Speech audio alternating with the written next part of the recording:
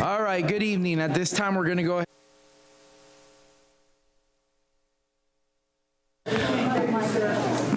(2025). If I can please have the city clerk call the roll. Commissioner Avila Vasquez. Present. Commissioner Colwell.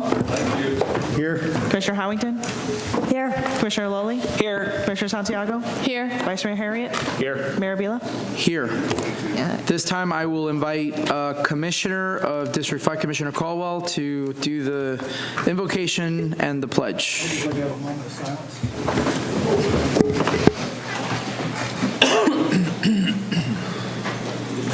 Heavenly Father, I pray for civility tonight, consensus for everybody to get along and work for the benefit of the residents. In your son's name, I pray. Amen. Thank you. Now I'll let Commissioner Harriet lead us in the pledge. I pledge allegiance to the flag of the United States of America and to the republic for which it stands, one nation, under God, indivisible, with liberty and justice for all. Thank you.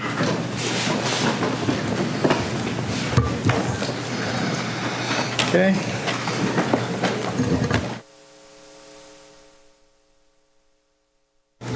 All right, at this time, we're going to go ahead and move to community events. If I can please have Ms. Catherine. Point of order. Go ahead. Could we just skip a bunch of processes with adds and deletions? No, there was nothing there. Do you have an addition or a deletion that you would like to do? I do. Okay. Are we skipping that part? No, unless you call for an addition or a deletion, we usually move forward. What is your addition or your deletion? I would like to add. We can't hear you. Is your mic on? I would like to add 2 agenda items after Section 8 and before the city attorney comments. After 8 and before what? I'm sorry? Before the city attorney comments, Okay. I would like to add spending, go back to the spending bill. Anything over $25,000 from any city department, I'd like to come to the commission. And I'd also like to have a vote of no confidence. I'd like to have a vote of no confidence. So you want 8G to be, you want to add 25, I'm sorry, it was really hard to hear you. No more than $25,000 comes back, or anything over $25,000 comes Okay. back to the city commission. Is this on city manager spending? City, on all departments. All departments, okay. Let's vote on that one first. Do you want it after, you said after 8 before city attorney, so do you want it before 9? It'll be section G. We'll have to make it into section G on, Okay. It's right before it'll be in section 9, it'll turn into G. Is 8G currently lobbying? Yes. What? No, we're at 9G. He wants it right before Oh, attorney. 9G, okay, Right sorry. before attorney's comments. Right before attorney comments.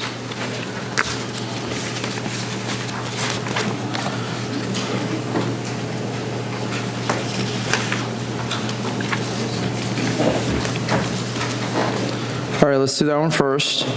Commissioner Caldwell wants to do an addition, which we will title 9G as in go, for anything over $25,000 from any department to come back to the commission.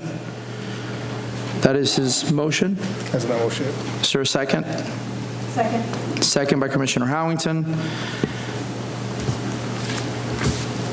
Did the city attorneys have any questions before?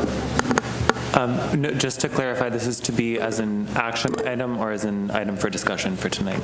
Did you want to do it Action item. Understood. Okay. Are we good with adding it?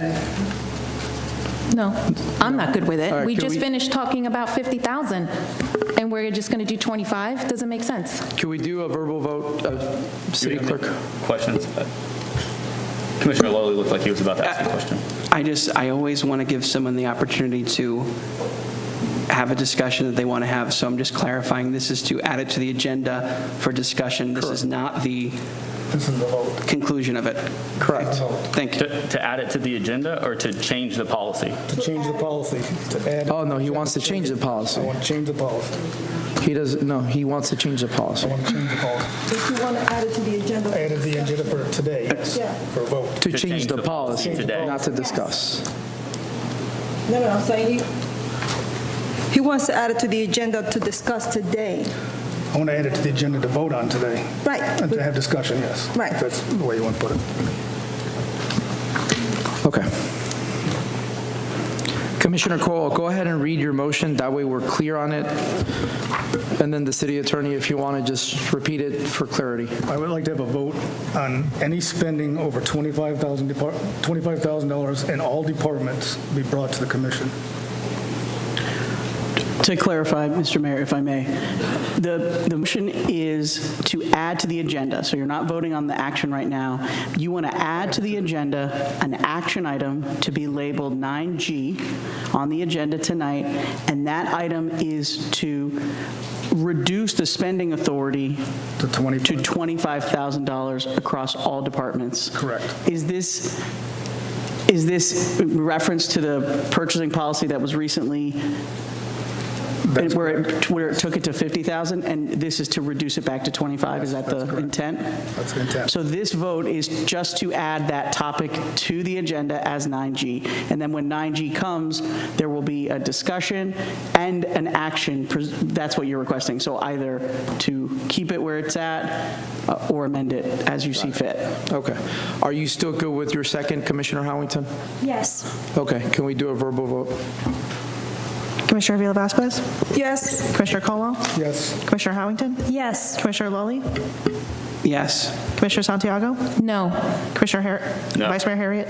No. Mayor Avila? No.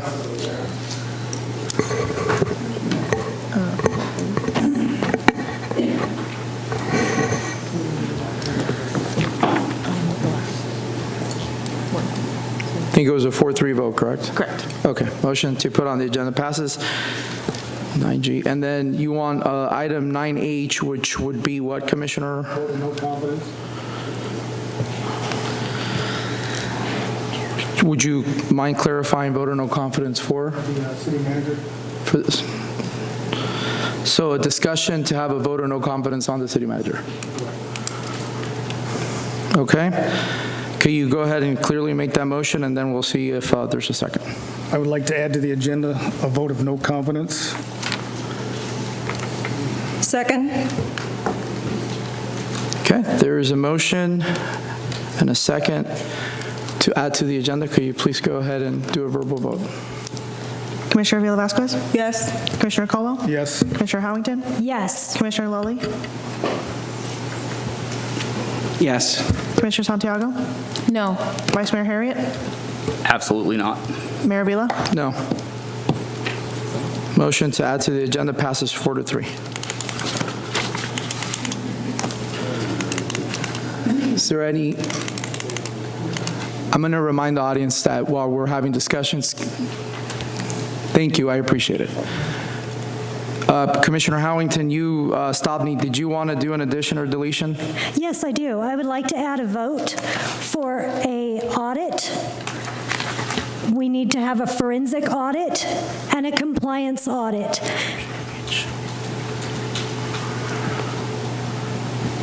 So can you read your motion clearly, please? I move to have a vote this evening, which I believe would be 9I, It would be, yes. for a forensic and compliance audit at the direction of the City Commission. Okay. Is there a second? Second. Second by Commissioner Lully. Please do a verbal vote. Commissioner Avila Vasquez? Yes. Commissioner Colwell? Can we add to that? Sorry? Can we add to that? What would you like to add? That they only report to the commission? Yes, that, I was going to do that during the actual vote. All right. Yes. Commissioner Howington? Yes. Commissioner Lully? Yes. Commissioner Santiago? No. Vice Mayor Harriet?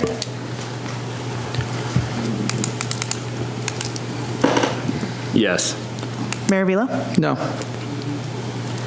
Motion passes 5-2 to add to the agenda.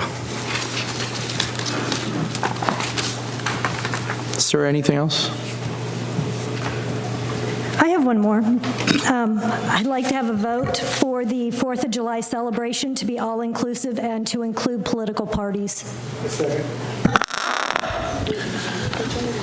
Just a quick point of order. Because I think I asked this question because Ms. Burke reached out to me, and I believe that falls under go ahead. I believe, Mayor, that's an administrative decision. I don't believe the policy setting of the council determines what vendors we have at festivals.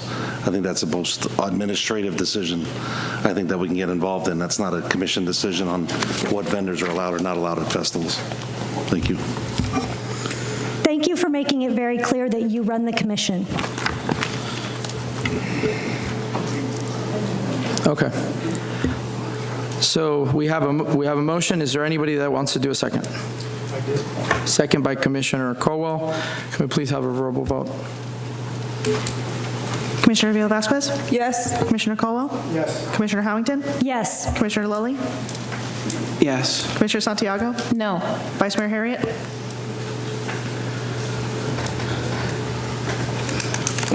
If this was done in a different manner, I would absolutely be supportive of the discussion and reviewing policy. I don't think that this is the appropriate way to do this. I think this is absolutely the wrong way to do this.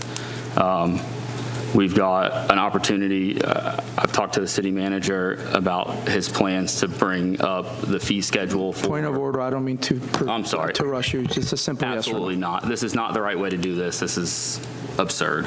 Mayor Vila? No. Motion passes 4-3. Okay.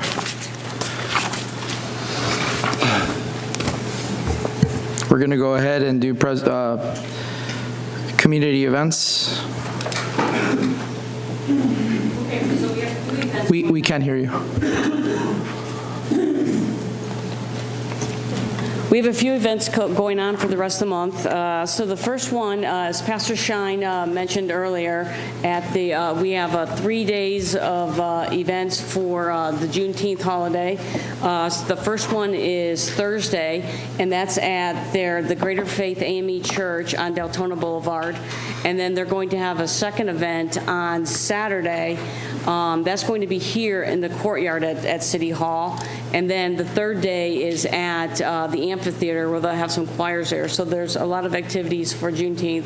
And then our movie in the park is this weekend, this Friday night, 8:30.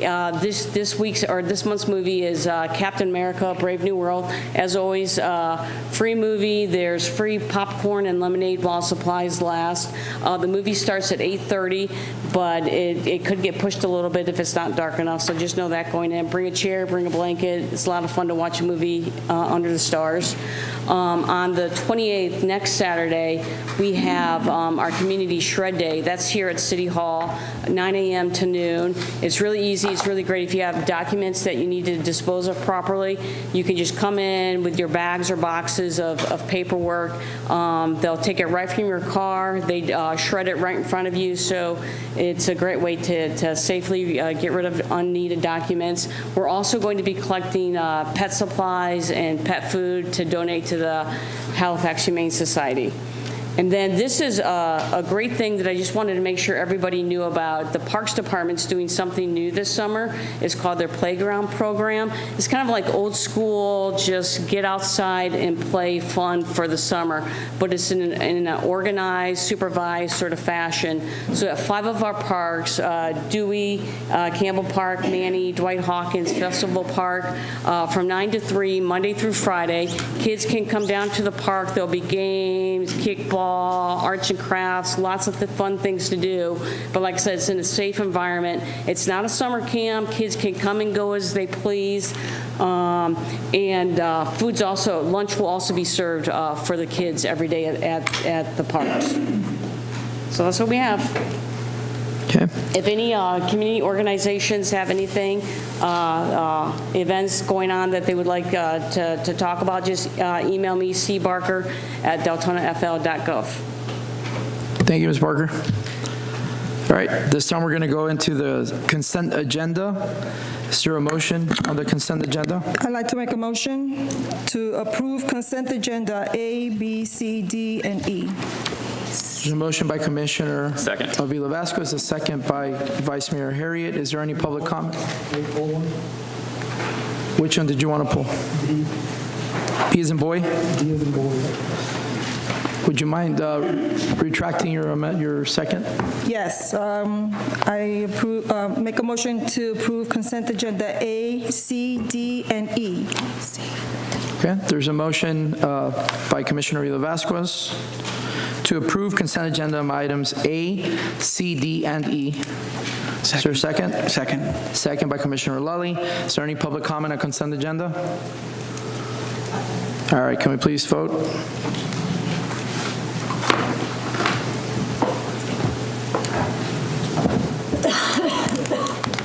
Motion passes 7-0.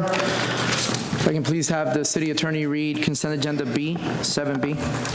Yes, Mr. Mayor, this is resolution number 2025-62, a resolution of the City of Deltona, Florida, approving work authorization for a comprehensive vulnerability assessment pursuant to Section 380.093 Florida statutes for the City of Deltona under the State of Florida Department of Environmental Protection Resilient Florida Grant Program Agreement number 24PLN24, providing for implementation and providing for an effective date.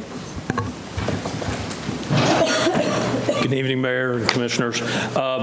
This agenda item that's before you it stems from, as the city attorney said, from Florida Statute 380.093, where the legislature said, hey, we're going to require the state, the county, and then also each municipality to do a vulnerability assessment.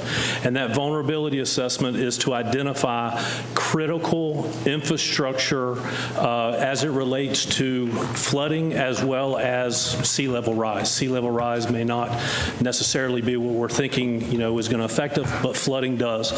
So the critical aspects that are being identified are going to be things such as evacuation routes, transportation, wastewater treatment, lift stations, stormwater, debris management sites, emergency facilities, firehouses, and so forth. So the state went through and they did their vulnerability assessment first. They got all of the state infrastructure, all those critical assets identified, and then the county has completed theirs, and now it's time for the cities to do it as well.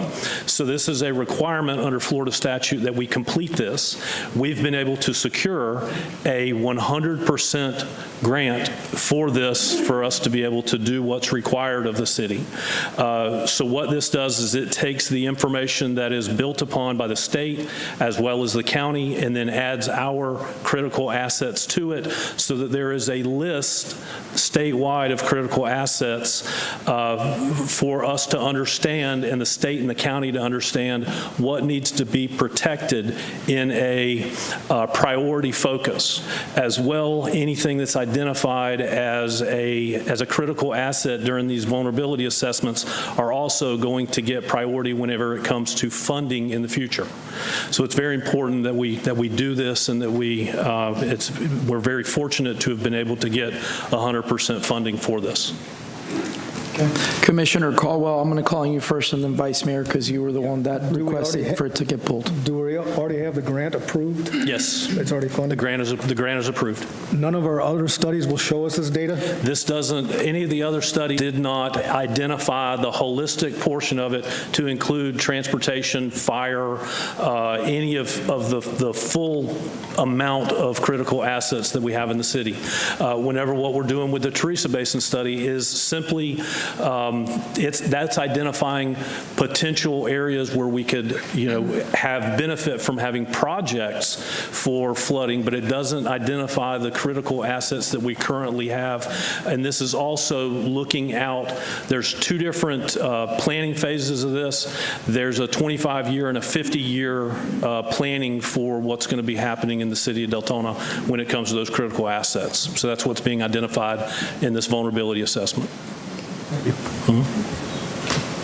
Vice Mayor Harriet. Thank you, Mayor. Thank you, Jim, for that explanation. I just want to reiterate that this is 100% funded through non-local state funds. Correct. It's the Florida Resilient Grant. Okay. I'd like the motion to approve item B on the consent agenda. Second. Motion by Vice Mayor Harriet, second by Commissioner Lully. Again, there was no public comment, correct? All right, let's go ahead and do a vote.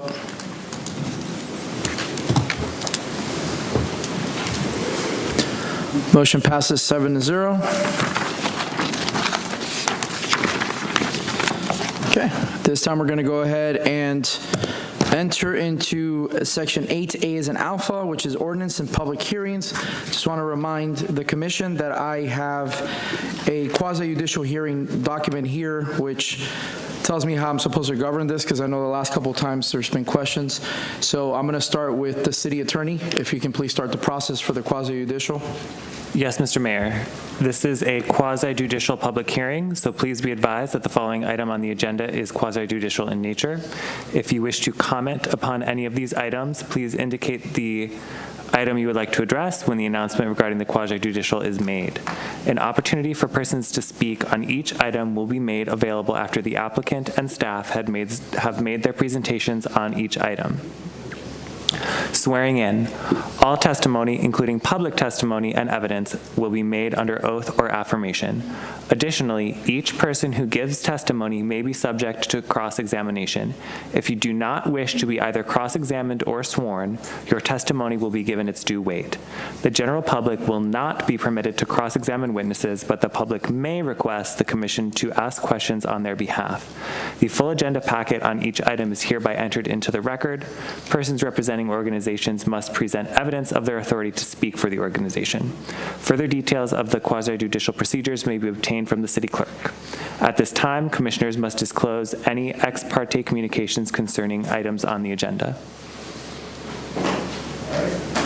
Okay, we'll start with Commissioner Lully.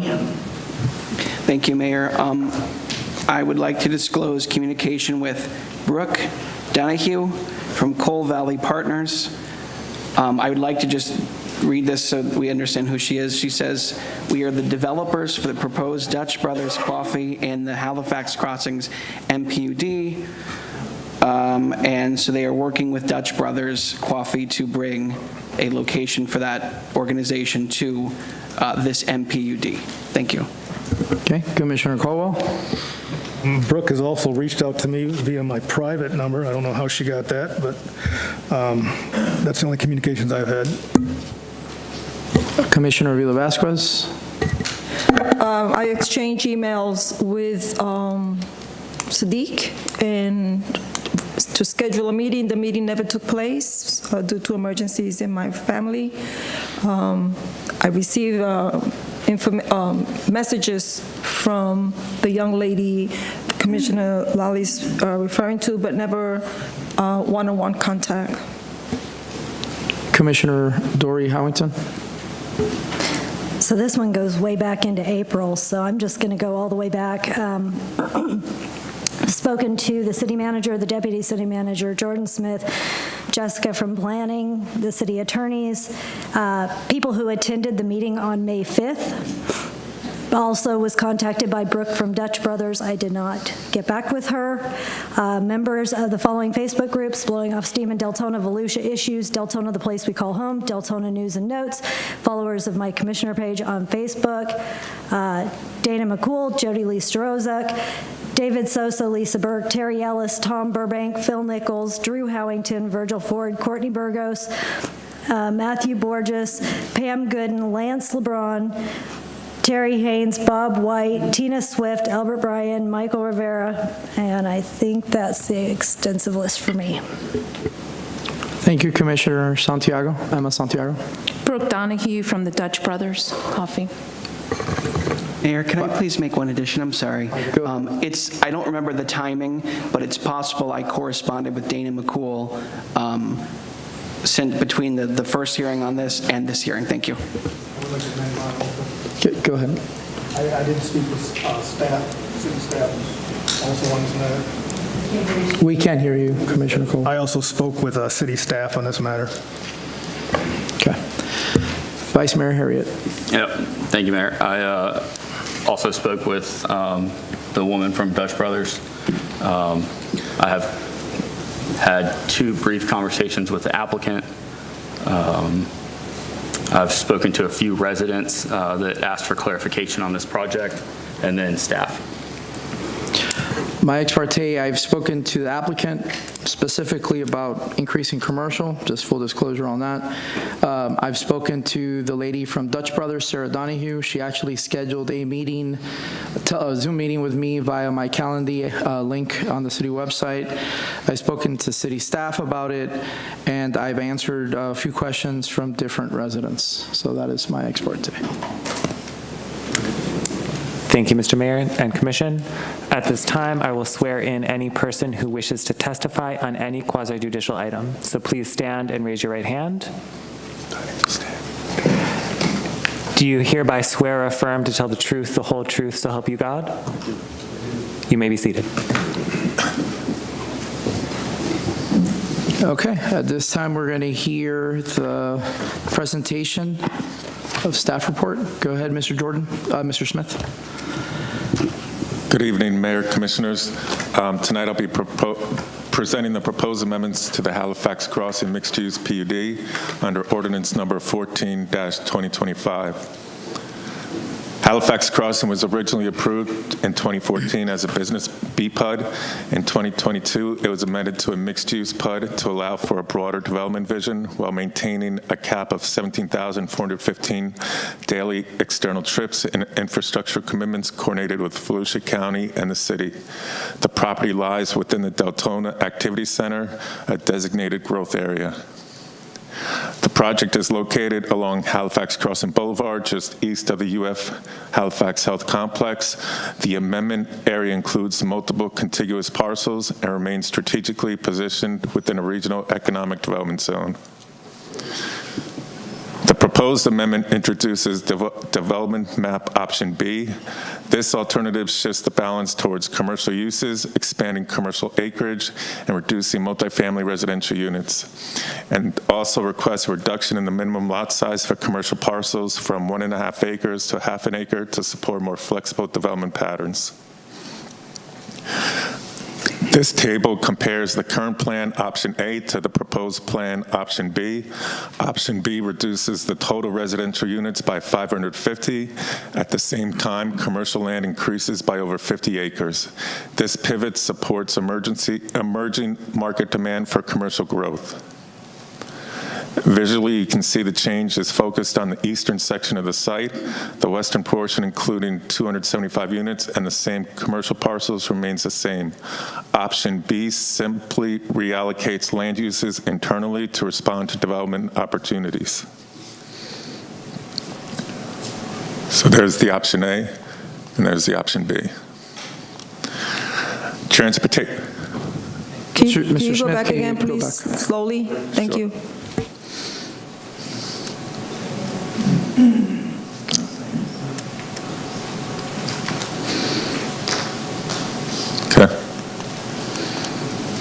Transportation remains a key component.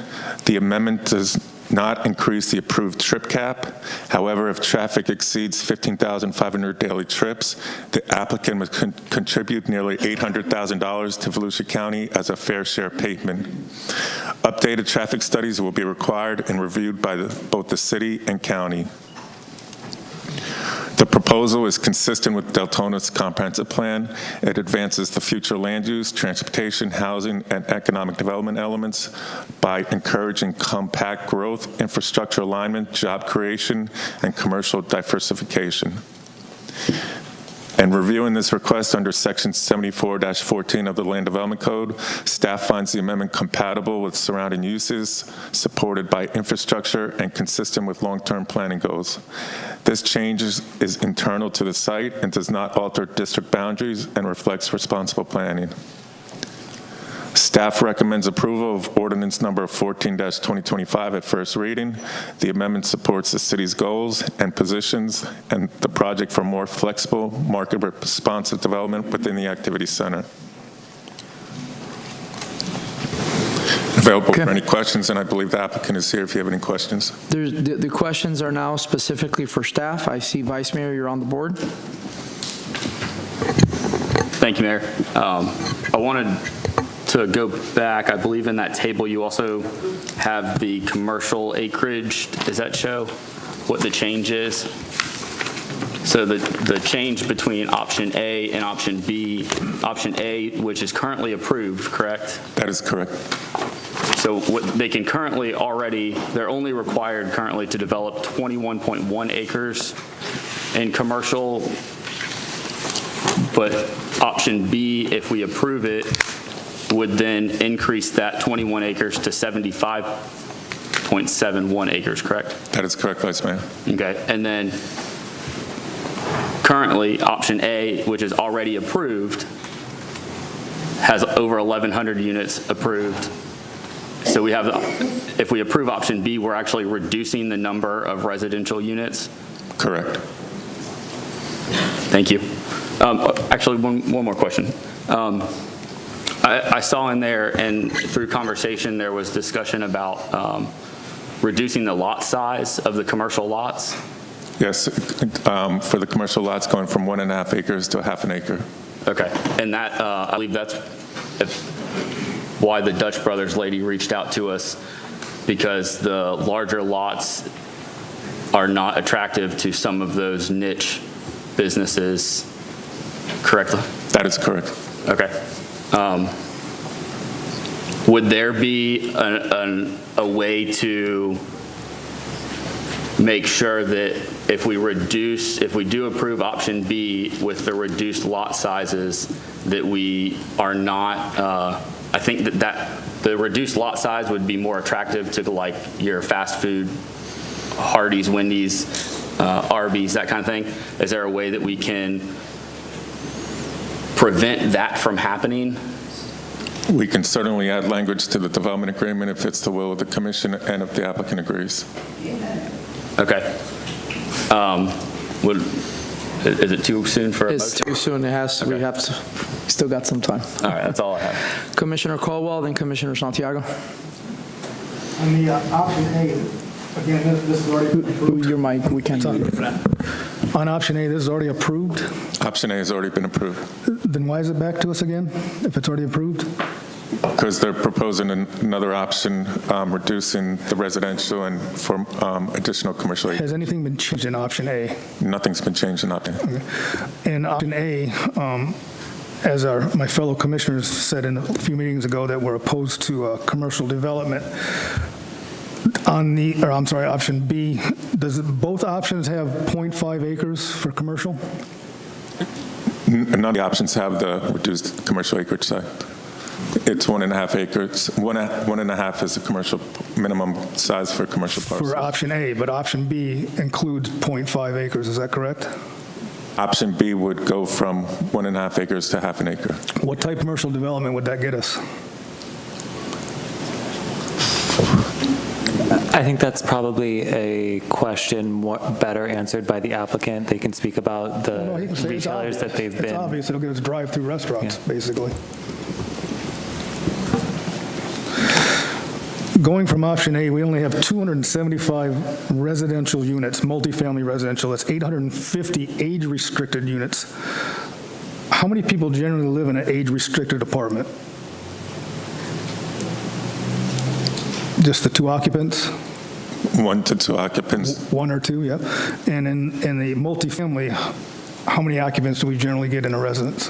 It all depends on the on the size of the units, whether it's 1, 2, So or it could 3 be bedrooms. 5, could be 6. So on option B, we're going to increase the multifamily units by 300, is that correct? Correct. So that could potentially be how many more people in the residence and how much more strain on our infrastructure?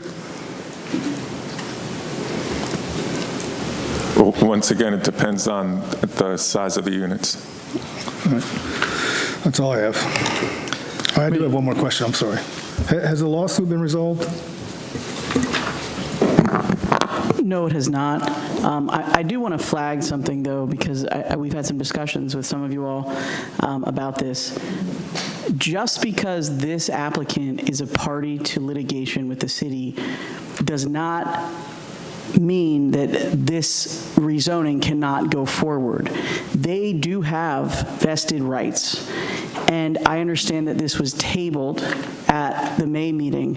However, the applicant asked for it to be placed on the agenda, and the applicant does have property rights. And so the ability to table indefinitely, I don't want to lay out a litigation roadmap, but is problematic for us, for the city. And so the applicant has the right to have his rezoning or their rezoning request heard, and you have a few options. You can approve, you can deny, you could table to a date certain if there are things you need or want, additional traffic studies, if you need additional things to make your decision, but an indefinite tabling is problematic.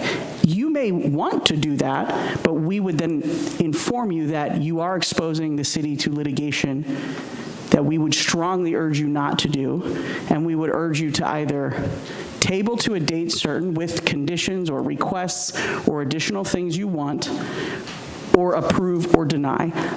If you approve or deny, that's final administrative action, and then the applicant has options, and they can determine what they want to do next. But because this owner does have vested property rights, they do have the right to have their rezoning application heard, and as the city commission, you sit in this role and you are obligated to do something. And again, if you elect to do nothing, which you could do, you could table indefinitely, we would urge you strongly not to do that. It would expose the city to litigation that we do not feel confident in the city having a strong outcome in, and we would much rather you defer to a date certain with conditions or requests or things that you want so you can make your decision, or approve or deny, and that way there's final administrative action, and then the applicant can elect what they'd like to do at that point. But to loop back to your original question, no, the litigation of which they are party has not been resolved, but that does not mean that they do not have property rights. That's a separate, it's like two trains running on separate tracks. It's like two Amtraks, right? They're both Amtraks, but one can be stopped at the litigation station. The other train gets to move forward to its property rights, where it gets to do things, or at least ask to have things done with its property. Have they fulfilled all their agreement from the 2022 decision and the ordinance? Or their original? I understand there was 2 payments due to the county. Has that been fulfilled? I think we can, if the applicant's here, we can request that of the applicant. I'll talk when he comes up. That's it. Okay. Commissioner Avila Vasquez, Commissioner Howington, and then Commissioner Santiago. Thank you, Mayor. So, when this first came up for a vote, I don't think anybody up here even made a decision about rejecting it or approving it. The decision that was made was because we were slapped in the face early in the morning, blam, here's a lawsuit. And I think that's what moved the majority of us here to hold off on it. When this first development came up, I was up here and was sold this development to, I believe, the majority of the commissioners who voted on it was the senior citizens part of the development. Being the commissioner of District 3, which is the oldest, I can say, district in Deltona, and when I campaigned, I went door to door to door. And one of the things that I heard from my residents in District 3 was that they wanted to downsize. And they love Deltona. They've been here before Deltona became a city, but they did not want to leave Deltona, but they had to, because there are no senior citizen places for our residents to go to. And that's what made me vote for this plan. The project was beautiful. The designs were beautiful. It was supposed to match with the decor of Halifax Hospital to make it blend in. So, coming back with another option B, it's like a little disappointing to me. It's like every other development that comes to the city of Deltona. They come in with this plan, and then when we finish, it's not even the plan we started with. We have a plan coming up in Catalina. I'm sorry to bring it up, but, we sold, oh, wow, we have a restaurant. Now there's not going to be a restaurant. So I'm so tired of voting for something, and then when it comes for final approval, it's not what we voted for in the beginning. So I'm a little disappointed that what we voted for was changed, but of course we still have an option to vote, so I'm just going to end it that way. Oh, one more question. I think at the last workshop that we had with Public Works, we had a discussion of the Blue Springs Basin Management, where the city of Deltona lies, that affects the water that we are consuming from the Blue Springs. Am I correct? Can I, Glenn? Yes. Right. And so I think that going forward, we need to concentrate on that, because I feel like this is right above it. And if I'm wrong, I would like to be corrected, but I think this is right above it. And I think that we have maybe 3 projects coming up there with apartments, and if we're going to be sucking up the water the way we are right now, and I understand that we're up to a high number, then we need to consider that next time we have projects, with apartment developments. Thank you. Commissioner Howington, then Commissioner Santiago, then Commissioner Caldwell. Thank you, Mayor. The first thing I'd like to do is I'd like to have the actual lawsuit admitted into evidence for the case. I was concerned about this because this particular project is listed within the properties in the lawsuit. And then if you look back into paragraph 46, there's a statement saying that the resolution has the effect of denying any new uses of properties where an application for development order was not deemed to be complete. That is part of their complaint.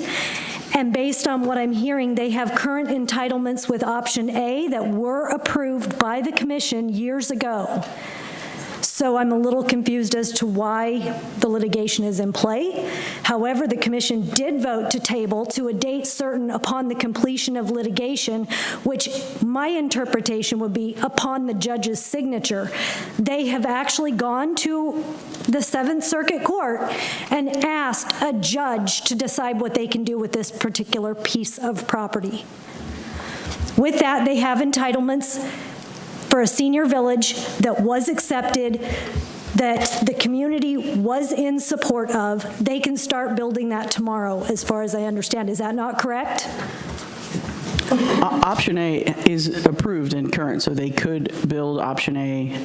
They are fully entitled for option A at present. So they have not lost any of property rights.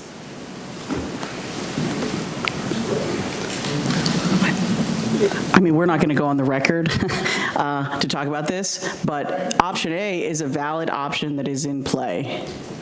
So they can build tomorrow if they wanted to? They can build option A tomorrow. Yes. Okay, thank you. That's all I have.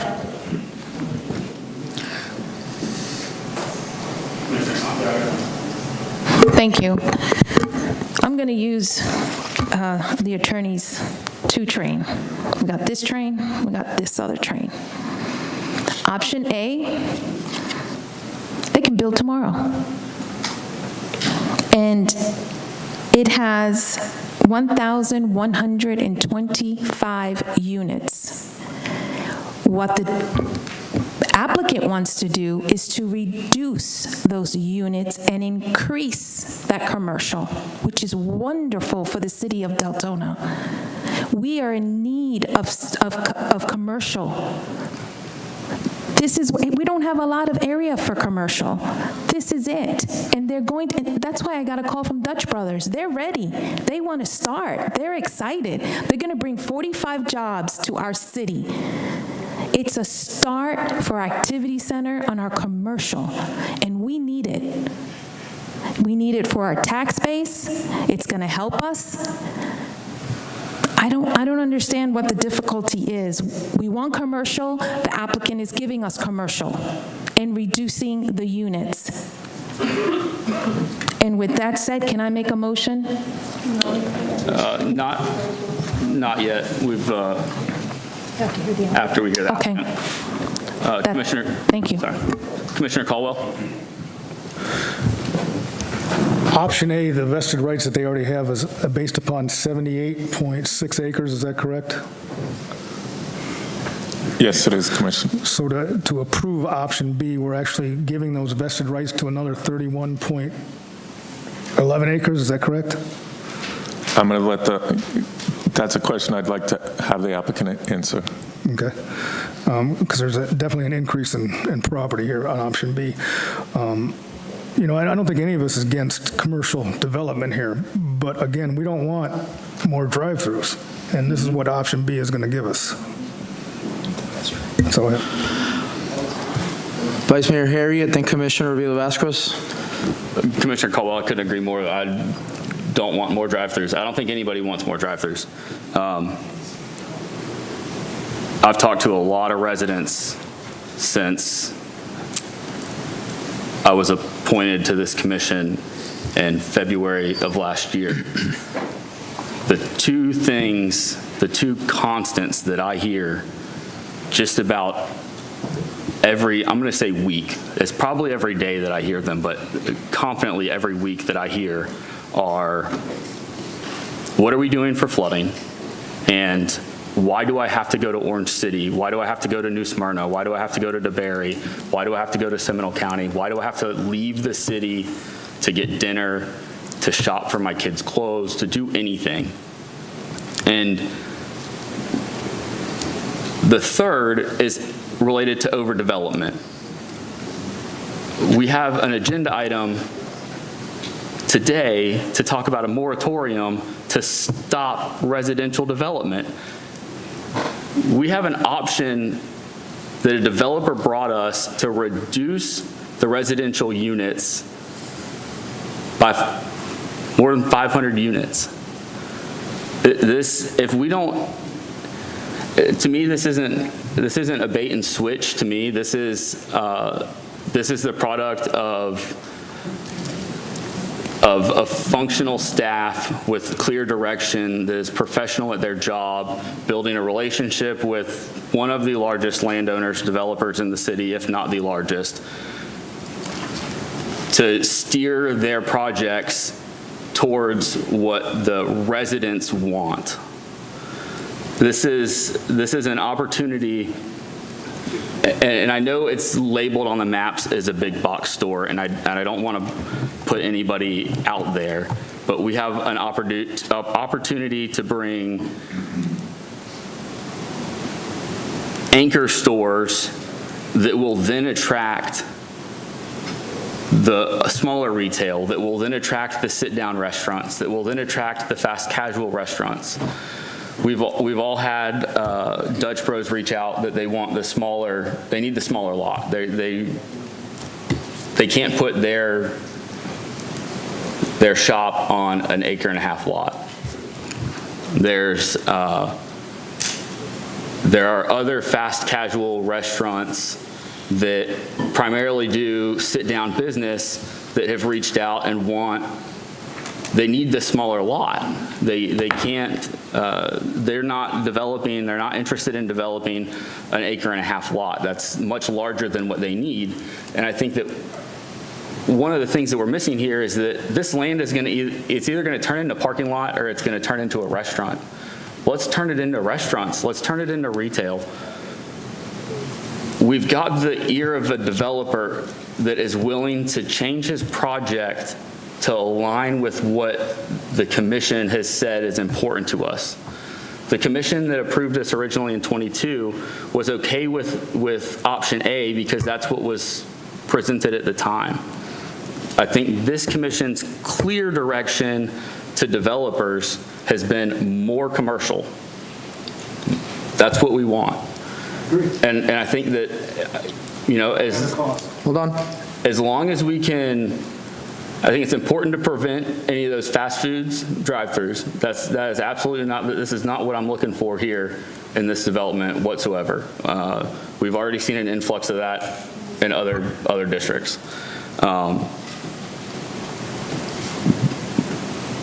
But I've not seen, I think I understand where you're going, Commissioner Caldwell, with your comments about, or questions about the number of dwelling units being reduced, but the number of occupants per unit, that's where you were going with the age restricted. You're pretty much capping that at 2. You're not really having much more than 2 per unit. But we're talking about multifamily here. We're talking about apartments, and I'm not sure that we're going to see an influx. We're not going to see the multi-generational family situations that you see with a lot of our residential units, our standalone single-family homes. I don't think you see a lot of that specifically in multifamily apartments or townhomes. Sure, I agree there's going to be more families. There's going to be more, probably 3 or 4 family homes, or 3 or 4 occupants, parents and a child, or a single parent and a child or 2. But it doesn't also preclude somebody that's looking to downsize from leasing an apartment or buying a townhome. There's nothing that says that they can't. It's just saying that anybody can. I mean, think about the workforce housing that this is going to provide for the hospital. I mean, they're now within walking distance of their job. They don't have to go out onto the road. I mean, there are so many benefits to this project, and I think we're telling residents that we hear them and we're not doing what they'd like if we don't support option B. And that doesn't even talk about the tax base. We've sat here numerous times again to discuss how we're going to fund the infrastructure that we need, the increases and changes and updates to our infrastructure. Well, if you don't have a large tax base, then that comes from residential. It all comes from residential. If you need more money, it comes from residential. When we have a large commercial tax base, and I think this is a great start to increase our commercial tax base, you can stabilize the residential tax, and you have a larger component, a larger contribution coming from commercial. I mean, I think that's good for everybody. And at the end of the day, here's the deal. The big box stores, they're going to come. They're going to come to the Orange City side of I-4. They're going to come to the DeLand side of I-4. It'll be a benefit to residents. You'll be able to shop there. We won't get their tax base. And so it's going to hit us in the wallets 5 and 10 years from now. I think that this is a great, I think the developers have heard where the direction that this commission has said that we want to go.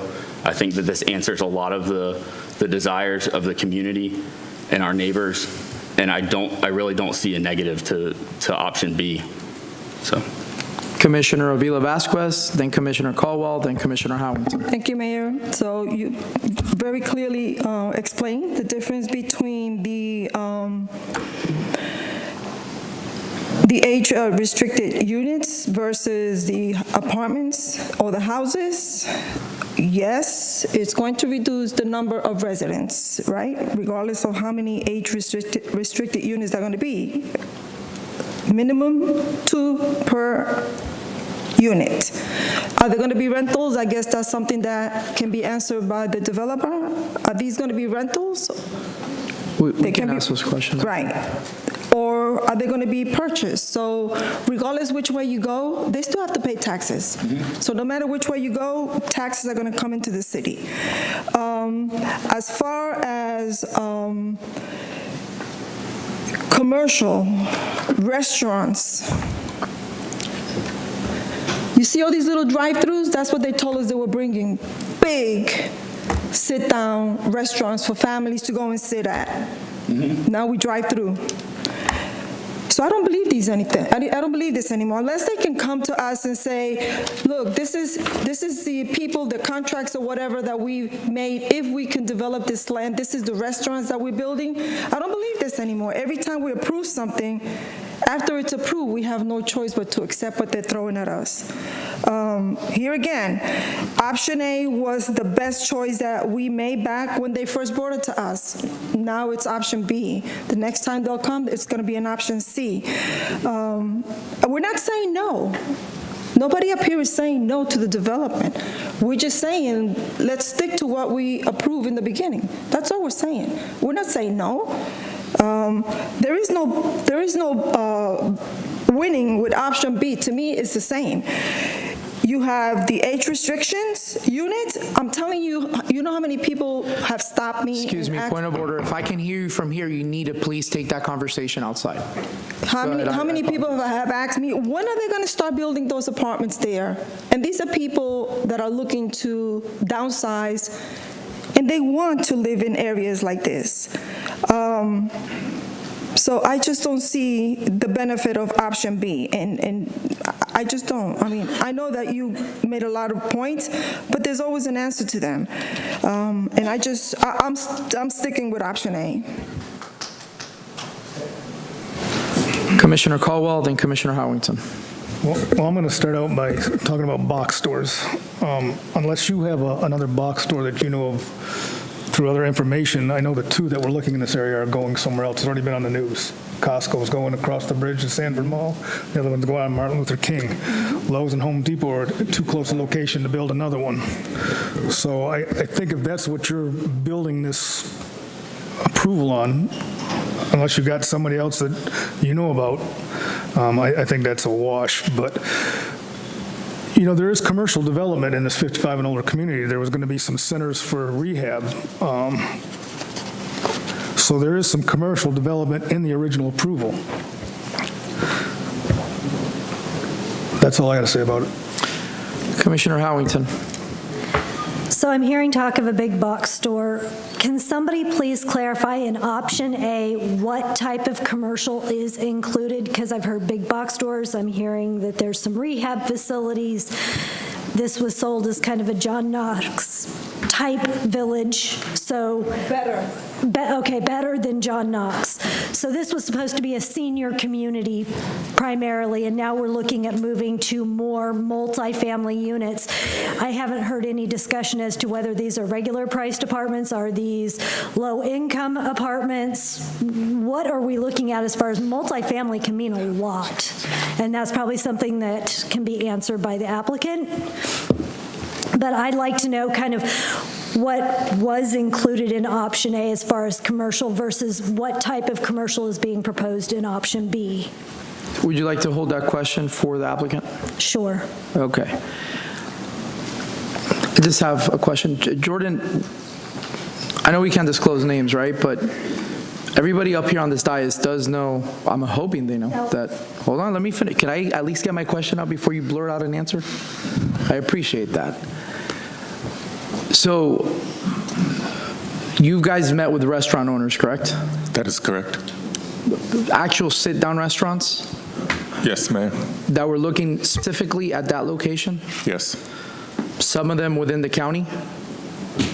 Say that. What do you mean? Some of those restaurant owners within the county? Maybe like in the Daytona Beach area, or yes. Beach, whatever? Yes. Yes. Okay. Those would be considered fast food, correct? No, they would not, Mayor. Okay. I just want to make sure and to Commissioner Caldwell's point, you're correct. Yeah, a lot of these box stores that maybe might have been considering Deltona, who knows the reason why they're not considering us anymore, right? We can't put a finger on that, but you know, we also want to make sure that we have, this is the last bit of land that we have. We don't have, I mean, correct me if I'm wrong, do we have a lot of land left not. in our city so we can put commercial development? We do not, and also, Mayor, I just want to let you know that staff does meet with not fast food restaurants, but nice restaurants, casual restaurants almost on And periodically. just a caveat, we can add on this agreement that maybe out of the 75 acres that we're converting to commercial, right, which isn't minimal, I believe you're tripling it, that we don't have to have half-acre lots. That could be a condition of the approval, is that not correct? We can limit the half-acre lots. We can limit those to a few versus, that way we're kind of making sure that we're not getting hit with a bunch of fast food restaurants, right? Correct. Okay. At this time, Vice Mayor, we'll go to you, and then we're going to go directly to the presentation from the applicant. All right, I just wanted to clarify from staff real quick, kind of expound on my original question. Not only can we limit the number of the half-acre lots, but we could also limit the use of those half-acre lots, correct? And this might be a question for legal, too. Yeah, so the applicant would need to agree to those conditions, but yes, if it's the will of the body and the will of the applicant, then there could be a condition inserted in the development agreement that limits and eliminates those more fast food type uses versus a fast casual or nice sit-down restaurant. Fantastic. Okay. All right, we're going to go to the presentation, and then we'll go to you directly first, Commissioner Avila Vasquez. If the applicant is here.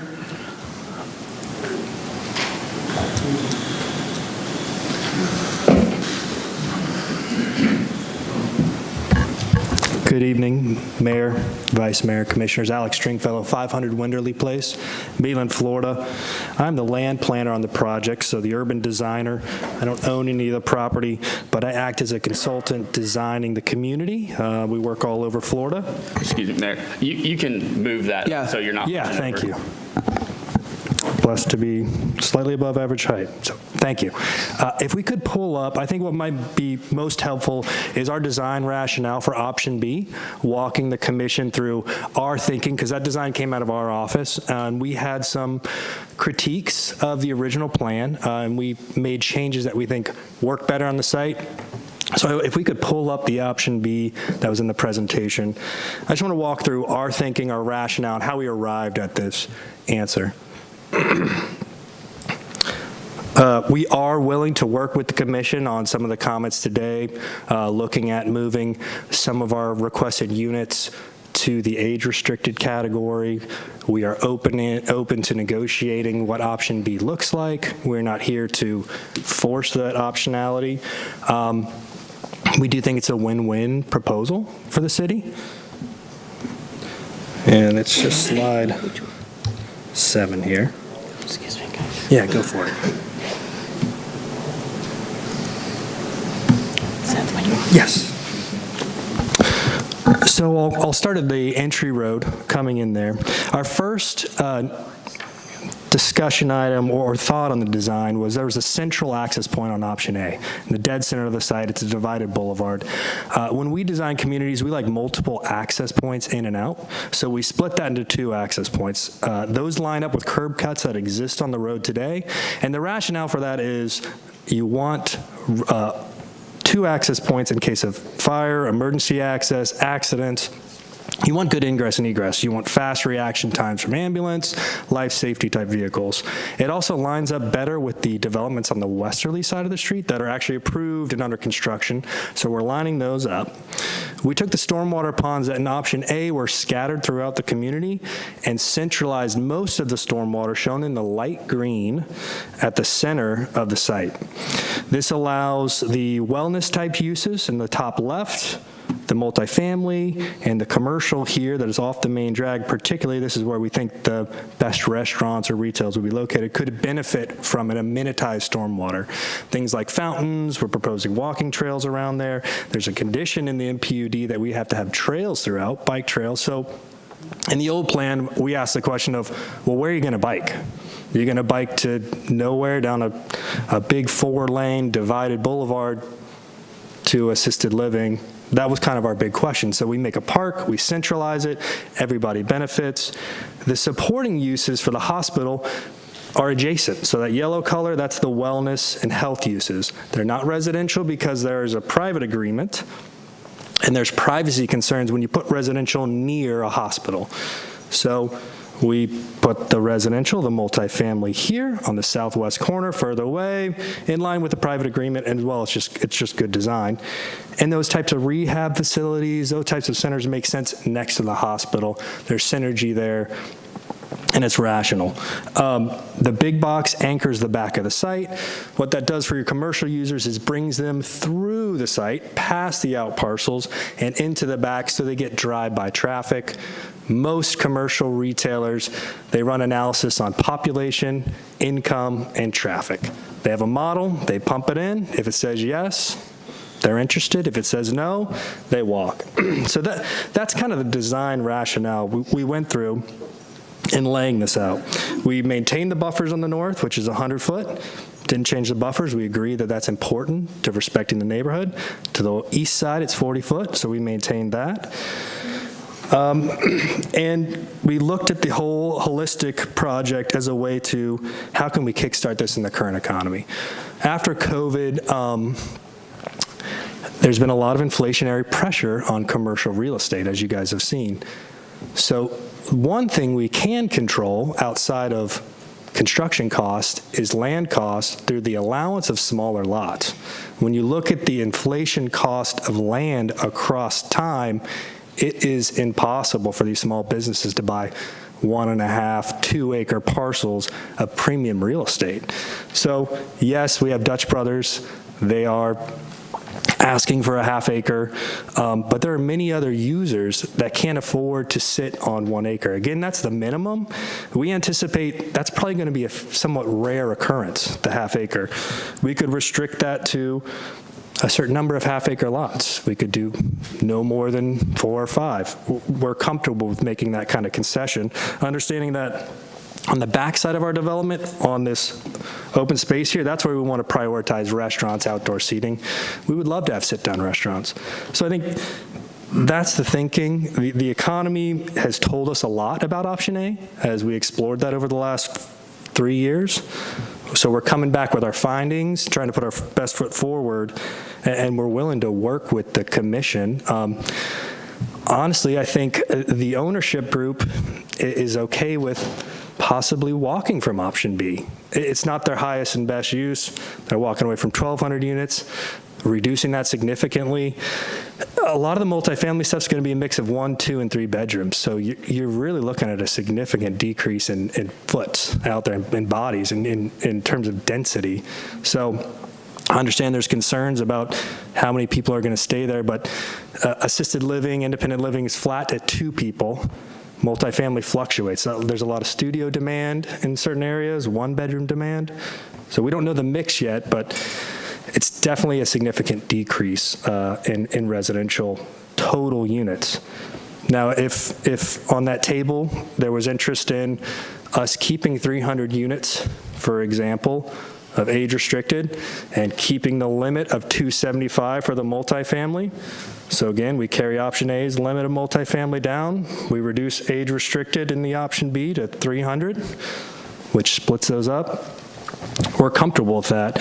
I'm not sure it benefits the city, but we're here to talk, listen, and hear your feedback.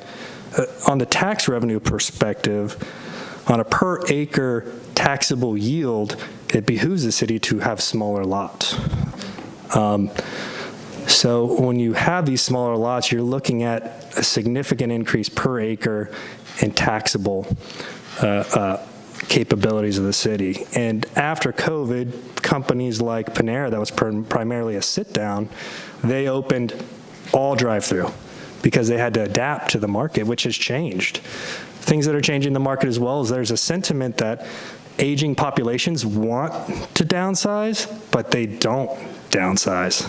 They plan to downsize. They like the idea of downsizing, but the demand in the marketplace, the real demand of actually going and making that step, most live in their single-family home until they get past the need of independent living or assisted living. So those are things that I wanted to communicate, here to answer questions.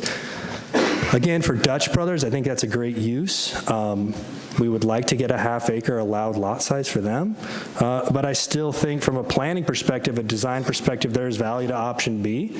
So I want to give that a good run with you guys and hear your feedback and field what questions I can. Commissioner Avila Vasquez, then Commissioner Caldwell, then Commissioner Howington. Thank you, Mayor. The age-restricted units, were those rentals or purchase?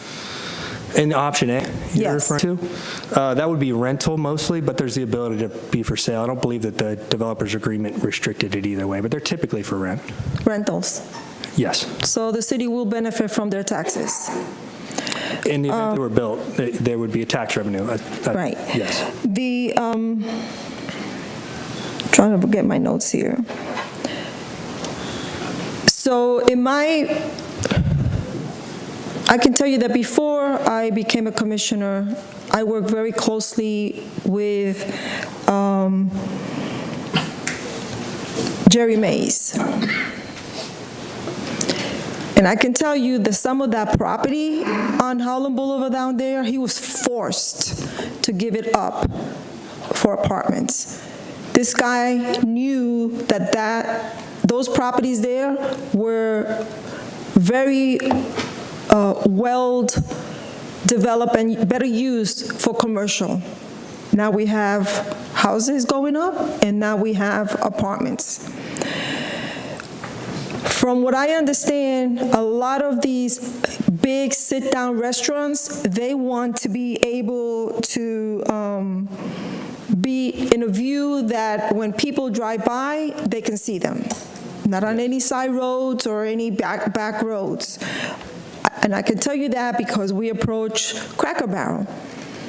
And you know, if you drive by any roads, you see the Cracker Barrel is exactly close to the in and outs of highways and roads and so forth.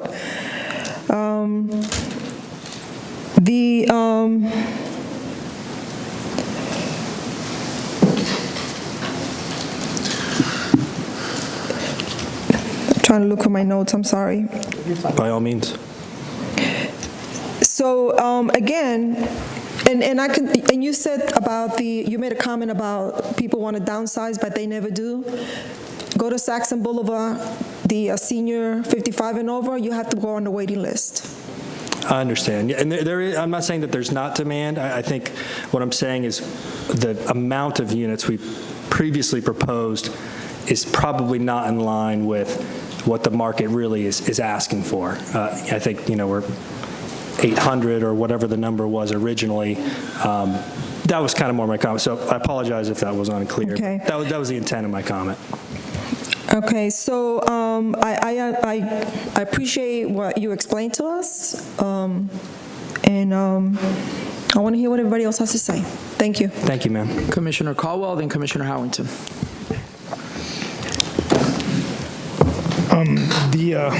I know we have no way of determining how many people will live in these multifamily units.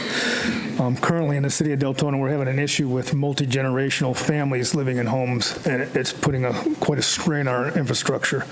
We have no way of controlling it, obviously, so we would have no way of controlling how many people would be living in these apartments. Whereas age-restricted units, we know exactly what it is, and there is a tax base to that, as you alluded there. Yes.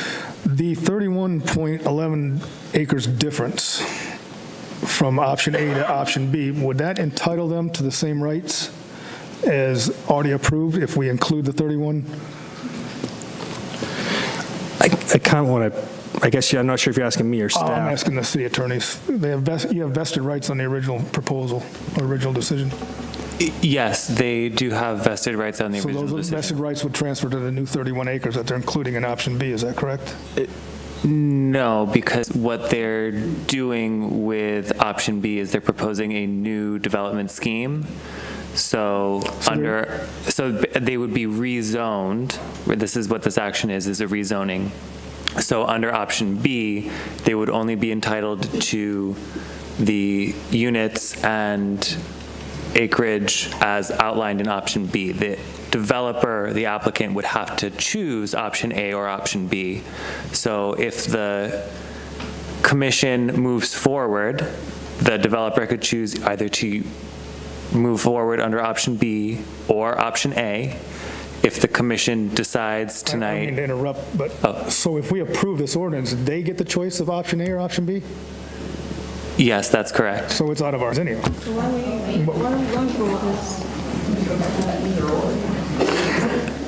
It's an either or. I think it's either A or we have A today.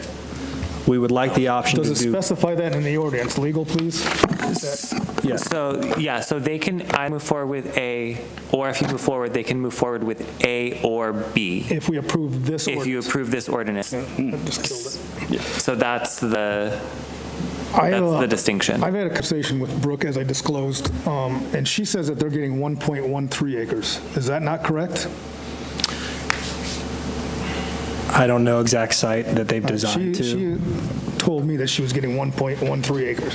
So I I'm still believe they're confused about the planning to half-acre split lot. that. I think they're planning to split that to 0.5 because they don't need the rest of the acres. That's my understanding. Currently, they haven't gone under 1.13 acres. Is that correct?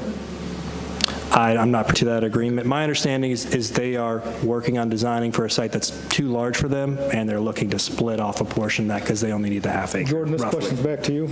Again, what type of sit-down restaurants are we going to get on a half-acre lot?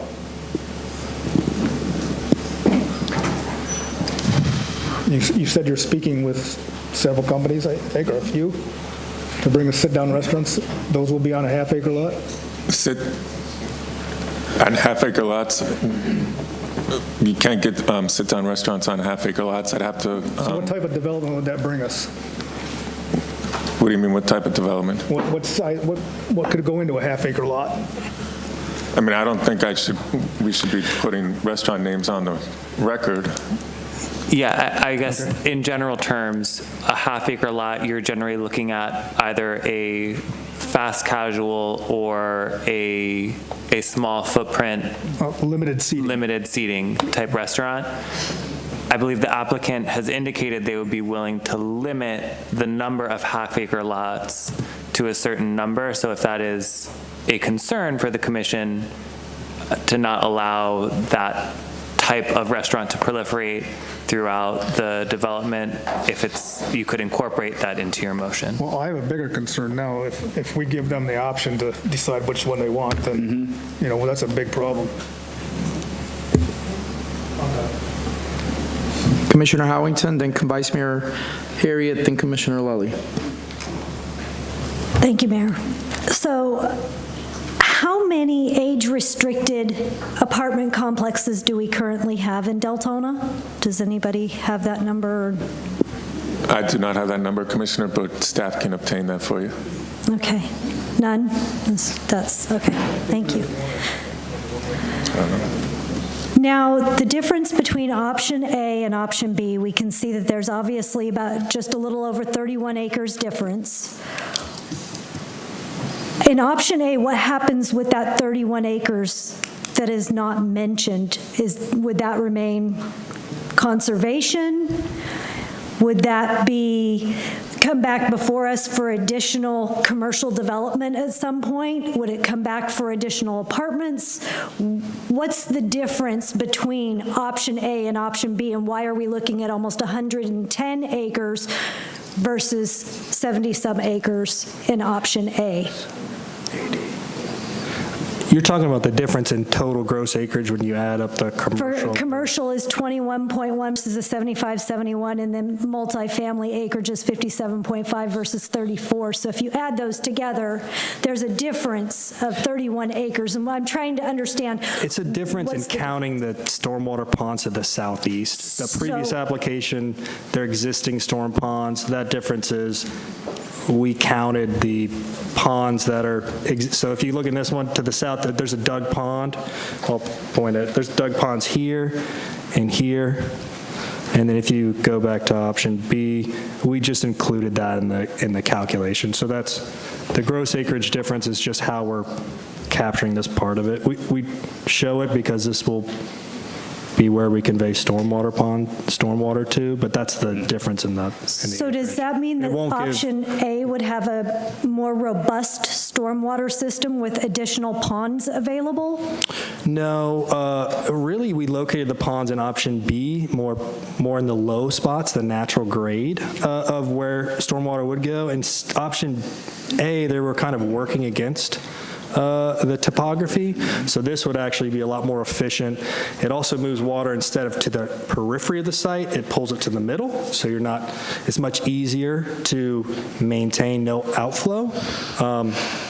So we designed it so it's kind of the most idiot-proof location for storm. That's really the intent there. So it'd be a more robust system. Again, they both have to meet current permitting requirements, which are significantly stricter than they were 5-10 years ago. But really, the intent is to pick the lower portion of the site and move water where it already kind of naturally goes to.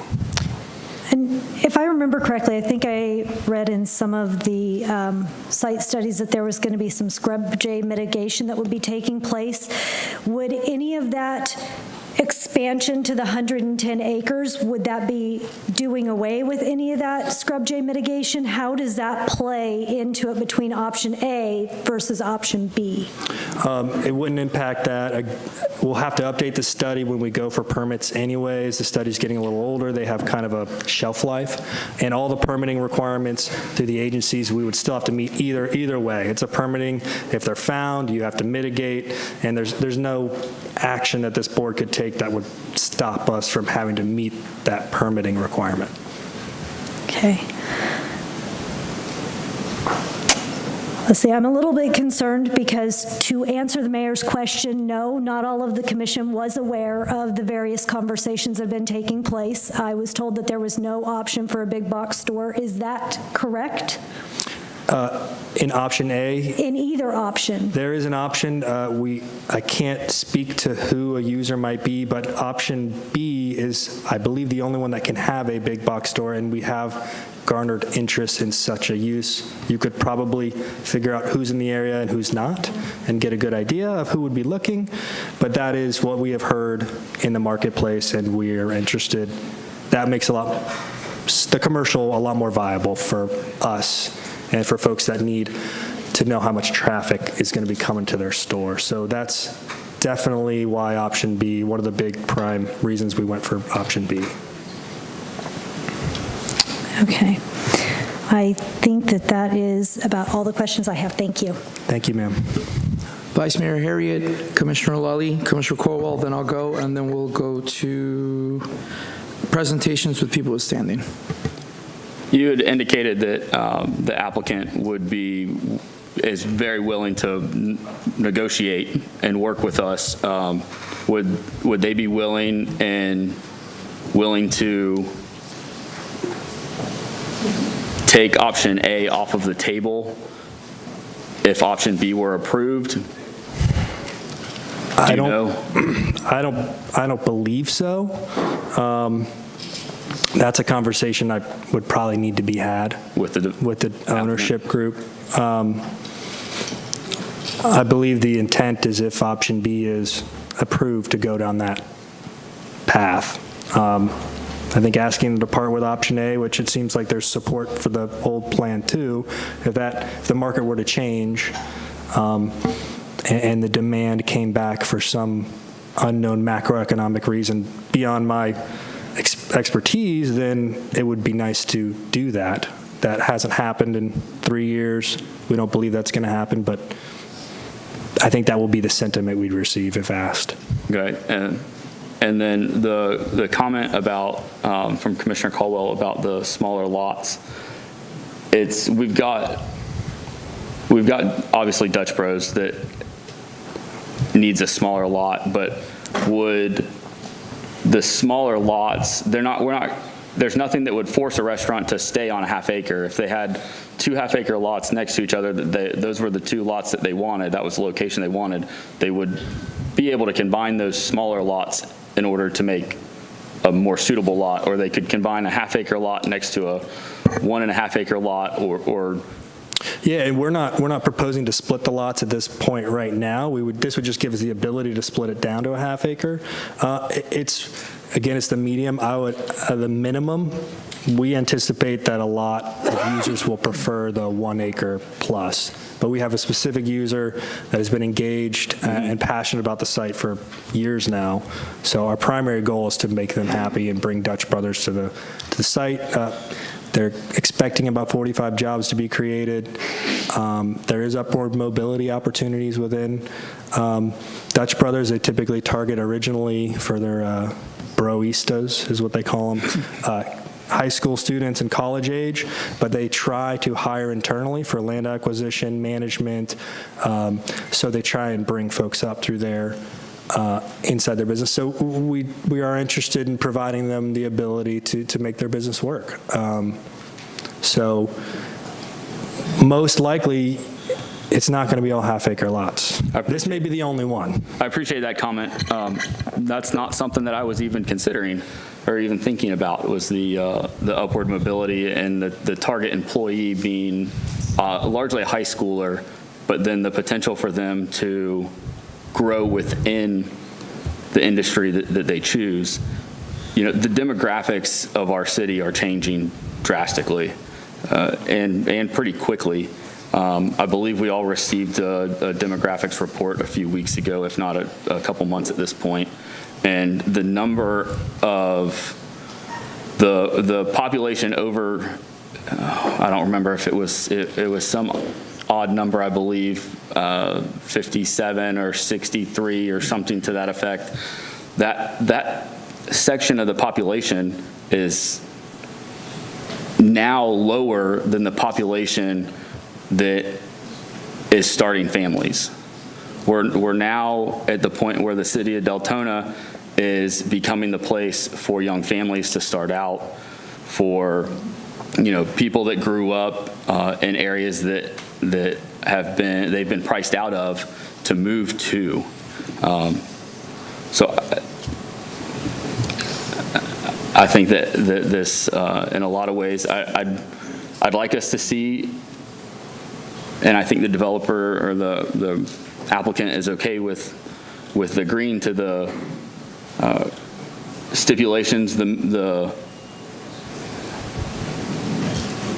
restrictions on the quantity of small acre sites, the uses on the small acre sites to prevent those fast food restaurants from coming. That's extremely important to me. But it's not often that we get developers that are willing to come to the city and work with us and change their plans from high profit residential plans to align more with the vision of the commission. So thank you, sir. Thank you. All right, Commissioner Lully, Commissioner Caldwell, I'll go, and then we'll go to people who are standing. Thank you, Mayor. I just wanted to answer Commissioner Caldwell's question. I have this letter in front of me about the lot size, and this was admitted prior to this hearing to everyone, so it's a public record. It says that lot we are under contract to purchase is 1.14 acres. The MPUD currently restricts the minimum lot size to 1.5 acres, which is why Piccadilly submitted the MPUD amendment application to reduce the minimum lot size. We are financially unable to purchase a larger lot size due to the associated increased land and construction costs. So that was about the lot size. I just had a question for legal and planning. If this gets rezoned, does then anything that we have that's in progress or has changed since 2022 or 2023, would that then apply to the whole thing? So aesthetics, every stormwater, everything that we've updated since then, would that apply to then both options? So the development agreement specifies specific architectural standards, so those would prevail. And anywhere that standards are not specified within the MPUD defers to the city code, so it would be the updated version of the city code. Even if they then chose to pursue option A, because That is correct, because the entire development agreement has been updated. Okay, thank you. Commissioner Caldwell, then I'll go, and then we'll go to, go ahead, Mr. Smith. I just heard from the applicant, and they would be fine with going, instead of going from 1.5 acres to 1 acre, instead of half an acre, if approved. 25 acres to 1 acre? Going, yes. So right now it's 1.5 acres going to 1 acre instead of half an acre. Okay. Go ahead, Commissioner Caldwell, you're up next. I think that point's moot because we don't get a decision on which option they're going to take anyhow. You know, we have two coffee shops already in that area. Wawa's, you got Dunkin' Donuts, Starbucks, and, you know, the other gas station across the street. So to compromise all this and give them the ability to do what they want for one more coffee shop, we might as well put a dollar store in there. That's all I have to say about it. All right. We still can't make a motion. We're under a quasi-judicial. I got just a couple things. So the applicant is willing to go back down for multifamily units to 275 and possibly go from 0 units in age restricted to 300? Is that something that they would be comparable doing? Yes? I'm getting a thumbs up. For the option B, yes. So that's, I believe that's succession, right? Because we're still reducing the amount of units that we're getting. So option B would still be better for the stormwater infrastructure from your statement. Is that a correct statement, an accurate statement? Accurate statement. The pond location is better for the existing terrain, yes. Okay. So we'd go from 21 acres to 75 acres in commercial. You'd be okay with staying with your multifamily units at 275 and then putting 300 units at age-restricted units. Are you guys willing to limit the half-acre lots or the acre lots that was now mentioned to 4? Getting a thumbs Yes. up, okay. Look, at the end of the day, if you guys decide to go to option A, you're going to have to comply with the new regulations or the new aesthetics. Is that not correct? Is that what Zach just said? It's covered in the DA, Mayor. The architecture was covered in the DA, which is in your packet. Halifax. Okay, so it's to match Halifax no matter what? Yes. Okay. Either way, I mean, look, we're each going to make a vote no matter what. I see the applicant trying to, even as we're having this quasi-judicial meeting, trying to work and negotiate with us. They're willing to reduce, in option B, the multifamily to 275, which is the original from option A. They're willing to put 300 units that are restricted, which still reduces from option A. They're willing to increase commercial acreage to 75 acres. They're willing to decrease multifamily acreage to 34 acres. I mean, I just don't see this being a problem, but I mean, that's just me. We're going to go to Commissioner Santiago. I know you're on the board, but let's go to the planned. Yes, okay. The plan, and then I'll go back to you first. So at this time, we're going to go ahead and go to presentations. Sorry.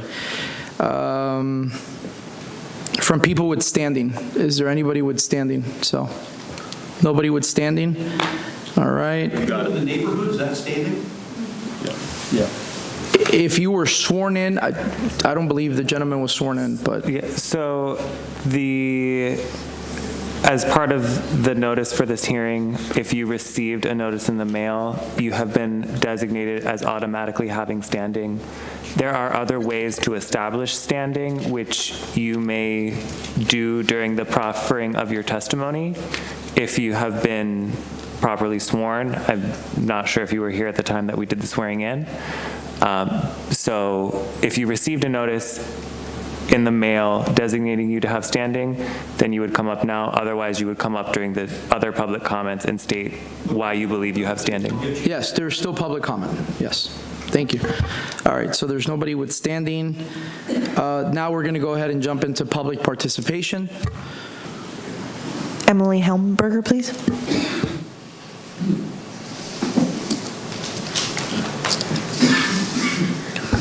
Hello, Commissioners, City staff. I'm here to provide a little bit of feedback as someone that moved from a smaller town with a bigger name than, I guess, the current population that Deltona has.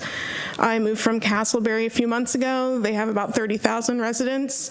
We actually had something similar come through, but with a vacant commercial lot that went through lawsuits, litigation for a big lot store, BJ's. And the community was really excited for BJ's to come in. Unfortunately, they were going to originally push out some small businesses, but everyone worked it out in the end. After just reviewing both plans and having a slight better understanding of the possibilities of both plans, I would like to ask the commission to consider option B. Just some simple math, if we're talking about 2 residents and age restricted, and plus the 4 multifamily people that might live in an apartment, option A would bring about 2,800 residents. Option B would bring about 2,300 residents. That's a 500 people difference, which would help you with your stormwater issues and overpopulation. It would also eliminate over 500 residential units, and it would focus on a demographic that most likely would be living in those units would be young professionals working in that medical plaza. I mean, that's common sense. It would drive tax revenue with big box retail opportunities, and it would drive non-residents into Deltona because, let's be honest, as someone that just moved here, no one's coming to Deltona to shop. No one's coming to Deltona to eat. I happened to move here because I found a nice house that I liked that had a little bit of land. I didn't move here on purpose. The delay, the red tape, that's why your developer is changing their plans. Again, common sense, a commissioner would know that. I'm confused at the surprise that the builder can have both options. You already approved option A. This, again, is not hard. A commissioner should know that.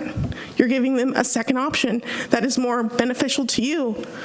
We've been here for 2 hours. You've accomplished nothing as a commission. It's embarrassing.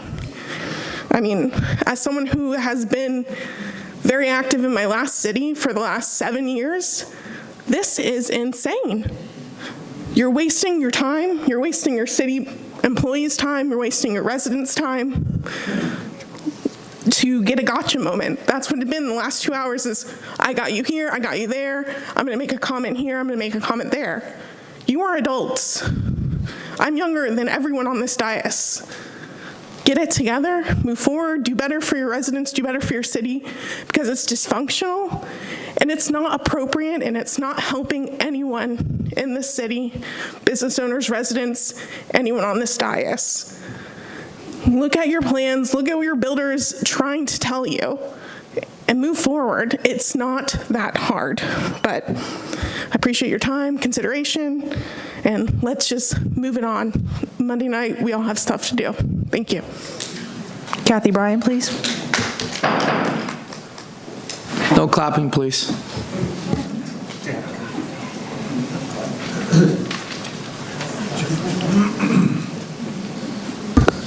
Good evening, Kathy Bryan, Deltona. Seems like maybe you guys need an option A and a half. My problem is that you could say, look at B and approve, but they could go back to A. So I'd like to see something a little more stable. I would like to see something a little more in between there. I like the idea. I was really disappointed when they changed the mind about the age-restricted community. I think that's something Deltona could use. It's the perfect place next to a hospital. And also, why we keep talking about frickin' restaurants and places to go shopping. Professional offices are commercial. You've got a hospital. Let's get, are we doing anything to bring in that type of commercialism? Secondly, when we talk about the lots for the commercial types, like a half a lot, how much is Burger King? What's Burger King's lot? And I'm asking, I know you're not going to give me an answer right now, how big is Panda Express? Because you're going to consider parking. Are we putting a parking garage in there? I mean, you're going to put a restaurant in where people can come down and sit down to eat. You have to have somewhere for them to park, right? And unless you're going to get a little bus system in there or something. The multifamily units, affordability, let's face it, entry-level hospital workers don't make that much. It'd be nice to have any more people are hiring travelers so they don't have to pay them benefits. So it would be nice to have, they make a lot. But so it might be nice to have something like that, but let's make it somewhat affordable because, you know, they come in, they want to build these apartments and they want to charge buku money for it. And I can work at the hospital there, but I can't afford the apartment, so I still have to live way over yonder. So what good does that do? If put professional offices in there, then you start getting people in there that might be able to afford to live there. The other thing is, you guys don't have any control over what does come in there commercially. Not really. I mean, you have no control over who's going to apply to come in there. So it's great to get excited about, oh, commercial, commercial, commercial. But when the dollar store asks to apply to be in there, or the next storage shed applies to be in there, can you say no? No. So I know that you can't always, when it comes to people coming in, you can't always disclose what's coming in, but really think about what you're going to pull in here. People have been asking for restaurants, but you're getting little bitty ones. I don't care about restaurants. I don't go out to eat.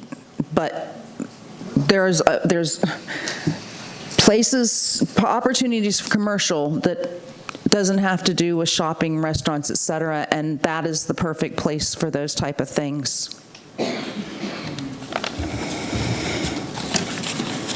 Talked about a bike trail, make it a bike and a walking trail. Not everybody wants to bike, but a lot of people like to run, walk.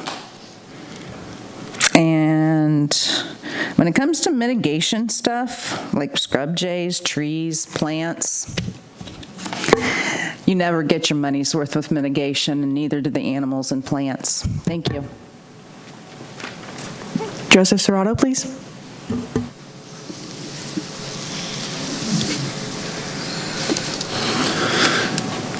Yes, I'm a resident of Arbor Ridge.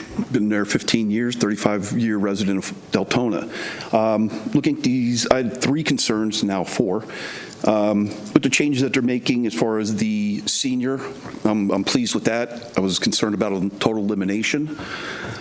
My second concern is the buffering between the community and this development. 40 feet, that's really not a whole lot. I would hope that you guys would require a little bit better buffering or some fencing or something, because that's a lot of development going in there. Also, access at the back right side of the property is Alling Drive, and I want to see if we can make sure that that's strictly used for emergency purposes. Otherwise, you're just spilling all kinds of people into that subdivision, and that would not be right. Because that Alling Drive dead ends right at the back of where that big box store is. And I know because I can see the Tower of Halifax from my driveway, so, and I'll stay tuned. Jody Lee, please.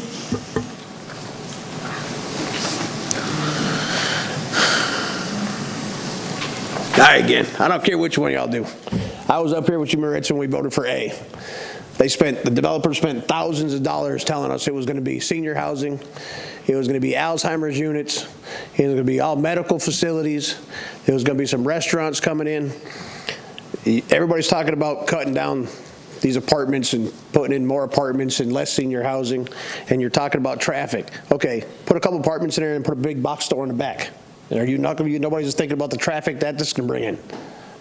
All these other, and evidently nobody knows about a restaurant. Seeing I might know something about running a restaurant, seeing I've had one in this city for years, you're not going to build a restaurant where you're going to come sit down on a half-acre lot.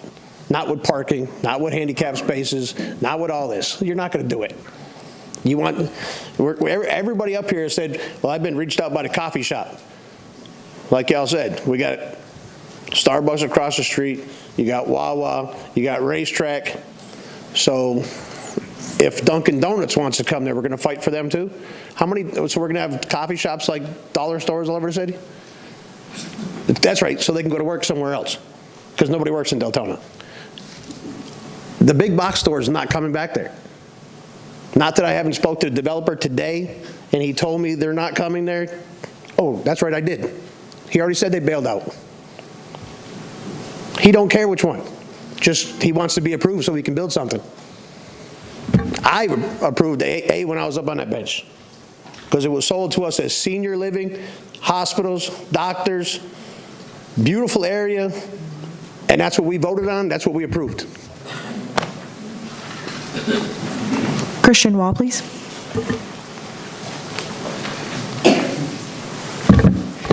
Good evening, Mayor, Vice Mayor, and Commissioners. My name is Christian Waugh. I am a local real estate attorney, 201 East Pine Street, Orlando. I've come to ask to speak to you to vote yes for this MPUD amendment. I actually do represent Coal Valley Partners, which is bringing the Dutch Brothers Coffee, wants to bring the Dutch Brothers Coffee to your city. And I've been listening to the comments, so I want to respond a little bit, maybe to address some of the concerns. One thing I look at is I think it's possible, there's an old saying that it's possible to commit no mistakes and to still fail. And in my experience, property like the property we're talking about tonight doesn't go undeveloped by choice. In other words, it seems to me that they wanted option A to work, that it hasn't worked, that for whatever reason the market isn't bearing what they wanted to do. So what they're asking is an option. And I'd like to ask you to give them that option. Now, certainly it would work for Coal Valley Partners. Dutch Brothers would be buying 1.13 acres. It can't do business on 0.5, so that's not going to be an issue for you. But they've made a decision. They've looked at the market. They know that there's a Starbucks nearby. They know that there's a Dunkin' nearby. And they said the market bears what they have to offer. And all they're trying to do is be a part of your community. They do about $2.2 million in annual revenue. That's meaningful sales tax revenue. Right now, there's nothing going on this property, and there hasn't been for years, by the way. If they don't get this option, there still might not be anything meaningful for years. Property taxes, it might be about $50,000 in property taxes a year. That's meaningful property tax revenue that you don't have to wait for. They're ready to put shovels in the ground. You know, on that point, Coal Valley's been working with your city staff since at least May of 2024. They're in the second round of a site plan review. And I know as the former city attorney for Pearson, Florida, one of your neighbors in Volusia County, that flooding and drainage concerns are a big name of the game. They've addressed those. Their plans definitely take into account drainage, flooding concerns. They're ready to go. If this amendment gets passed, they're going to move forward and close on the purchase of property. It won't be long till those 45 jobs come. Yeah, they're not all full-time. There's going to be at least one full-time, a lot are part-time. But, you know, when I was 15, my dad drove me to the Winn-Dixie and forced me to go get an application to work there. And I thank God he did. That was valuable work experience for me. I'm just trying to think if there's anything else I want to tell you. I think that there's a Dutch Bros Coffee in Claremont, Florida. And I'm the current city attorney for Claremont, and I can tell you the chief of police there uses the Dutch Bros Coffee as a place to meet members of the public. It's a great spot. The aesthetics are good. It's not going to let your community down. A lot of us are familiar over the years with the good, the bad, and the ugly over at this Halifax development. Everyone in this room knows stories about it. I want to submit to you that Dutch Bros Coffee is going to be a part of the good and ask you to pass this amendment. Thank you.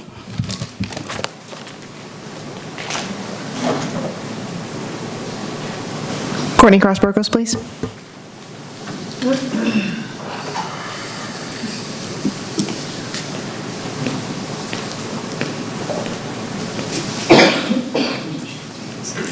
Hello again. I remember when he came up, the developer came up before, and the lawyers and all, and I thought it was kind of a shame that he couldn't move forward at the time, because he seemed to do everything that the city asked. And I was going to say, now people have already said it, the mayor said it, to try to take the 575 and make 300 of that age restricted, and that was my thought when I put my paper in, but I wanted to stand to support that. that looks like a win-win, that way the commercial is more, we still get age restricted, maybe even more than 300 if they, you know, I don't know. But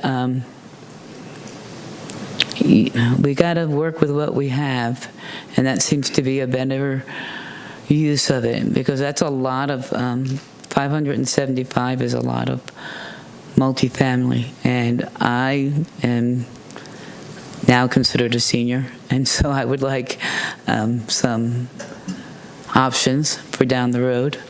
So I think we need to give them a break. Thank you. Albert Bryan, please.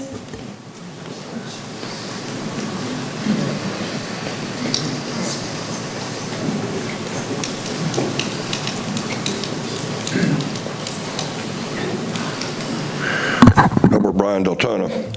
You know, I was here when we were sold this unit before. We were told that, oh, we could put our grandparents here. They could walk to the doctor's office. They could walk down and see different things retail-wise. I guess they don't really give a crap about the elderly anymore, do they? All they're worried about is a silver dollar coming to their pockets. That's all we're hearing tonight. It's about money. Nothing else, nothing at all other than money. That's all this is about. That's what you said, Emma. You said it's all about the tax dollar, nothing else. We don't care about the children. We don't care about the old folks and or otherwise. All we care is about the money. That's what this is all I've heard tonight. It's all about the money, nothing else.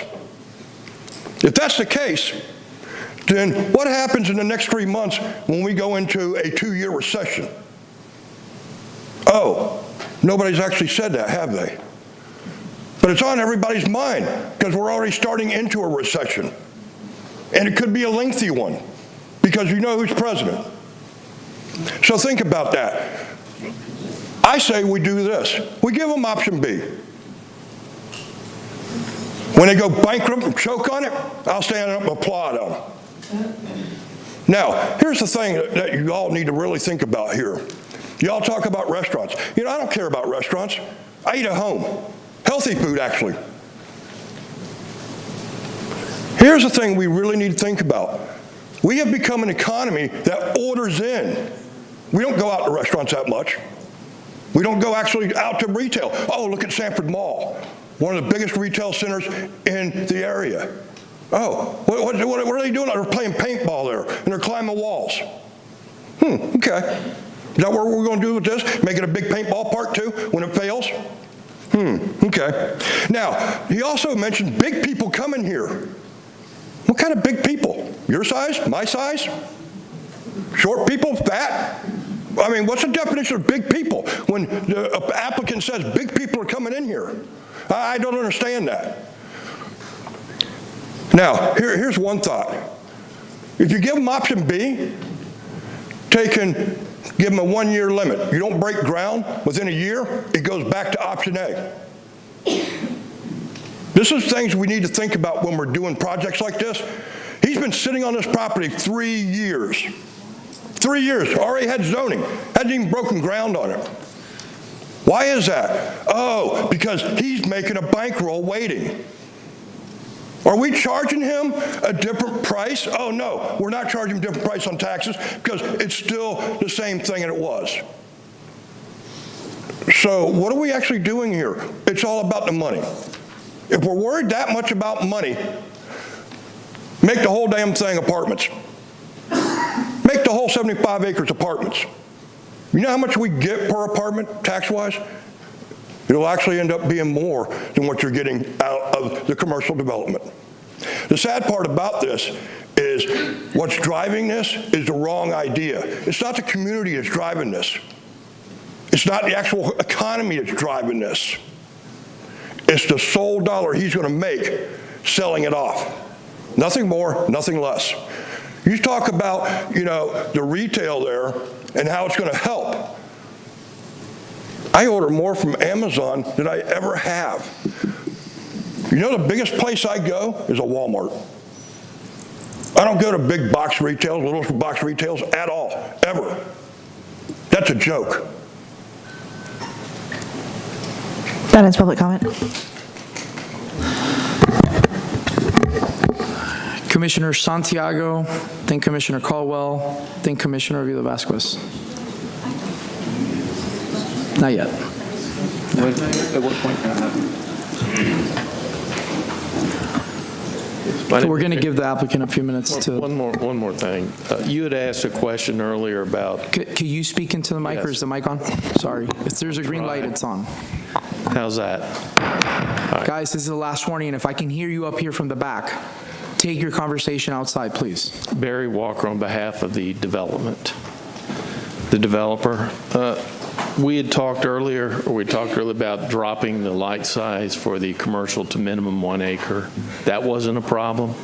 We talked about leaving the multifamily at 275, which is what it already is. That's not a problem. We talked about having 300 adult living units. That's not a problem. We've talked about increasing the commercial developments to the 75 acres. You also asked about would be willing to drop option A in its entirety if we were able to get the option B as modified as the manner we discussed. After discussing this with my partners, we've agreed that we'd be even willing to do that. We believe that this proposal is in the city's best interest.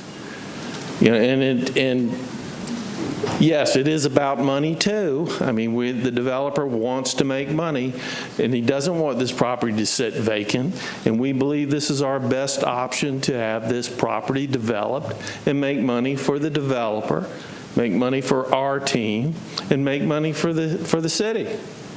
So I'm not sure what else we can do.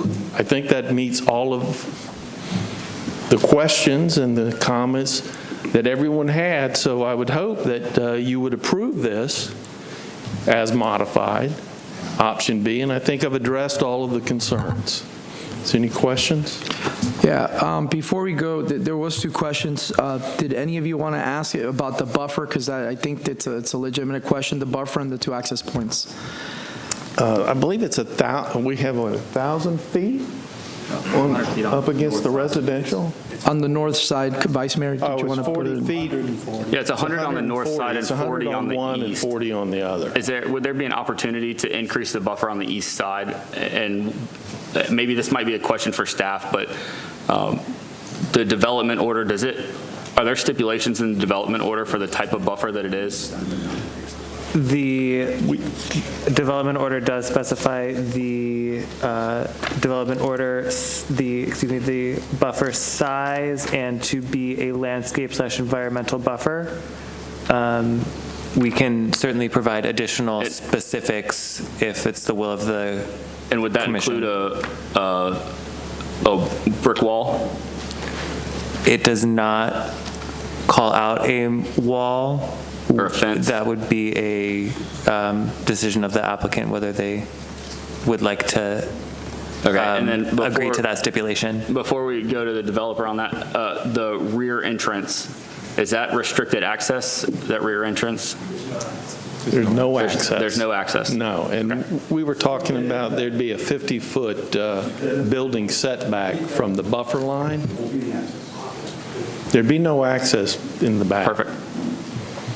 Thank you for answering those questions. I think that's more than sufficient with the building setback line being 50 feet from there as well. Yeah.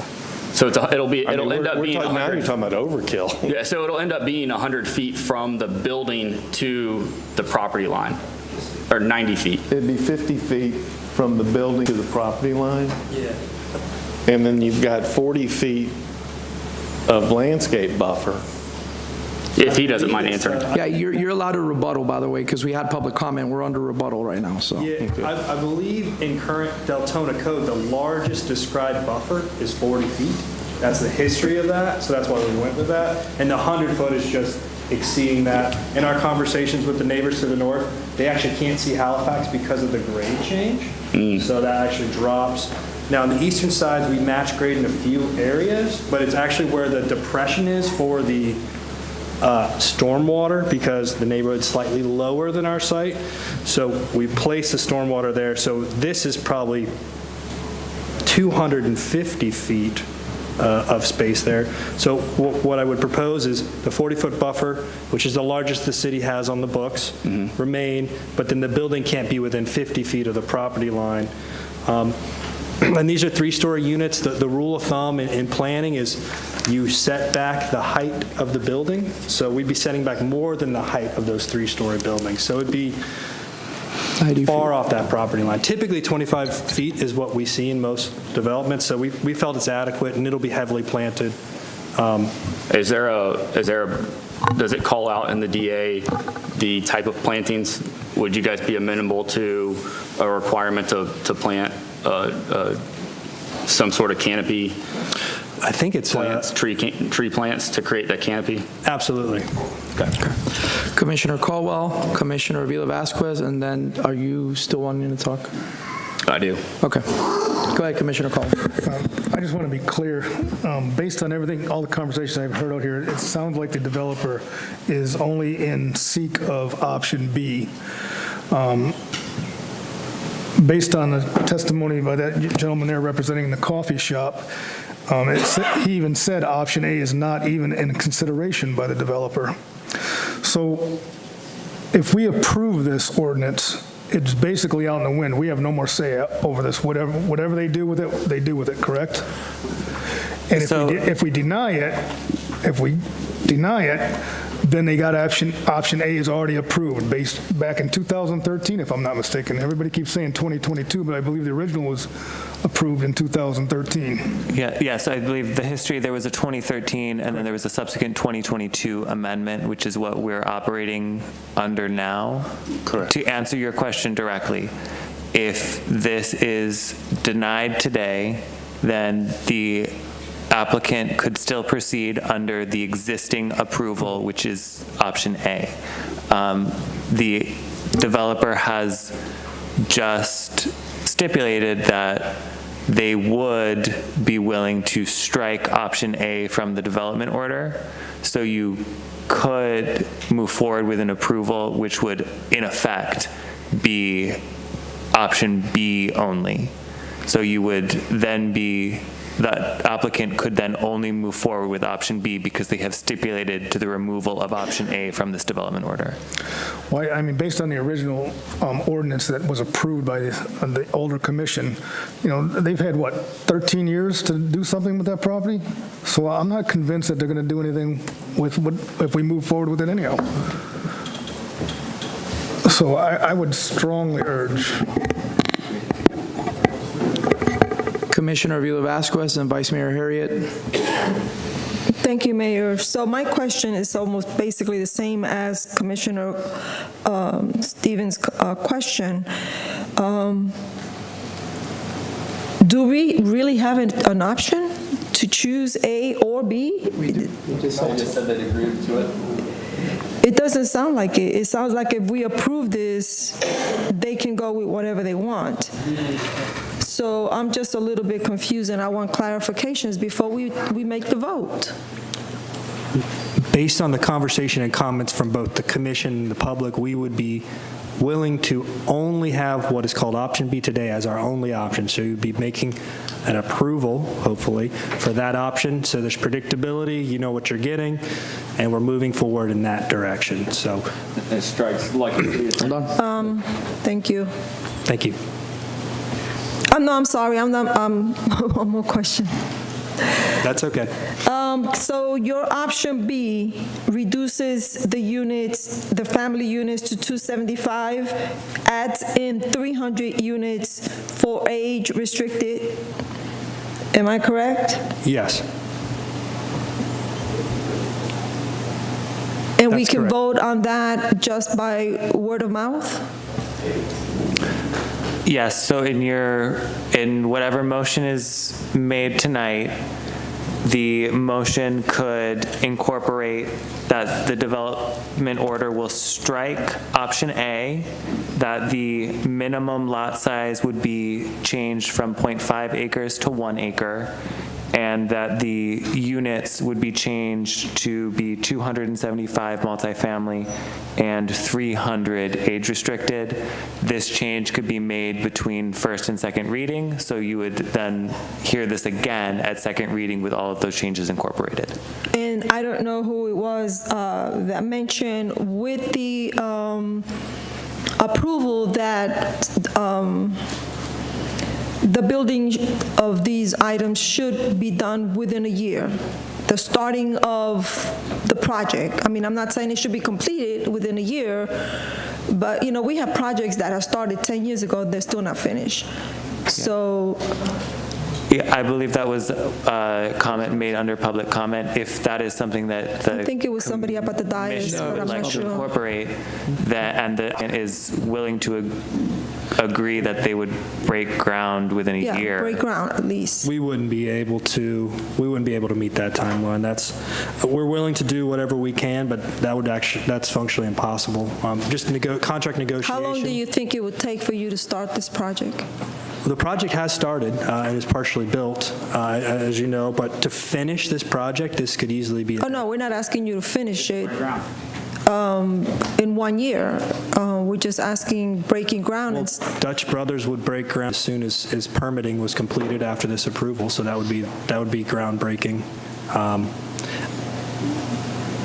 It's difficult to agree to a timeline, given the fact that it's out of our control. We don't Well, control I'm not that. talking It's, about the coffee shop, I'm talking about your project. The coffee shop is within the boundary of this development, so that would start as soon as they can get through permitting. But the control of permitting and getting approval is out of our hands. So we would be beholden to third parties that review our proposals and permit. So to agree to something here that involves third parties is something we don't typically do. We're happy with the other changes, but I don't think we can unfortunately accommodate that one. I apologize. Thank you. Vice Mayor Harriet. Thank you, Mayor. So I just wanted to address a couple things that were brought up during public comment. The space, Mr. Jordan, Mr. Smith, if you don't mind, can you go back to option B, the map?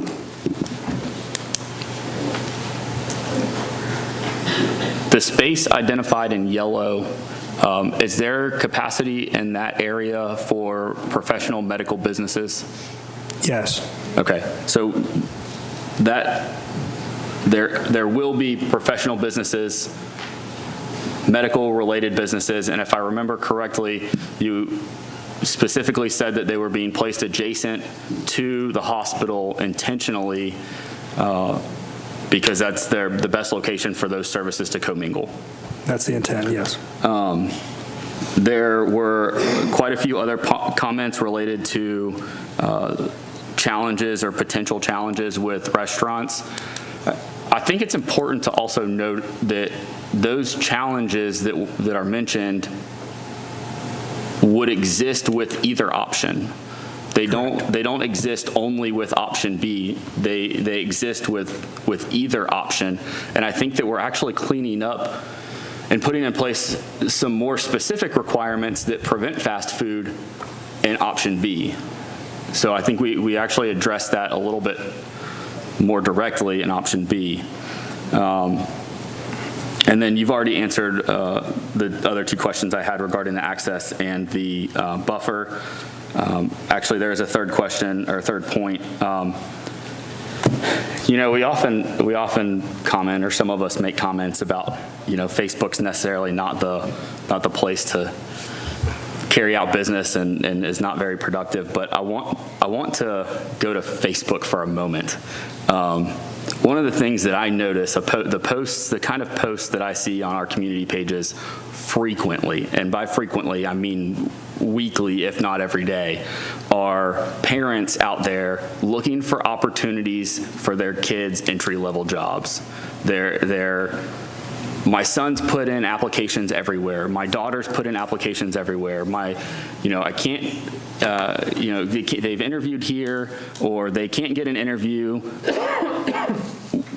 We're discussing a plan that will provide those entry-level jobs for the youth in our community to prosper and to gain that knowledge and experience to then become even more successful members of our community. So I think that's just an interesting point that was brought up during public comment. You good? Thank you, Mayor. All right, at this time, we're going to go ahead and I'm going to ask the city attorney to read the ordinance, and we'll go into a call for a motion in a second. Yes, Mr. Mayor, this is ordinance number 14-2025, an ordinance of the City of Deltona, Florida, amending the Halifax Crossings Mixed-Use Planned Unit Development, MPUD, for approximately 109.71 acres of land located along the Halifax Crossings Boulevard corridor south and east of the Halifax Hospital Complex within the Activity Center to include the provision of master development map alternatives and a reduction in the minimum lot size for commercial parcels, providing for recording, conflicts, severability, and an effective date. Thank you. This time I'll entertain a motion. Go ahead. You said it first. I hereby move to approve ordinance number 14-2025, amending the Halifax Crossing mixed-use planned unit development for approximately 109.71 acres of land located along the Halifax Crossings Boulevard corridor south and east of the Halifax Hospital Complex within the Activity Center to include the provisions of master development plan map alternatives and a reduction in the minimum lot size for commercial parcels at first reading. Did you want to, just so the city attorney has clarification, could you clarify that motion to include the provisions that were just given and agreed to by the developer? Yes. Or the applicant? Yeah, so to clarify, does your motion include that the applicant has stipulated to striking option A from the development agreement, to changing the minimum lot size of the commercial parcels to 1 acre, and changing the unit mix to be 275 multifamily units and 300 age-restricted units from the 575 multifamily? Yes, so moved. They also agreed, just for additional clarification, not half-acre lots, but full 1 acre lots. 1 acre lots, and limited to 4. Was that the thumbs up that you had given me? We said 1 acre minimum lots, and we get the half acre lots. Just 1 acre minimum. Okay. Second. Okay, are you okay with that motion, Commissioner Santiago? Okay, there's a motion, there's a second. At this time, we'll go into the verbal vote, and I believe it's the city. Yeah, I believe the clerk will call the roll. Commissioner Avila-Vasquez? Yes. Commissioner Colwell? No. Commissioner Howington? No. Commissioner Lilly? No. Commissioner Santiago? Yes. Vice Mayor Harriet? Yes. Mayor Avila? Yes. Motion passes 4-3. Okay, at this time, we're going to go ahead and move to section 8B as in boy. And if I can please have the city attorney read it. Yes, Mr. Mayor, this is resolution number 2025-55, a resolution of the City of Deltona, Florida, amending the Deltona Planning and Zoning Board bylaws, providing for conflicts, severability, and an effective date. This will be presented by the planning director and is responsive to comments that we had received both from the commission and the Planning and Zoning Board required to update their bylaws to be consistent with Florida statutes and the Land Development Code. Mr. Smith? Good evening, Mayor, Commission. Before you is resolution number 2025-55, Planning and Zoning Board bylaws update. These are the first updates to the bylaws since they were adopted in 2011. It aligns with the current City Commission priorities. It ensures consistency with legal standards, and it incorporates Article 12 of the Land Development Code. The original bylaws are over 10 years old. 2020 amendments to the Land Development Code occurred. Operational issues were identified in recent years, and the revisions that are proposed reflect current practices and compliance. The key revisions of the bylaws include legal and procedural alignment, improved communication and governance, enhanced meeting structure, and participation. The bylaws have been updated to match current land development code. Board members can now contact city staff directly and the city commission as well. And alternate members are added to ensure quorum and continuity. Staggered term requirements were removed from the bylaws. Appointments reflect full elected official terms, and officer elections were moved to March for consistency, and the secretary is authorized to preside if the chair and vice chair are absent from the meeting. These bylaws are more responsive and effective board operations. It provides stronger coordination with staff and the commission, provides greater legal compliance and clarity, and ensures continuity, transparency, and good governance. The P&Z voted 6-1 for approval. They recommended the following changes. The membership residency requirement, all members and alternates must reside in the city. And then attendance and performance clarification, the commission defines discreditable conduct related to attendance. And staff recommends approval of resolution 2025-55, Mayor. All right, this time I'll entertain a motion before we go into discussion. Yes, I hereby move to approve resolution number 2025-55, amending the Deltona Planning and Zoning Board bylaws. Second. There's a motion by Commissioner Lully and a second by Commissioner Colwell. Okay, Commissioner Villa-Vasquez and Commissioner Santiago, and then obviously we'll go to public comment before we vote. Thank you, Mayor. First of all, this is an update to old. Yes. So don't we normally get the original policies with strikeovers to see what you changed? Because that's not in the book. If it was not in the book, I apologize, but it should have been in the packet. Yeah, it should be included directly after the clean copy. Yes, the strike through underline is in the packet. The red line. What number on the binder for Commissioner Villa-Vasquez? What number are you? Number 8? It's number 8B, and I believe it's the last tab within that item.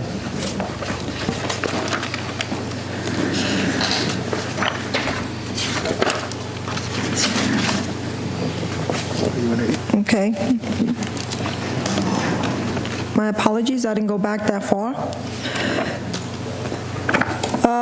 The bylaws of the P&Z board, aren't they all under the sunshine laws? Yes, they would be covered under sunshine as well, yes. So sitting here and talking to P&Z board members, isn't that a sunshine violation? I'll let legal handle that, but they're a different board, so they can talk with the commission and they can talk with staff now. Yeah, so the sunshine law applies to members of the same board, the same governing body. So the P&Z members may not talk to each other outside of sunshine. They may individually speak with you or may address you as a body individually. If the entire board wanted to speak with the commission, they would either need to designate a representative, or we would need to hold a joint session where that board and this board were both noticed. So if we were having a meeting here and 3 or 4 of the P&Z members were here, they have to, they could not all speak or come up to speak to us. They would have to select one person to represent all of them? So they can attend this meeting, they can listen. If they are speaking on a matter that is not to coming before the P&Z board, they could all speak because it's not a matter that is coming before the planning and zoning. And functionally, the planning and zoning board is generally seeing an item before it comes to you all because they're a recommending body. And any item that has come to this board from P&Z comes with their recommendation and the records of their meeting and their opinions. I'm not sure if that answered your question. Yeah, it does. Okay. Thank you. Commissioner Santiago? Thank you, Mayor. That was just for a motion to approve it, but Got it. Okay. Is there any public comment on this? Dana McCool, please.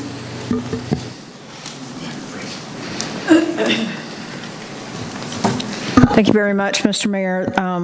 I would ask, too, that the commission really consider this when we talk about attendance enforcement, because, you know, it is my understanding that there are good members on this board, but there are also members that don't bother showing up, especially first term, especially no experience, especially not being an alternate.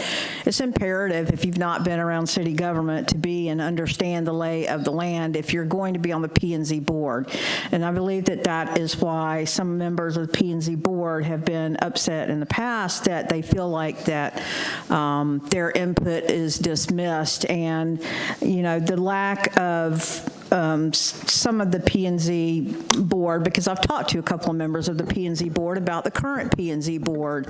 And when you don't bother to show up, not only is it a slap in the face to the residents, but it's a slap in the face to people who are depending on the P&Z board to proffer good information back to the commission. So I just would like to send a message. If you appointed somebody to the board because they were your friend, they're not showing up, and it's doing a disservice to this community. So thank you for looking at that. And I believe that when you're talking about people showing up between unexcused and excused absences, and then also thank you for talking about modifying officer election timing as well. We need to remove so much politics from what we're doing right now. We have reached a critical mass point at which we're doing business with the city of Deltona for political reasons. And I'm going to tell you, and this applies to the P&Z board, so I am speaking to this. We have just spent almost 3 hours on a politically motivated only situation. There's been input. There has been lots of input put into this. But we have to stop legislating politically. Critical mass point, our community is sick of it. The stuff that I hear now that I don't sit on that board about while I was sitting on any board, so that's why it's pertinent to this board. The political appointments is gotta end. I'm exhausted. I'm here at 9 o'clock. Listening to politics when I should be listening how to move the city forward. So thank you for being pragmatic. Those of you that are, thank you for trying to move our business forward. It's really appreciated.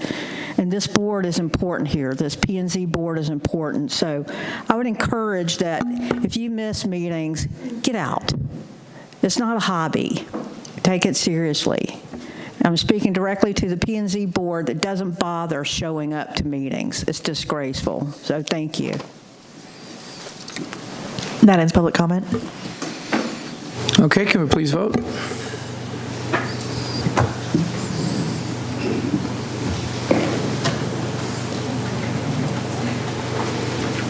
Motion passes 7-0. At this time, we're going to go to Section C. If I can please have the city attorney read the ordinance. Yes, Mr. Mayor, this is ordinance number 21-2025, an ordinance of the city of Deltona, Florida, repealing Article 14, medical marijuana dispensaries of Chapter 110, zoning, and amending Article 3, establishment of classifications and official zoning map of Chapter 110, zoning of the Land Development Code of the city of Deltona to prohibit medical marijuana dispensaries, providing for conflicts, codification, severability, and an effective date.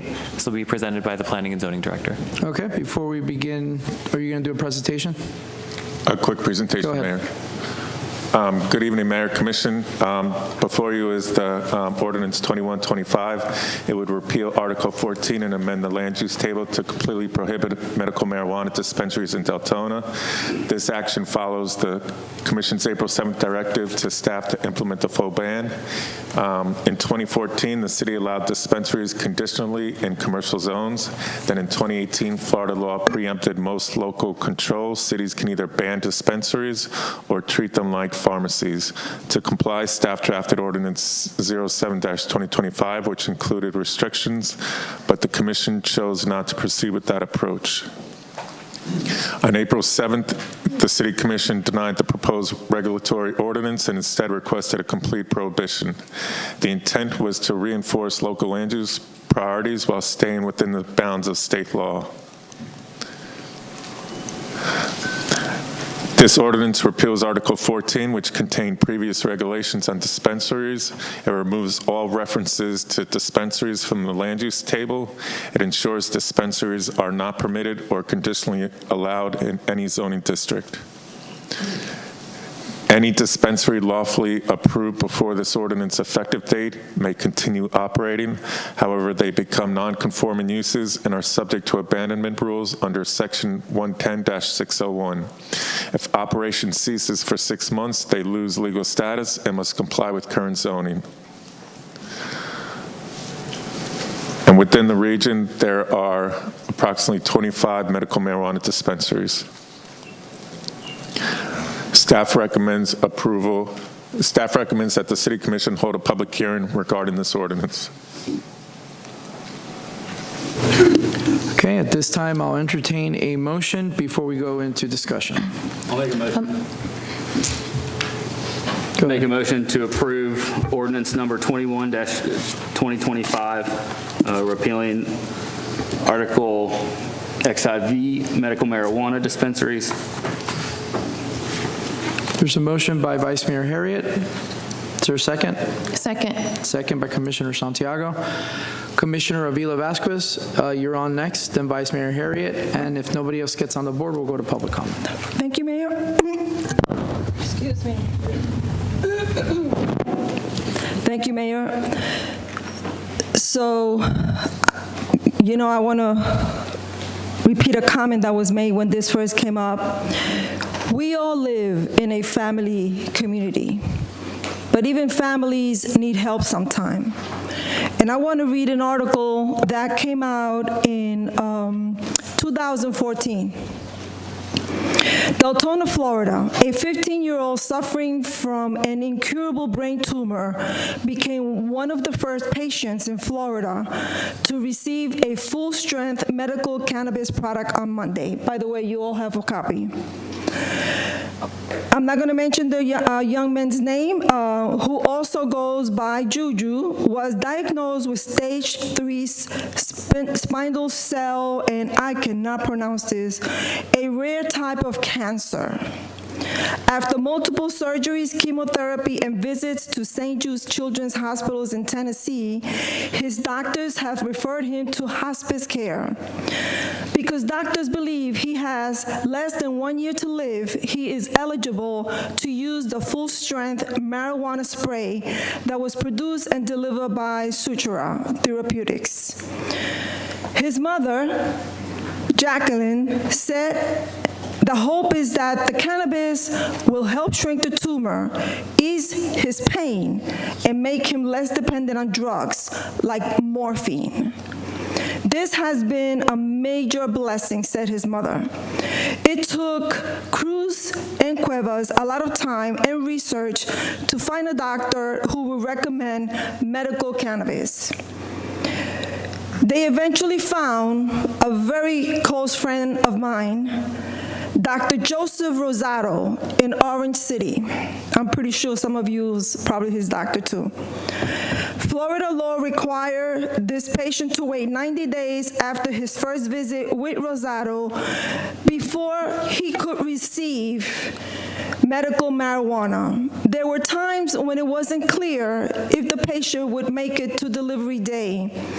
This is the kind of case you never hope to have, but Juju is a fighter, and he can be an example of why we should allow patients to have quicker access," Rosado said. If voters pass, this goes back, that was for when the passing of the Amendment 90-day rule was, if voters pass Amendment 2 tomorrow, that 90-day rule will still apply, but more people will be able to use medical cannabis. And that is why Cruz decided delivery day was also a day to speak up for something he believes in inviting reporters into his home and to share his struggles and his hopes. This is very close to my heart because this little boy, at the age of 7 years old, walked into our practice room back when I used to run a youth organization. He was 7 years old, full of life, very professional, lovable, a great dancer, a great singer. And at the age of 16, he passed away. If anybody wants a copy, I'll give you a copy, but I can tell you that this medicinal marijuana helped him. The short time that he was able to take this, he was able to share with his siblings, with his parents, with his friends, and he did not use morphine. So I just want to let all of you up here at this dais who feels that being able to have access to this means that you don't live in a family neighborhood. I have, I think, 3 or 2 in my district, and I am so happy that the residents in my district have access to this and can probably, some of them, walk. It's not always negative to use medicinal marijuana. Some people abuse it, absolutely. But let's think of the positive ones that need it. My mom is suffering right now. And she's hooked on codeine. Literally hooked on codeine. I went to sleep last night at 4 o'clock in the morning, woke up this morning at 8. If she was able to get this, I'm pretty sure she will not be feeling the pains that she's feeling right now.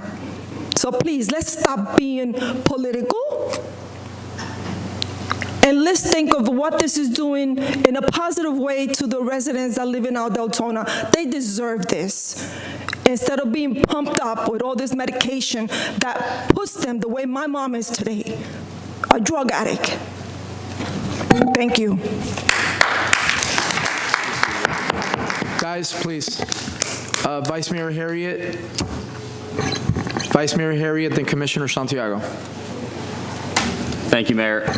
And Commissioner Villa-Vasquez, I could not imagine what your mom's going through, and I know that what you just described is often the cause of where opioid dependency begins. That all being said, this doesn't restrict the use of medical marijuana in the city. My understanding is that and I hate to put this restriction. If we could limit, this would be a no-brainer if we could increase limiting the distance from schools, parks, all of those kinds of facilities. This wouldn't even be a question, I don't think. But the fact that we are preempted from further restricting the distance, it's either 500 feet or nothing at all. That's my hang up, because we do have people that abuse this.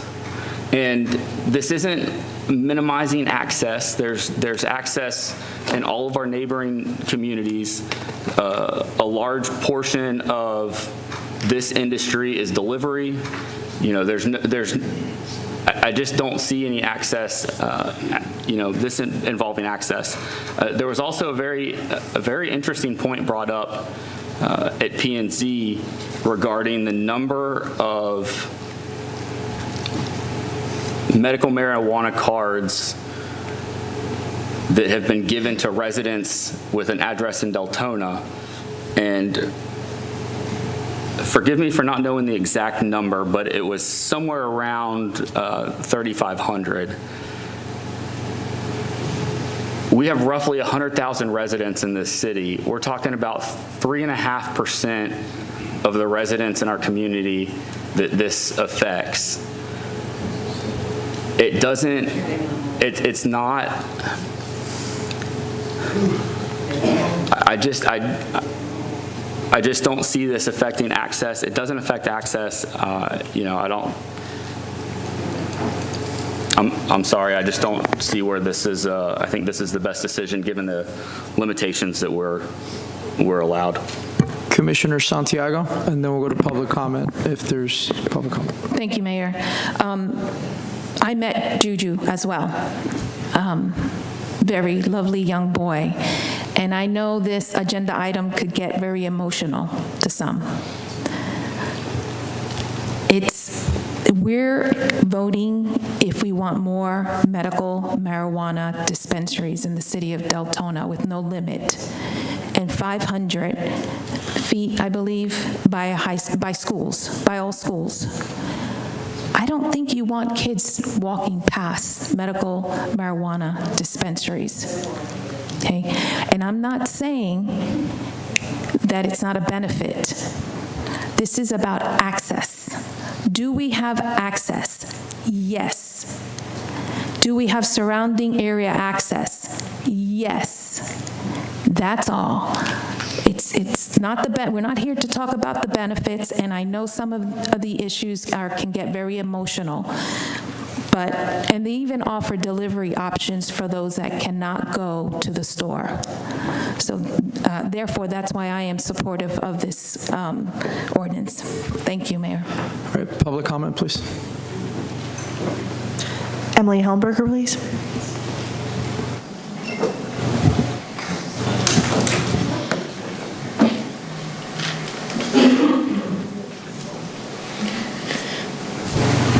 Hello again. To the right, you're going to see your core values here on the wall. One of them I'd like to point out to you is human compassion. It's the third one right here.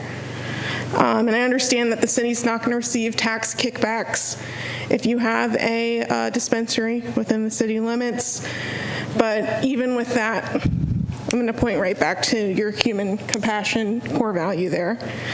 I'd like to urge the commission to think about those that utilize medical marijuana legally to sleep, to eat, to thrive, to survive. Asking someone with cancer, PTSD, chronic pain, depression to, why don't you just get that on delivery? Why don't you just drive 20, 30 minutes to the next town to go get your medication to a neighboring city? It's unreasonable. And when we have pharmacies on almost every single street, every single corner that are dispensing opioids and smoke shops pushing kratom.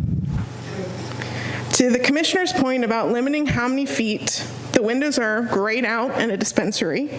You can't see in and you can't get in if you don't have a card. High schoolers aren't walking into this dispensary. Middle schoolers aren't walking into the dispensary. Elementary kids are not walking into your dispensary. You already have an ordinance on the agenda about smoking in parks. That's going to take care of your smoking in the parks. And let's be for real for a second. Kids are getting drugs from their schools, from their friends, at your parks, not the dispensary. My family moved to Deltona a few months ago, like I said, from Seminole County, which we saw here have plenty of dispensaries. So my husband now has to travel 30 minutes to a dispensary and wait up to 45 minutes to get medication because he's choosing not to take opioids. The dais, rather, my husband go to CVS, to Walgreens, to Publix, and pick up morphine, then go to down the street and get medical marijuana, which is insane to me. If the worry is that you're afraid that they're going to go out of business, let capitalism reign supreme and allow the people to decide whether they want them in Deltona or not. Let's not outright ban people's access to life-saving medication within their home city. Thank you. Tim Blodgett, please.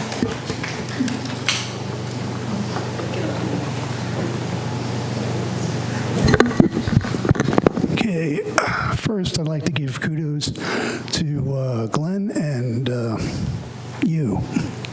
for providing reasonable accommodation for the disabled. You guys you are rock stars. And I'd love to put you on a pendulum. Okay, going through all the arguments and everything that you've heard so far, I'm going to try and not touch on that. I'm going to try and touch on something that you haven't heard yet. It has to do with veterans. I've been trying to get medical marijuana for veterans since 1983. And that was because of Agent Orange. Agent Orange, the active ingredient is called 2,4-D. And if you wonder what that is, if you ever watch TV and you hear the lawyers trying to get people to come and start a suit for Roundup, that's what 2,4-D is. Agent Orange is still alive and kicking everywhere. When we got our veterans in, the way that they died from Agent Orange was their blood pressure would just drop for no reason, or they would waste away because they couldn't stand to eat. You couldn't diagnose it because you tried everything to find out what was wrong with them. And if you did everything and nothing came out of the diagnostic process, that was Agent Orange. Now, why was it so good? The one thing nobody's mentioned is the munchies. You smoke pot, you get the munchies. A lot of disease processes, especially with the liver and the pancreas, both make it so that you don't want to eat anything. I just had a problem with my pancreas. I have a tumor on my pancreas. And after they got done fiddling with it, I couldn't eat. I couldn't stand the thought of eating or drinking anything. I lost 90 pounds. The only reason I didn't lose twice that is because my wife used the age-old treatment of nagging. She nagged me into eating. And then finally, after 6 months, it wore off. I don't have the pancreatic cancer where you're dead in 6 months. I have the one that killed Steve Jobs and Aretha Franklin. Okay, so we fought with doctors, we fought with formulary committees, we fought with everybody to make pot legal, just for my veterans. Tens, if not hundreds of thousands of them are my patients, including those guys with the hats back there. They just don't know it yet. I don't know what the $500 deal, I grew up with this. They wanted people 500 feet off of school properties because they were dealing dope in the parking lots and the bathrooms. That's it. If you're moving 1,500 feet, it's not going to get the smell from your neighbors smoking in your backyard. If you want a family experience, go to Disney. And Maritza, congratulations. We finally agree on something. You had a perfectly good ordinance going on. As a matter of fact, the first time it came by back in April, it was pretty much a finished product and just needed to be tweaked a little bit to make it better. Now, I don't get up here and give you guys crap unless I have an answer. Here's my answer. You want to stop the spread? It's not going to get stopped anymore. Just cap it. That ought to make you all happy. And aside from that, let things go on as usual. As far as delivery systems being available, why don't you ask Social Security why they stopped mailing checks? And then take a look at pot. Have a good night. Dana McCool, please.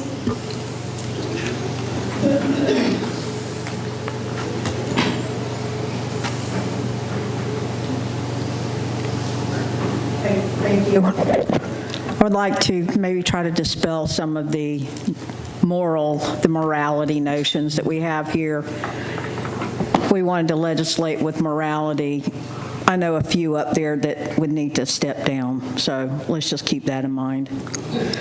No one wants to smoke pot around your kids. No one wants to smoke pot around school. I don't want people smoking pot around school, so how about arresting those people, not the ones that are being responsible in their homes?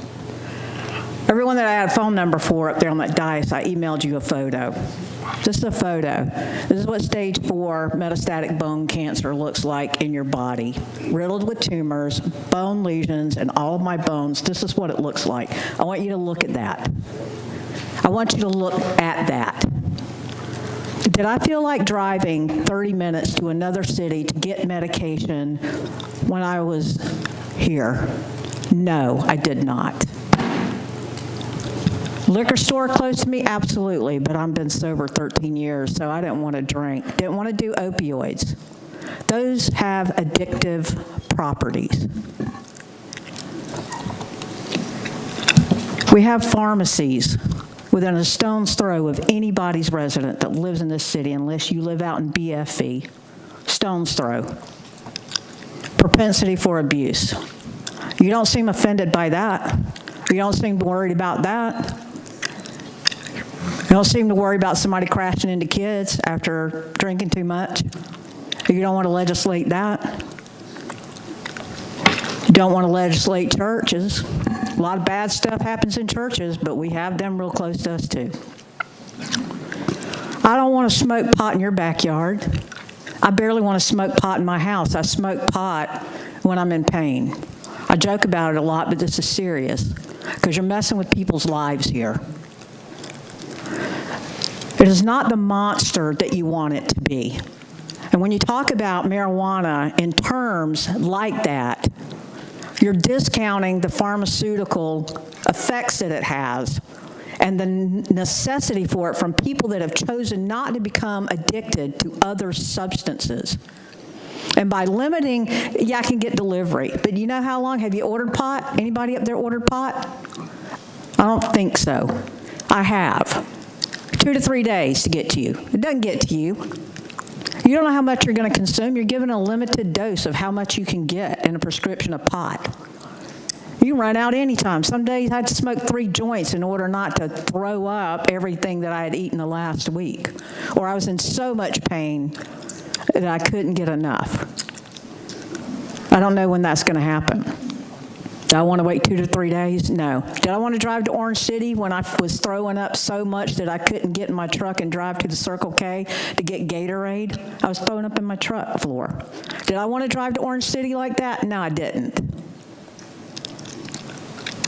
There's a limited effectiveness to trying to legislate this from a moral standpoint. And the fact that you turn people off, they're going to do what they're going to do anyways. People are still going to smoke pot. All you're doing is you're making it harder for patients that need this to get to it. You're not going to make them quit. Just like you're not going to make people quit drinking and going to bars and driving DUI. You can enforce. But I'm telling you, as one medical marijuana patient, I don't want to smoke around your kids. Don't want to blow it in your backyard. I just want safe access. And by you limiting this, you're making it harder on me and every other patient that suffered. So I want you to think about that instead of yourselves. And your job is to represent everybody, including the only 3% that smoke pot. Just remember that. Kathy Bryan, please.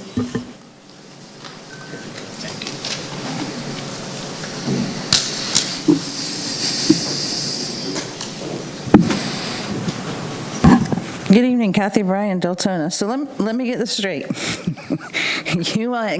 People want to get restaurants in Deltona so they don't have to go out of town, out of the city to go out to eat. But it's okay for everybody to go out of town to get their medical marijuana. Is that correct? But then when they get the munchies, they might as well be out of town because they got to go to the restaurant that doesn't exist here. On a serious note, everybody else has done a good job talking to you about opioid addiction, about all the reasons. I get that you guys have a certain restriction within the state. I have one question that if somebody decides that they no longer can do this marijuana dispensary that's on corner A, can they sell it to somebody who's going to take over that?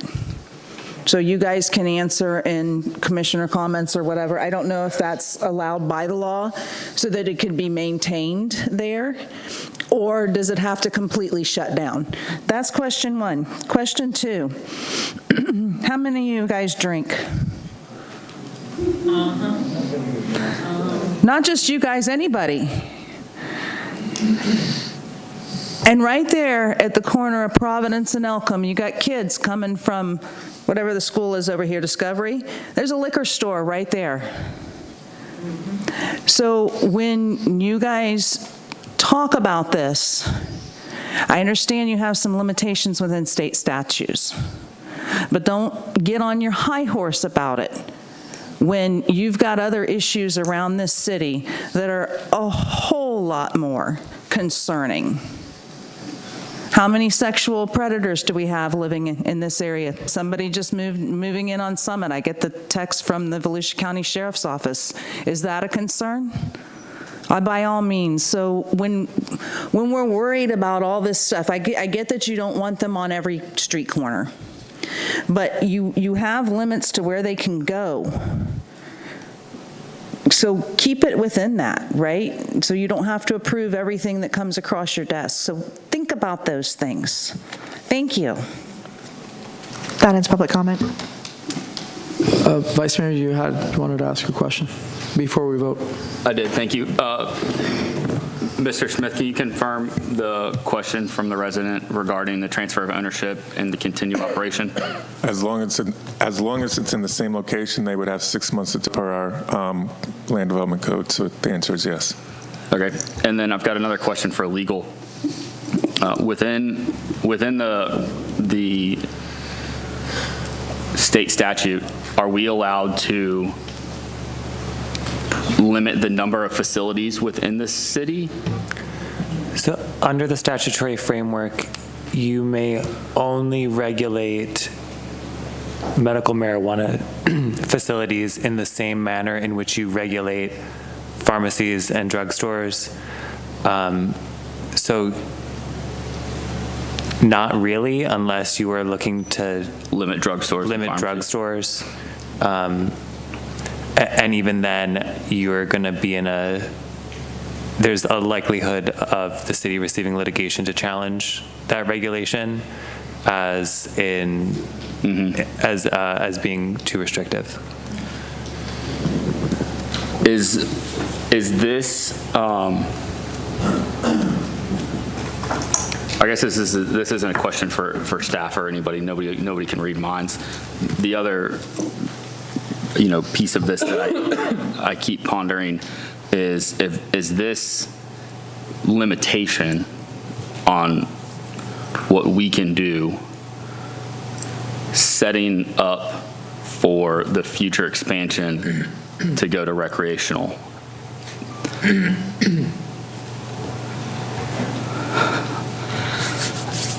I'll tell you, I'm really torn on this. I'm conflicted in a lot of different ways. I have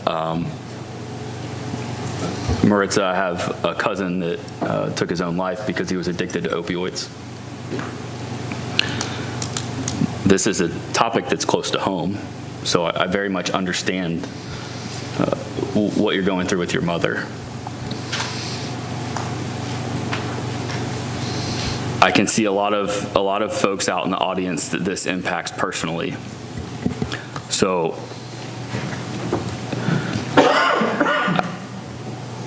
there's a lot to unpack here. So I'm gonna leave it at that. Thank you, Mayor. All right, can we please vote?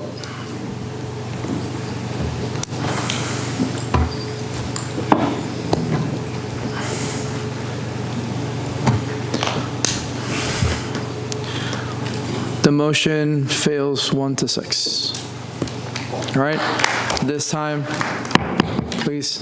At this time, we're going to go ahead and go to section D as in David. If I can please have the city attorney read the ordinance. If I may, before we move on,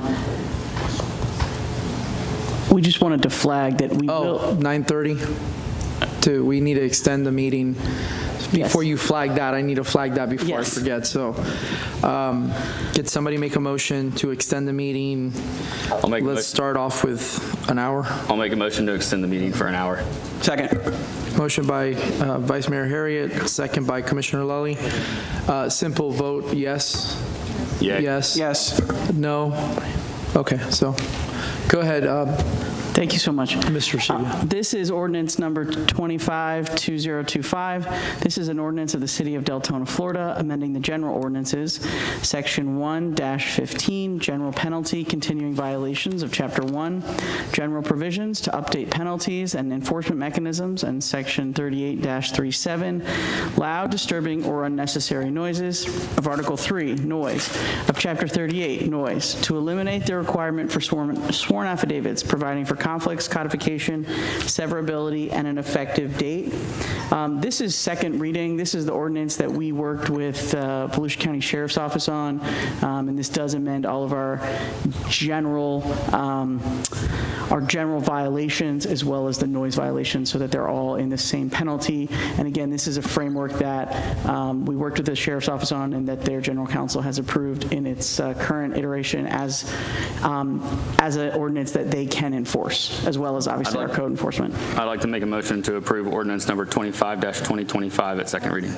There's a motion by Vice Mayor Harriet, second by Commissioner Howington. That's what I heard, so. That's fine. Okay. I know Commissioner Lowley had a couple residents that were the reason that this all got brought up, so. Okay, Commissioner Avila Vasquez, then Vice Mayor Harriet. You're on the board. No? Okay. Is there any public comment? All right, can we please vote?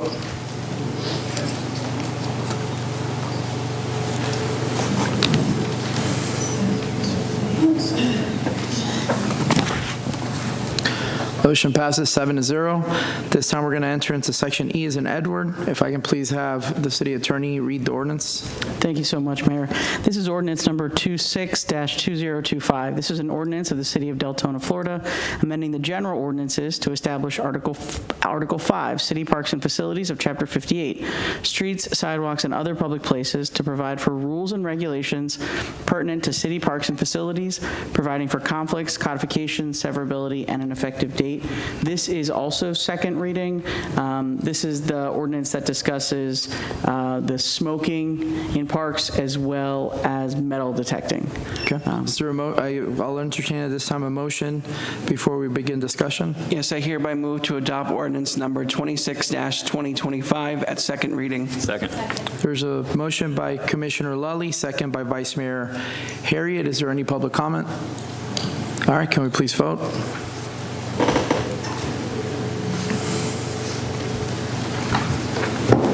Motion passes 7-0. At this time, we'll go to section F as in Frank. If I can please have the city attorney read the public hearing ordinance. Yes, this is ordinance number 27-2025, an ordinance of the City of Deltona, Florida, amending Article 7, solicitation on public road rights of way of Chapter 22, businesses of the general ordinances, to be titled Article 7, solicitation on public road rights of way and parks, and to provide revised permit procedures and regulations governing solicitation activities, providing for conflicts, codification, severability, and an effective date. This is an ordinance on first reading responsive to the Commission's direction to provide a regulatory framework and registration for individuals wishing to engage in solicitation activities throughout the city. So there is a permit process provided for in this ordinance that exempts charitable organizations from the fee, and also provides for exemptions for First Amendment protected activities like protesting or political activity. I'd like to make a motion to approve ordinance number 27-2025. Second. There's a motion by Vice Mayor Harriet, second by Commissioner Lully. Is there any public comment? David Sosa, please. This is for F. Yeah. F. 8F.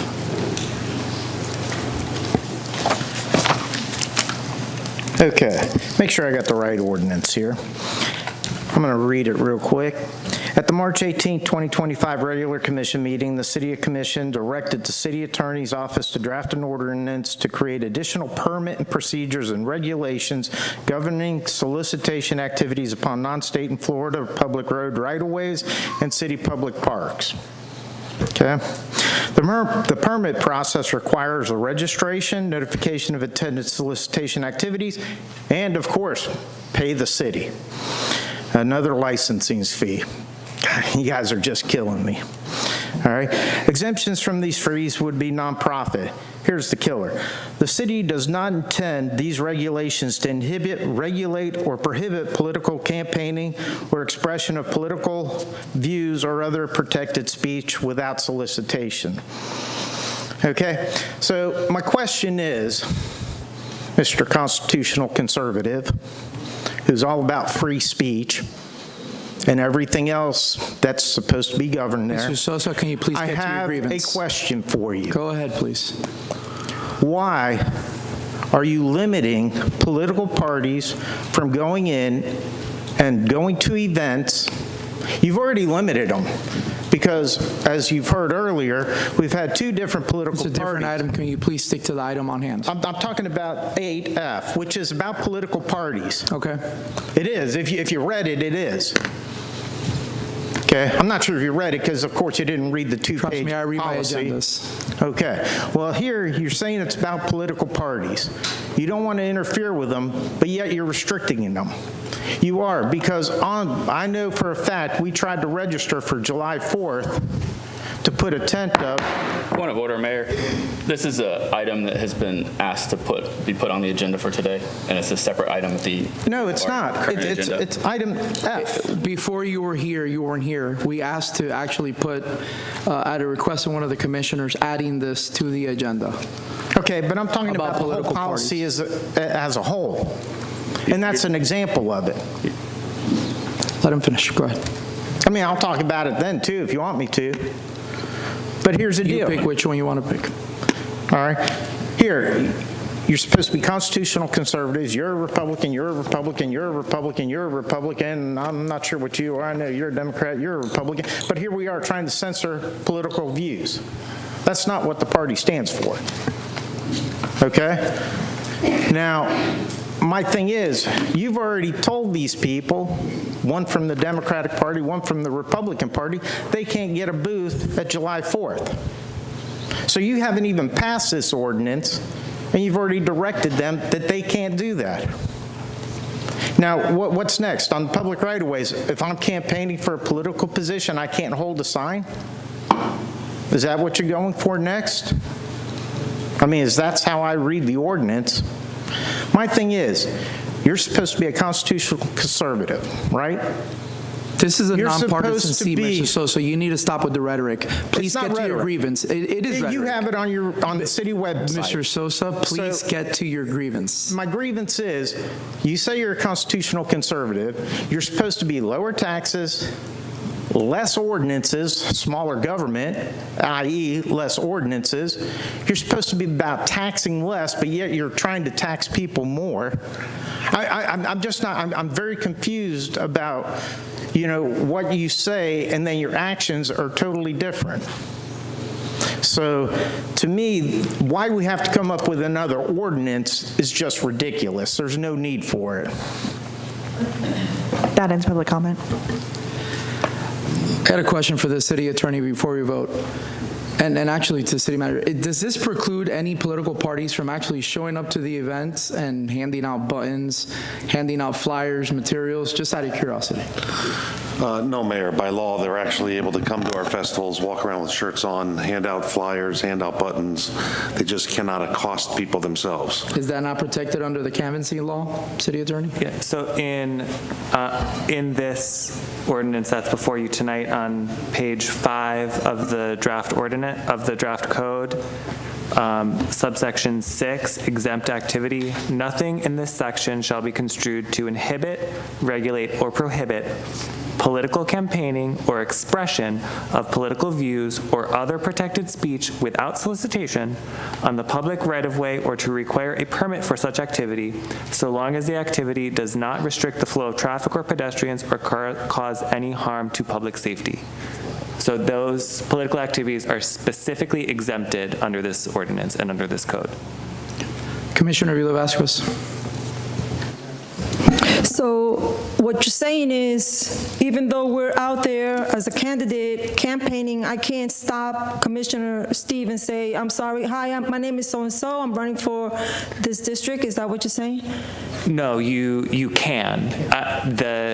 When I say exempt, I can or I cannot. I can hear from both sides. you can. So when I say exempted, I mean that the provisions of the need to register and pay a license fee do not apply to those types of activities. So you can. You can stop. Okay, so here's the thing. And I'm being nonpartisan right now.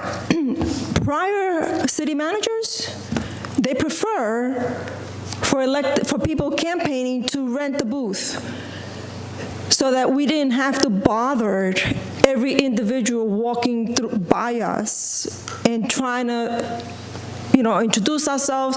This is what I'm running for. I'm running for this district. This is what I'm doing. This is what I'm doing. They'd rather we be in one spot, and anybody who wants to stop can stop and talk to all the candidates or any candidate. And if they didn't want to stop, they walk right past us.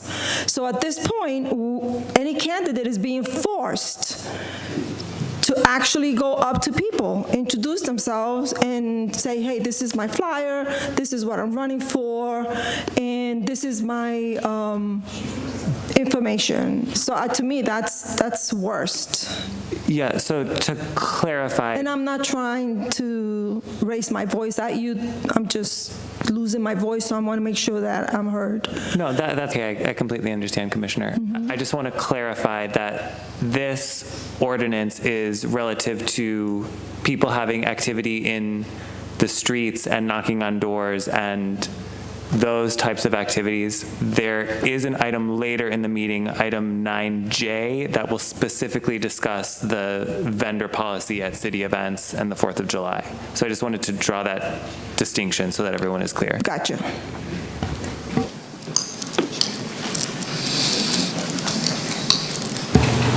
Okay, can we please vote? Before we vote, does anybody on the dais need one last time clarification? Yes. Jess, please, one more time, can we get clarification? Yes, so this is ordinance number,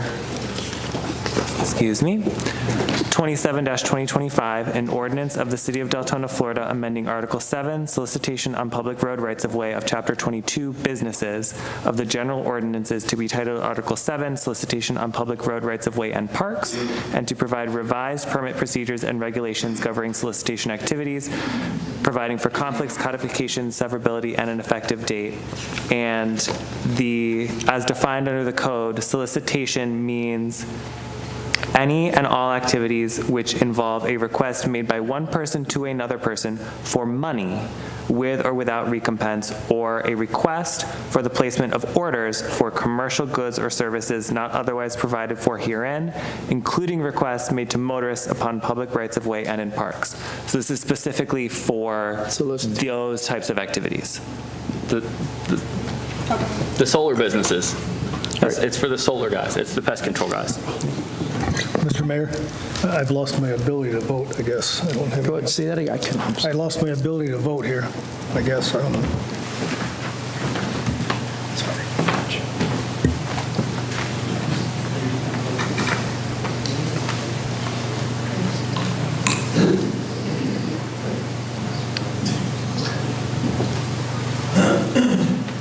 You just have to accept them back in the meeting.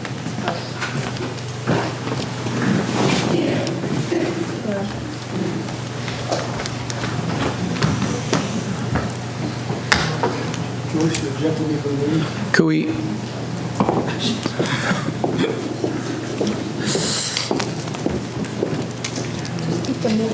Click on join, Steve, right there. It's still not working. Yeah, mine timed out at 9:30.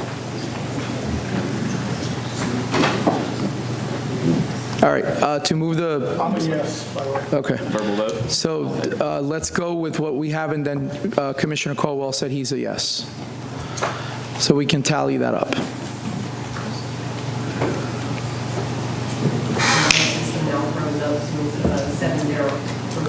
Okay. So motion passes 7-0. All right, at this time, we're going to go ahead and move to section G as in go. If I can please have the city attorney read the public hearing ordinance. Yes, Mr. Mayor, this is ordinance number 28-2025, an ordinance of the City of Deltona, Florida, establishing Article 10, lobbying, of Chapter 2, administration of the general ordinances to require lobbyist registration, lobbying disclosures, and payment of fees, providing for conflicts, codification, severability, and an effective date.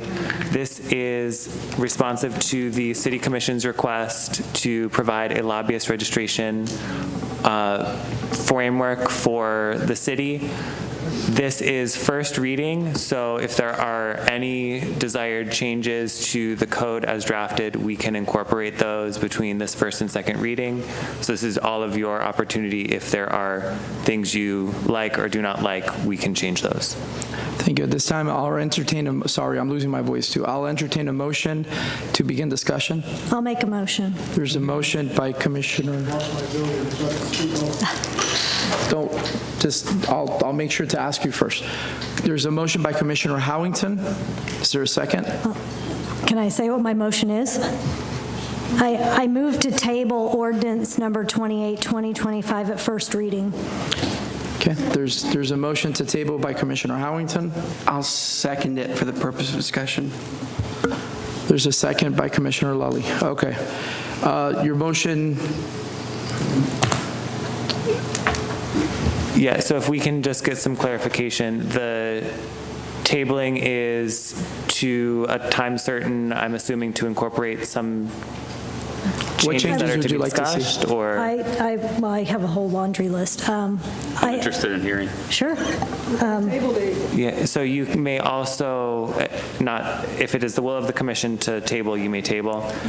You may also appropriately make revisions direct revisions at this first reading that can be incorporated for second reading, because this was advertised by title, and the title is general enough that it is just establishing the process and the code. So if we're going to vote to table, we're not having a discussion, but if, yeah, because thank you for the Correct, and we can make the notes in real time if you want. You know, we're prepared to make those revisions. We did advertise it broadly intentionally, so you all can make, you have fairly broad discretion in the revisions you want to make, but however you want to handle it. So Commissioner Howington and Commissioner Lully, would you like to retract your second? And Commissioner Howington, would you like to revise your motion, or do you want to keep it as a table? I would like to see this as a workshop, so I'd like to keep it as a table. And we could do it as a date certain with a workshop. We've been here for a long time, and I know that it's getting kind of late, and we've got a lot to talk about still. I'm fine with that. Okay, can we please vote if we want to table this? Can we have a discussion on the motion? We can have a discussion because we're talking about tabling it. Yeah, but if we have a discussion and then we can vote no to table it, and we can have a. Yeah, if you all would like to discuss whether to table or not, you all are welcome to have that discussion, certainly if that's the will of the chair, who is running the meeting. And that is up to you all as the board. I mean, it was specifically seconded for the discussion, so I think it's fair to have the discussion. And a motion was made, and I don't want to sleep here overnight. I got to get home. I agree. All right, so let's do this the correct way, right? If anybody wants to have a discussion, say yes. Yes. Yes. Discussion tonight? Yes. No. Okay. If you don't have a discussion, say no. No. No. Okay. So they don't want to have a discussion. I apologize. That's fine. All right. Can we please go? And is there? Well, we're tabling, so there's no public comment. Can you please let us vote? There it goes. Wait, what are we? To tabling it? Your motion. The motion passes 5-2. All right, it gets tabled to a date certain at the next available workshop. Is that the date certain? She said date certain to the next available workshop. Yeah, so we can That's acceptable. I don't know whether there's room on the next week's workshop or it would have to be the next. That'll be for the city manager to determine. Oh, because it's not quasi-judicial, so I got you. Correct. Thank you for that clarification. All right. So we're going to go ahead and move. Commissioner Avila, you're on, never mind, you're out. Got it. We're going to 9As and Alpha. If I can please have the city attorney read the request for the extension of resolution.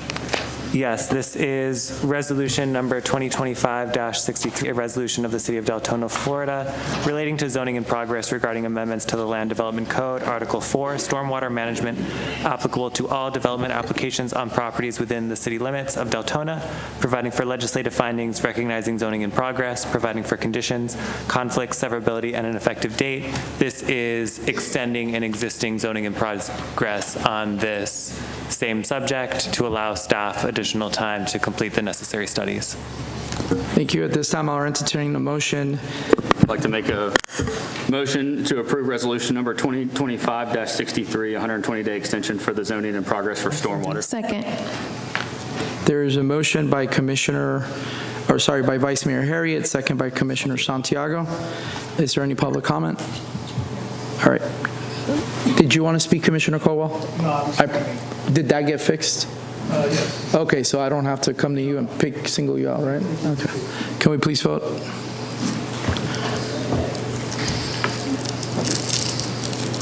Motion passes 7-0. This time we're going to go to 9B as in boy. If I can please have the city attorney read the request of the approval of the resolution. Thank you so much, Mayor. This is resolution number 2025-65, a resolution of the City of Deltona, Florida, accepting a federally funded sub-award from the Florida Division of Emergency Management, FDEM, for project 4680-037R, mitigation reconstruction flood-prone home located at 2890 Blackburn Avenue, authorizing the city manager and/or designee to execute the sub-award agreement, authorizing upfront payment of certain costs to be reimbursed, providing for implementation, and providing for an effective date. All right. At this time, I'll entertain. I'd like to make a motion. This residence is District 1. So I'd like to make a motion to approve resolution number 2025-63. This is a house that was flooded during Hurricane Ian. Okay. So there's a motion by Vice Mayor Harriet. Is there a second? There's a second by Commissioner Howington. On my end, that's not what it's written for the resolution number. I just want to, make sure that we have it great. 65? You said It's 65. Okay, sorry, I heard something different. Okay. Sorry, maybe it's me. Sorry. I just want to make sure. You're good. Commissioner Colwell, you're on the board. So have we done any studies on elevating this house? Or are we paying money up front that we might not get back to elevate this house if it doesn't get approved? We're not paying. We're paying upfront money, are we not? Go ahead. Phyllis Wallace, Public Works. The resident had 3 options to make application through the Hazard Mitigation Grant Program. This was their initial application, which was to demolish the existing home, rebuild it, and get it out of the flood zone. So this is their application. We're just processing it on their behalf. And it is a reimbursement, but the reimbursement is not a 75-25 split. There is a significant amount of money that the homeowner will have to pay. So we are absorbing some cost for this? I'm sorry, sir? We're absorbing some cost from this? No, sir. If the homeowner cannot come up with their share of the money, we will not proceed with this at all. Okay. This house was built in 1988, am I correct? I believe that's correct, but I've had several properties we've been dealing with, so I'm not 100% sure. But And it was built in the tree basin drainage system? It is in the Teresa Basin, sir. And is there a guarantee we're going to get our money back? We won't move forward if they don't have the money, We're correct? paying for the consultant fees up front, are we not? In the resolution authorizing, there is one of the recitals, whereas the City Commission desires to authorize upfront payment of the resident cost share using city funds to be fully reimbursed by the resident, provided there is a legally binding agreement in a form approved by the city attorney and signed by the resident, guaranteeing full repayment of the resident cost share to the city. So that would be part of this approval, is that there will be a legally binding agreement that the resident has to reimburse the city for all of their costs that are not covered under the grant. So I'm assuming they're going to get a loan for this reconstruction process, and if they default on that loan, are we held liable for anything? So our agreement is with the resident how they are funding. I am not privy to because we haven't reached that stage yet. Certainly, our guarantee is good against the resident. If they have a loan that they default on, that's between the lender and the resident. We will have already received our money, the funds. That answers the question. Thank you. Thank you. Is there any public comment? Okay, can we please vote?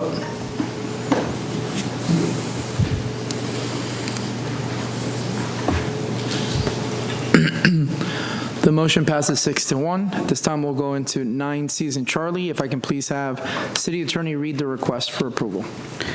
This is a request for approval of resolution number 2025-64, a resolution of the City of Deltona, Florida, approving work authorization for grant management services required for the city's federally funded sub-award from the Florida Division of Emergency Management, FDEM, under the Hazard Mitigation Grant Program, HMGP, for project 4680-037-R, pursuant to RFQ 23013, providing for implementation and providing for an effective date.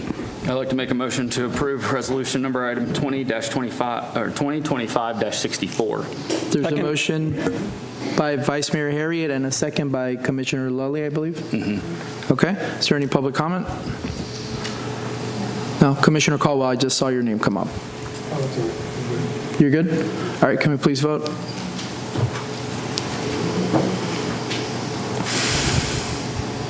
Motion passes 6-1.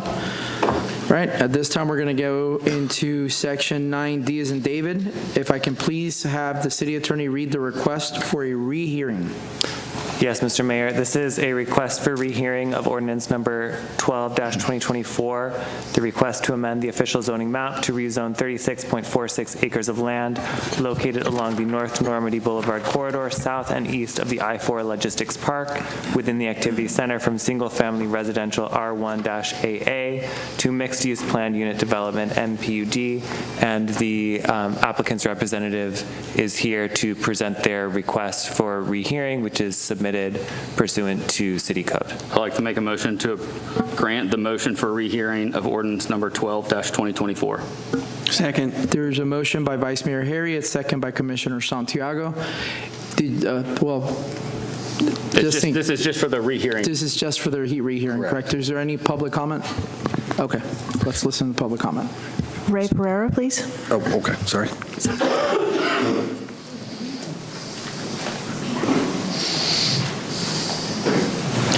We can go to vote.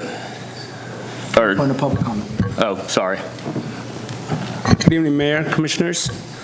My name is Ray Pereira, and I actually reside at 686 North Furwood, which is right in the corner of Furwood and Ruth Avenue. Ruth is the dead-end street that butts up to the back where they want to build. I've been there 24 years. Came from New York, big old city. Started having kids, my wife and I. Just came down to visit, talk about location. Deltona was perfect for me. Get this big old city, craziness, come here, and I felt like I was in another world. I remember the first weekend, my wife and I, we went out to dinner. It's 8 p.m. Can you scoot closer to the microphone? Why is it so quiet here? You hear the birds chirping. But it was ideal for us. Even now, come home from work, you want to have a beer, you go out in the back, nothing, it's quiet, okay?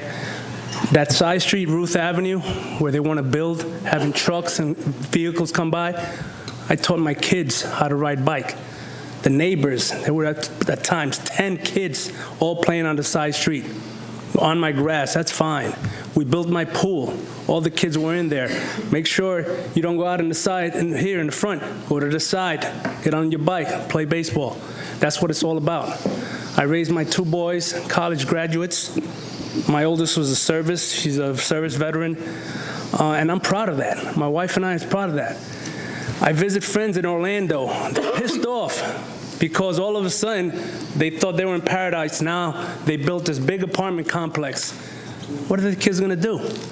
I felt safe moving into my neighborhood, knowing that I have great neighbors, no one here behind me. Now I'm afraid. I have grandkids now. I want to raise them where they'll be able to walk by the street, not be able to deal with these big trucks. I mean, they had a study recently, police officers, and I sat by and I went by and I started talking to them. You know, there are times where these cars are speeding. My wife and I would go out to dinner on a Thursday, Friday, Saturday night. We get to the corner there, Normandy. We have to wait 3, 4, 5 minutes sometimes, all the traffic. Now you're telling me you're going to build commercial also and disrupt all that behind me? It's going to be a nightmare. It really is a nightmare. You know, I'm a cancer survivor. I might look healthy, a heart patient, and the doctor tells me, you don't need any stress. And this is actually stressing me out. It really is. You know, I try to keep my cool, but this is something that my wife and I, even my family, my neighbors, they're all defeated. They say, oh no, it's all, the vote is in. You guys, why are you going to this meeting? No, we need to express our opinions. We need to be heard. I believe you all got a copy of the letter about the Harris Act, is it? And they're kind of threatening for a lawsuit. I hope that doesn't change your mind. You know, you voted against it, and I'm hoping you vote against it again. Thank you. Michael Severio, please.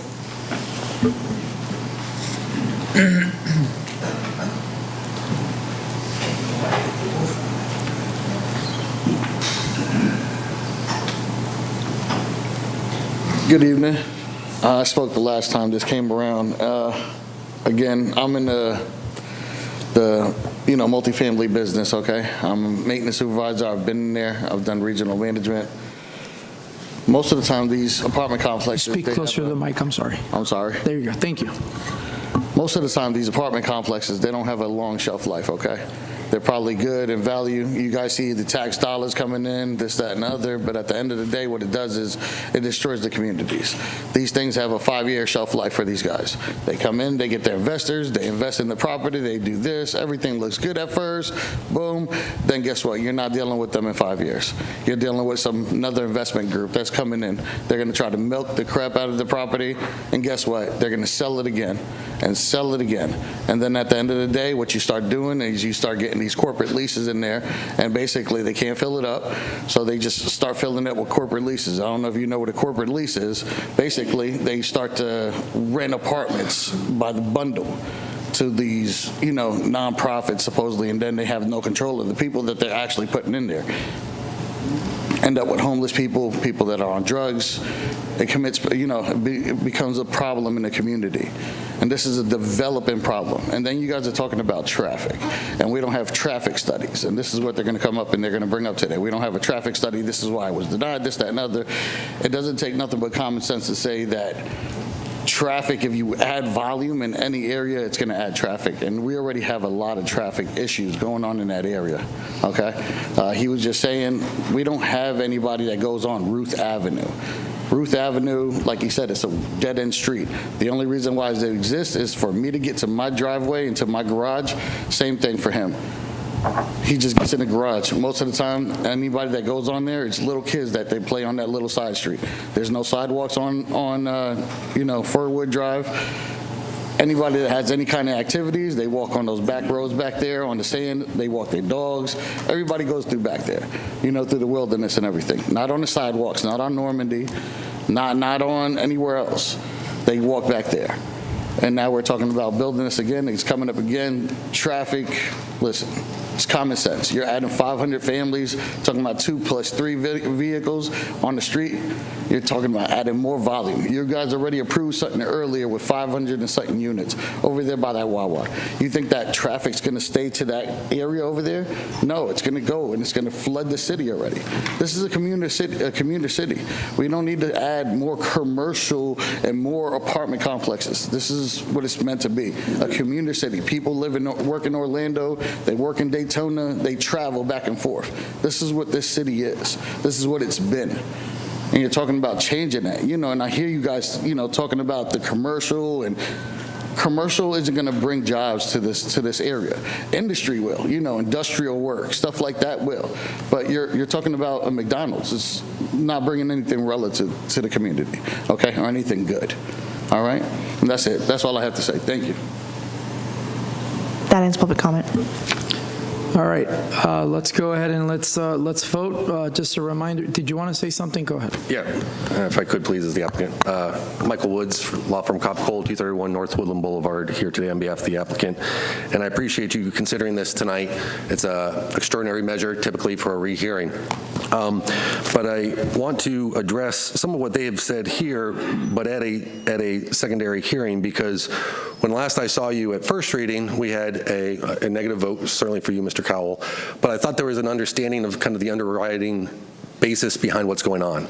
Recall, this is the project that requires a PUD, that the comp plan policy requires that we have a PUD, and we left from that first reading, we had thank you for working with us, thank you for making amendments to your concerns, thank you for your consideration. We had a 6-1 vote and approval. Now, I apologize for my absence for not being there at second reading.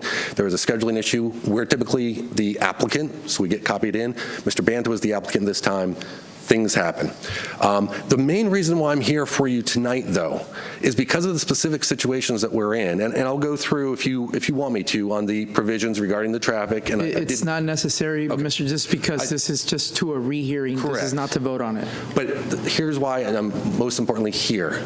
I do not want to sue the city of Deltona. I do not. But you've taken away all property rights on this property. And we talked about that at length at first reading.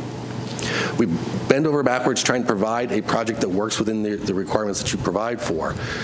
You guys have a lot on your agenda. Your staff has a lot on their agenda to deal with good projects. And we're going to go through with a hearing, and it's not just a typical writ of cert, because you guys have the right. You have that right to make that decision. But then there's the consequence of the taking. And I don't want us to go through 6, 8, 12, 18 months of litigation to get to the point of you had to give them something. So I'm encouraged to have a new second hearing with you. I hope we have that opportunity for that conversation and to kind of remind you the things that we were doing to try to make the best of the situation so that the city had a good outcome and the property owner had a good outcome and the neighbors had a good outcome as well. So I appreciate your time. Thank you. Can we please vote?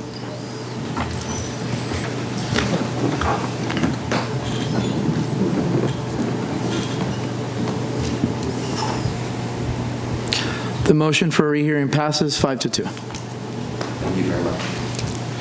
Right, at this time, we're going to go into item 9E. If I can please have the city attorney read the request for consideration.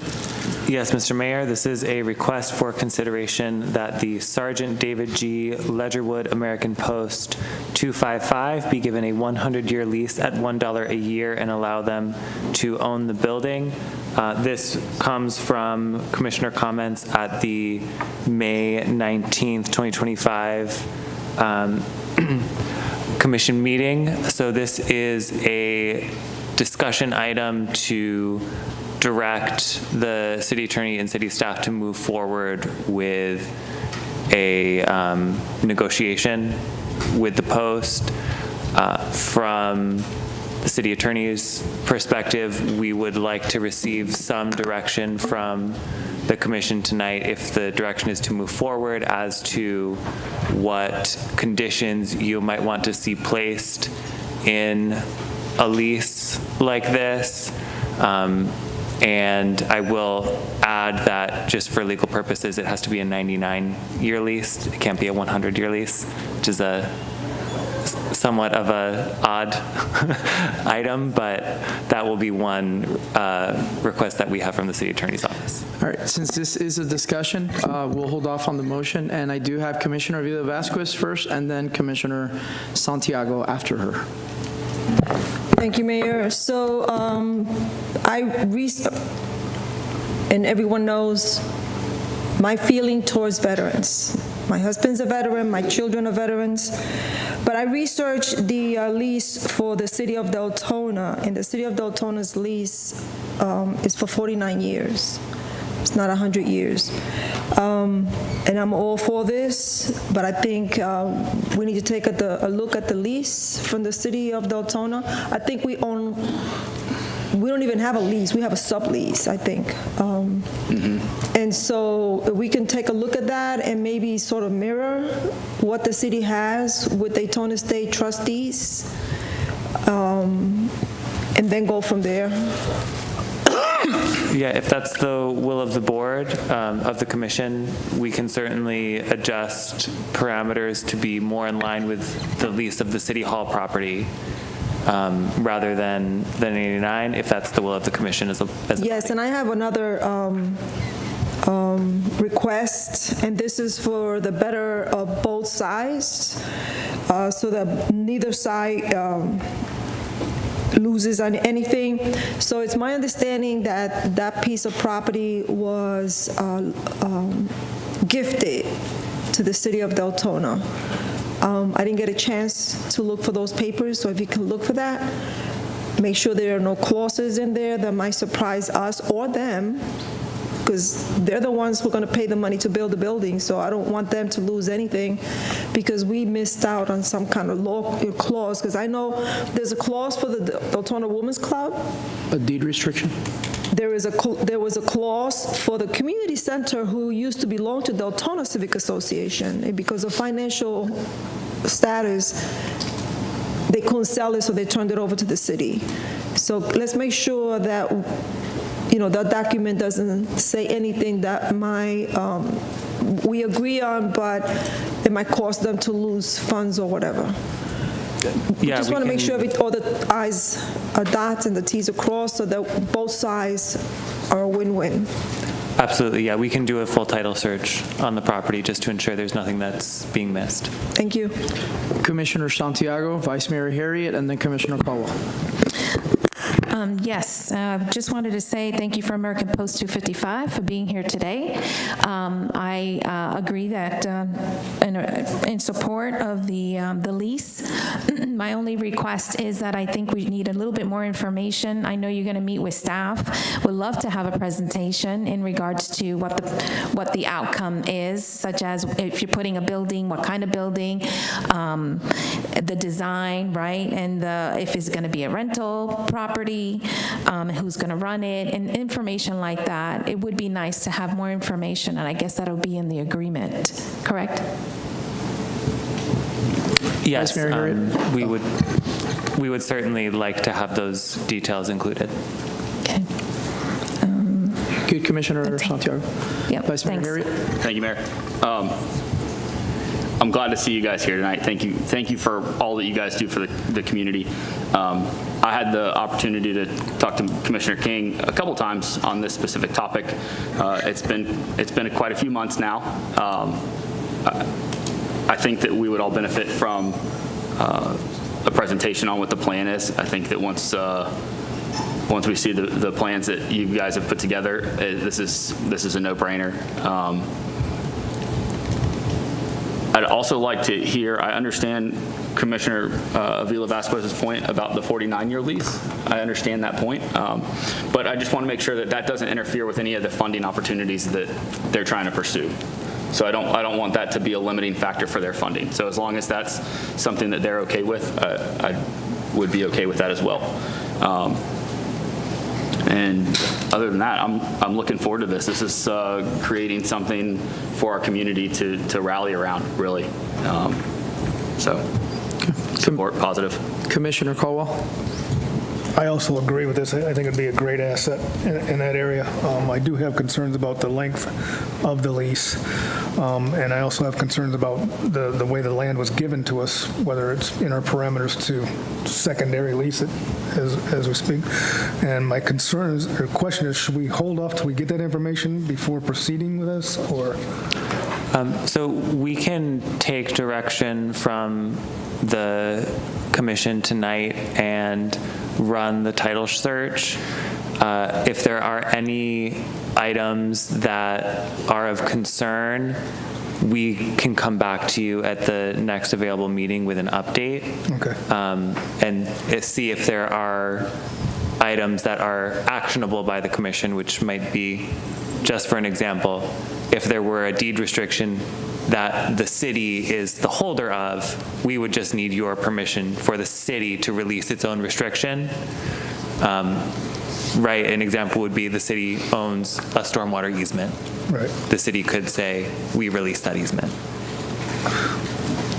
Thank you. Commissioner Howington, then Vice Mayor Harriet. I think this is a great project. I just would like to see us maybe put a little bit more information behind kind of the requirements. One being potentially doing a shorter lease term with extensions that could potentially go out to that 99-year mark, and potentially a clause in the event that the organization dissolves as to what happens with the property at that point. And then potentially a time limit for development, whether it be 5 years, it could be a long period of time if we want, just kind of having more discussion around time limits. And that's it for me. Thank you. Vice Mayor Harriet. I also just want to clarify that this is a discussion item, and the actual agreement will still come back to the commission. The draft agreement will come back to the commission for execution, correct? Yes, that's correct. Okay. We'll need to take your direction we received tonight, meet with the American Legion Post, perform some negotiations, and come back to you with a draft lease. Do we have a time frame what that would look like? Are we talking, obviously it's going to take some time to draft a If I can, lease just agreement. quick point of order. I would like to see this, we've been dealing with this since before I was on the board. I'd like to see this at the very next commission meeting so we can actually vote on the night. I mean, doing a title search shouldn't take more than 24, 48 hours. Having a meeting, I'm pretty sure they would like to have a meeting as soon as possible. Probably this week, if possible. But I mean, I'm okay with shortening the lease stuff. There's good possibility that there's funding out there, grant funds and stuff like that for the building to be done. Everyone on this dais came up with a lot of very good and valid points. If we can put all those together and everybody agrees to it, I don't see why we should delay it any longer. I generally agree with you, and that was the purpose of my comment, was to make sure that this didn't get left out in the ether for years like it has in the past. I don't know that necessarily the next meeting is enough time to put together a comprehensive lease agreement, but I would absolutely like to see this back very quickly as possible with, expectation. I wouldn't give direction unless we have a time frame. Yeah, I have a question for Phyllis. Does this project have to go to you, to DRC? For the actual for the actual approval of the building, it will. What I imagine is that this lease agreement would probably include a conceptual site plan as an exhibit, which is also why I'm going to say I don't know that it's reasonable to have a full lease with exhibits ready for the next commission meeting. I think we could have a term sheet for you that outlines the major terms, the number of years, the extensions, the reverter, as you all have spoken about. We could have a document like that to get your buy-in, to make sure that we're moving down the correct path. But I think the Legion, certainly, I don't want to speak for them, but I would imagine they might need more time for a conceptual site plan than just 2 weeks. Yeah, I do also want to make sure that we're working with them and having this discussion. It's kind of awkward having you guys all sit right there, and yet we're having a discussion about you right here. They're going to get a chance to speak at public comment. Perfect. But if there are limitations on funding, if there are stipulations on funding that this needs to be done in an expedited manner, I would like to also know that so that we can work around it. We can make sure that we accomplish and meet that. But aside from that, I don't want to rush this. I want to do this right. I want to do it quickly, but let's do it right, and definitely not leave it out in the ether like it has been in past years. So. All right, let's go to public comment, please. Does anybody from, as a courtesy, does anybody from the American Legion want to say something?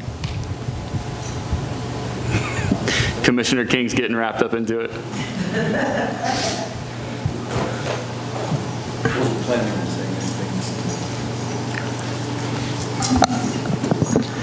Lauren King, Deltona. This is Pedro Rosario. He's currently the commander of the American Legion. I spent 12 years as a commander. Now I'm the chaplain and loving my position. We are looking to build a post in Deltona that will serve all of the veterans of Deltona. There's about 7,500 people living in the city who are veterans. We will have a post that will serve all veterans. The idea is not only to serve our veterans and their families, but it is our plan and intention to be a center for the city of Deltona as well. We will have spaces available to rent a hall, to rent classrooms, or you need a smaller room. We'll have a large hall and smaller rooms available. We plan on doing a lot of things there for the community. We'll have concerts, we'll have dinners, we'll have all kinds of activities going on. What we would like to see as part of the Legion is to be able to have 2 or 3 retired school teachers that would be willing to come in Monday through Thursday and do tutoring for kids or families from the community that need that kind of help.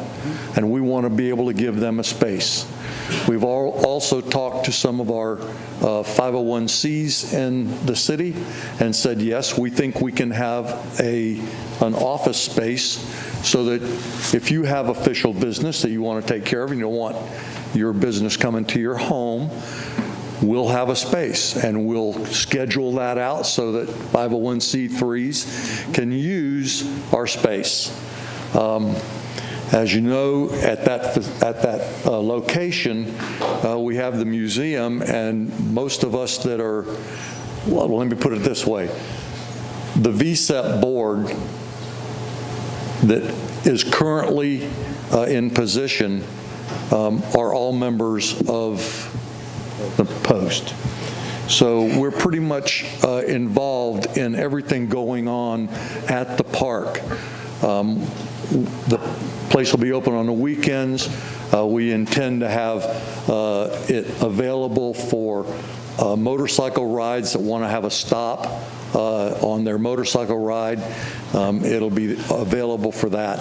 We want to develop the back of the property. We've already talked, I spoke with Pat Northey about maybe a possible ECHO grant, and I think I've mentioned to the city manager the fact that maybe the city would do that since y'all still own the property and we're renting. But we want to be able to develop the back part of that property so that it'll be open to the public and there'll be things there that they can do. We want to have a little playground on the back part of the property. We want to have maybe a boat rental for canoes or kayaks that the community can use. We want to be able to have another pavilion maybe down there on the back side of that property. Maybe a small venue for outside entertainment, maybe a band that'll play on a Sunday afternoon or a Saturday afternoon. So there's a lot of things that we want to be able to do there that is going to make that particular park, I like to say, the center of the community. Place to be. So yeah, and it'll be a place where veterans can come and call it home. So we're thankful for y'all's consideration of that piece of property and renting it to us. We really appreciate that, and we hope that we can move forward. We'll work out all the arrangements, whatever it has to be. But we're excited about the possibility. We've had several people that have said that they would help fund it, but they won't fund it if we don't have, they'll fund a building, but if you don't have a place to put the building, we're not going to do anything. So we need that piece of property in order to move forward. We've already talked to one architect, engineer who has sent us a proposal for the drawings and the blueprints and so on. And so we're just waiting. We're not moving forward with him until we know that we have a piece of property. So here we are, not quite a catch-22, but we're ready to go, and we're hoping that y'all will consider that and move forward with us. Thank you. Thank you. Thank you, Commissioner. Mr. King. Good evening, everybody.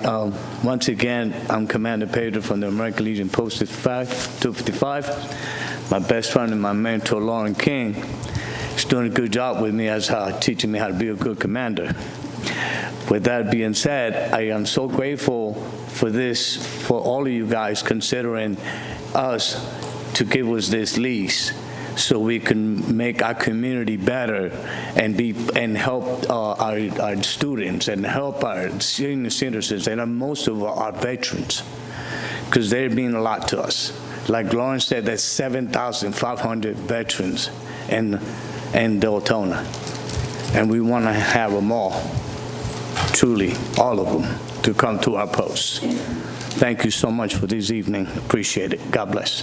Thank you. I believe, does that end? Yeah, well, I believe you have, do you have any other questions, City Attorney? Because I think you have your direction. Yeah, I think I have my direction. I just want to be clear. It looks like we're on the term. It looks like we're looking at a 49-year lease with extensions, so long as it doesn't preclude certain funding opportunities for the lodge. Is that correct? Correct. Thank you. Okay. All right. At this time, we're going to go ahead and move to action, 9F as in Frank. If I can please have the City Attorney read the discussion title. Yes, this is a discussion regarding the implementation of a temporary building moratorium. So at last week's workshop, we received direction to move forward with advertising for first reading and second reading the implementation of a temporary building moratorium ordinance. This was already scheduled on the previous commission meeting that was moved to this week. So this is an additional opportunity to discuss parameters and provide feedback and input as we continue to draft the ordinance that has been advertised by title but has not yet been completed for next week's meeting.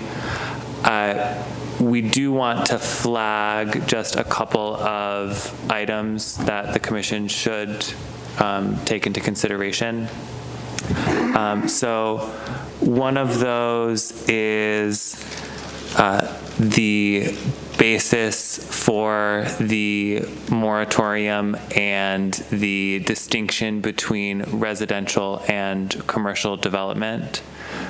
So if the articulated basis for the development moratorium is impact fees, it may subject the ordinance to challenge to have a distinction between commercial and residential development, because the intent is ostensibly to halt these developments until the impact fees can be updated.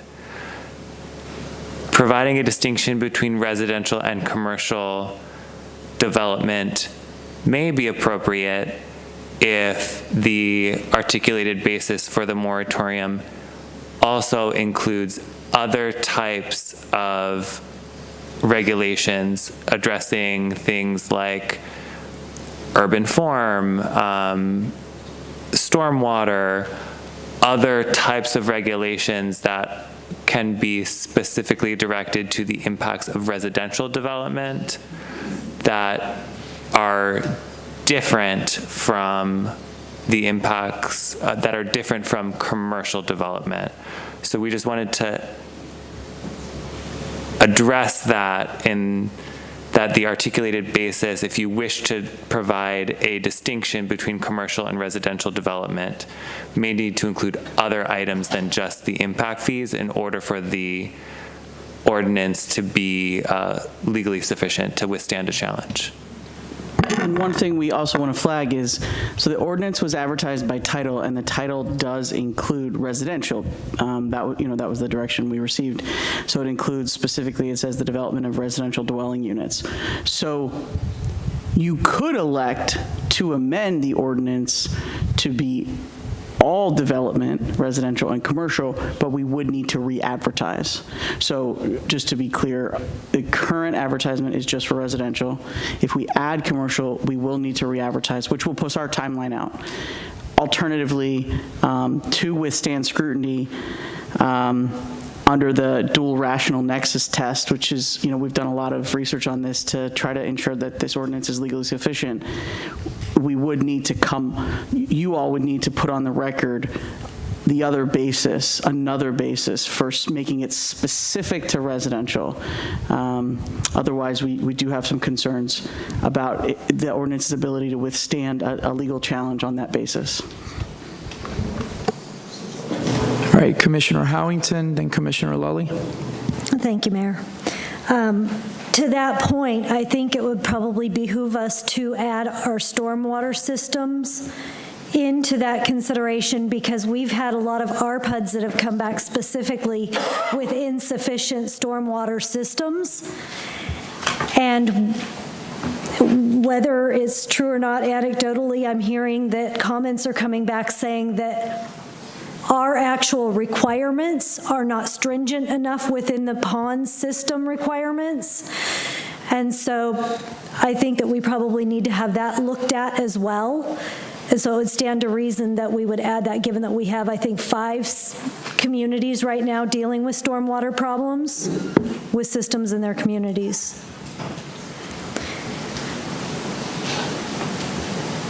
And then just to add a couple other things, I know we had some additional discussion about info lots.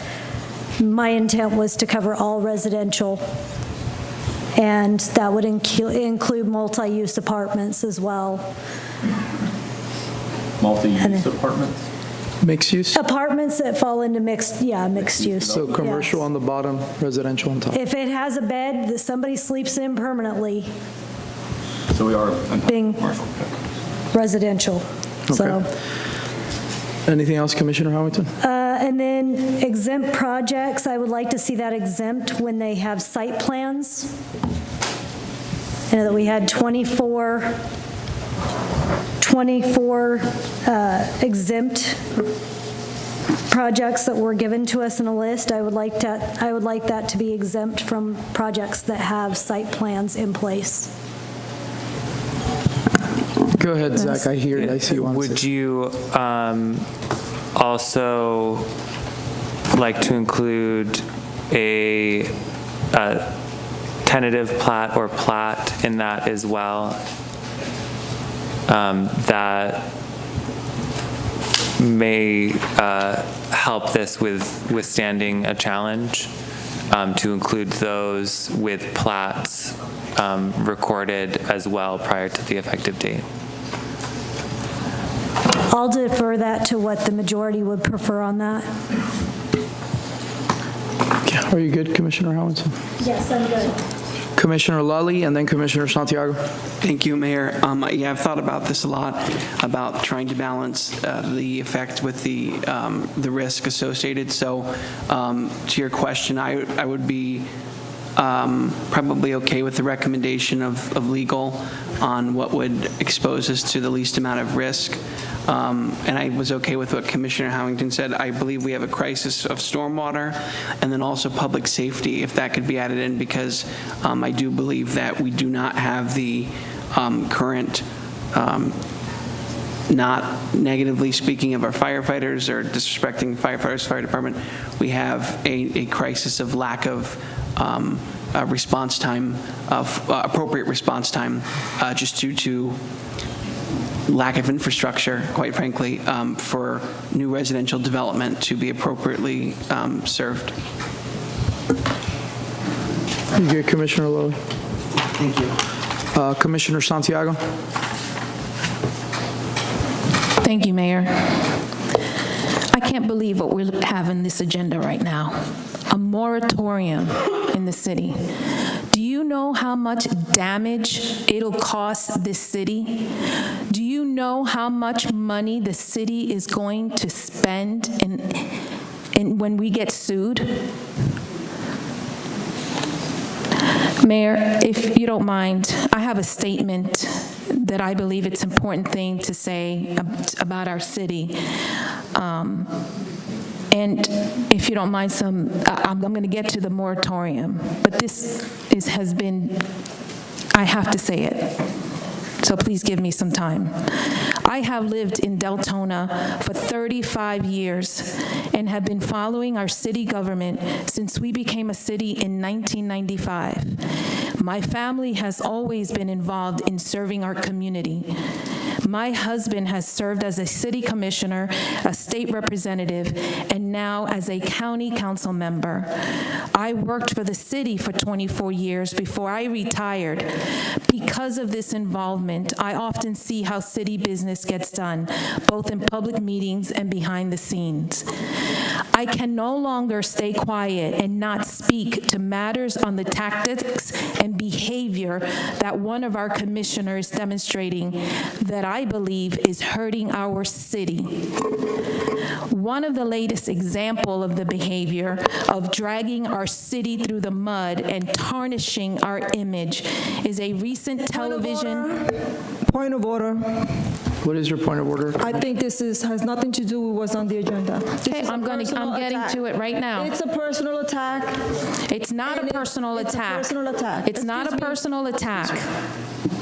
Mayor, you want to take control, or should we? What is that supposed to mean, Commissioner? What I'm supposed to be is that I'm trying to make a point of order and I'm being spoken over me. You're asking me what my point of order is. And you were responding and she was responding right after. But I'm talking to you. And I'm listening. Okay. Do you not see me looking directly at you? Exactly. So I'm asking for my point of order to be heard. Okay, and I heard it. Commissioner Santiago, did you want to? I'll get to the point. I'll really get to the point. Is this related to the moratorium? It is related to the moratorium. It's very important for this city to hear this. He's talking about it's related to the moratorium. More like a family issue. All right, that's a personal attack, Commissioner Villa-Vasquez. She's talking about family. Could we? Yeah, my family. Hold on. Can we get a motion to extend the meeting? It's past 10:30, so. I got dinner at home. I move to extend the meeting. How long? 30 minutes. How much? 30 minutes. There's a motion to extend the meeting 30 minutes. Second. There's a second by Commissioner Lally. Can we please vote on extending the meeting 30 minutes?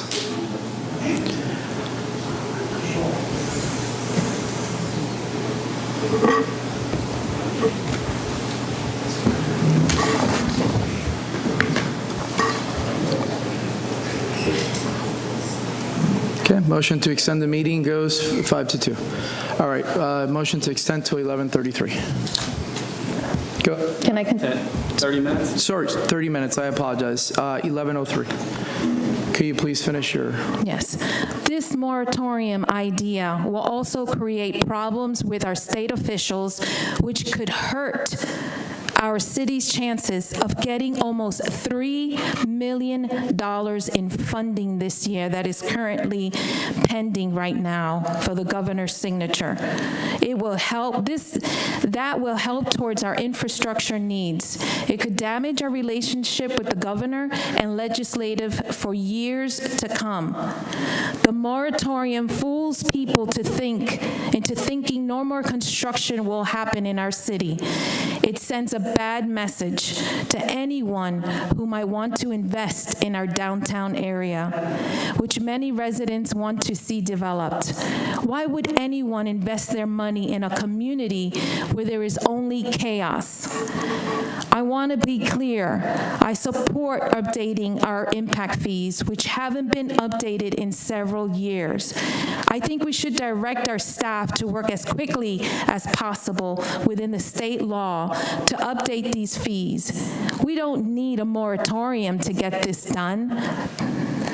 In closing, I ask you, Commissioner Howington, to focus on working with the six of us instead of making policy through social media or television. I'm willing to work with you on any good ideas you have for our city's future. I hope we can move forward and work together for the good of our city. But this moratorium, I'm telling you right now, it is bad. This is going to stop development. This is going to stop developers from coming to our city.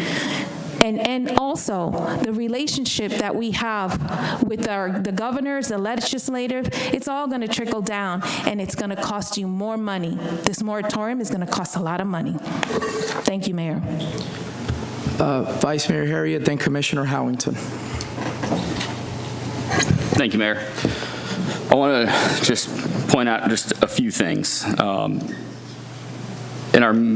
A few items ago, we extended the zoning in progress for stormwater. So we've already acknowledged, this whole commission has acknowledged that stormwater is important. We need to update our codes for that specific purpose.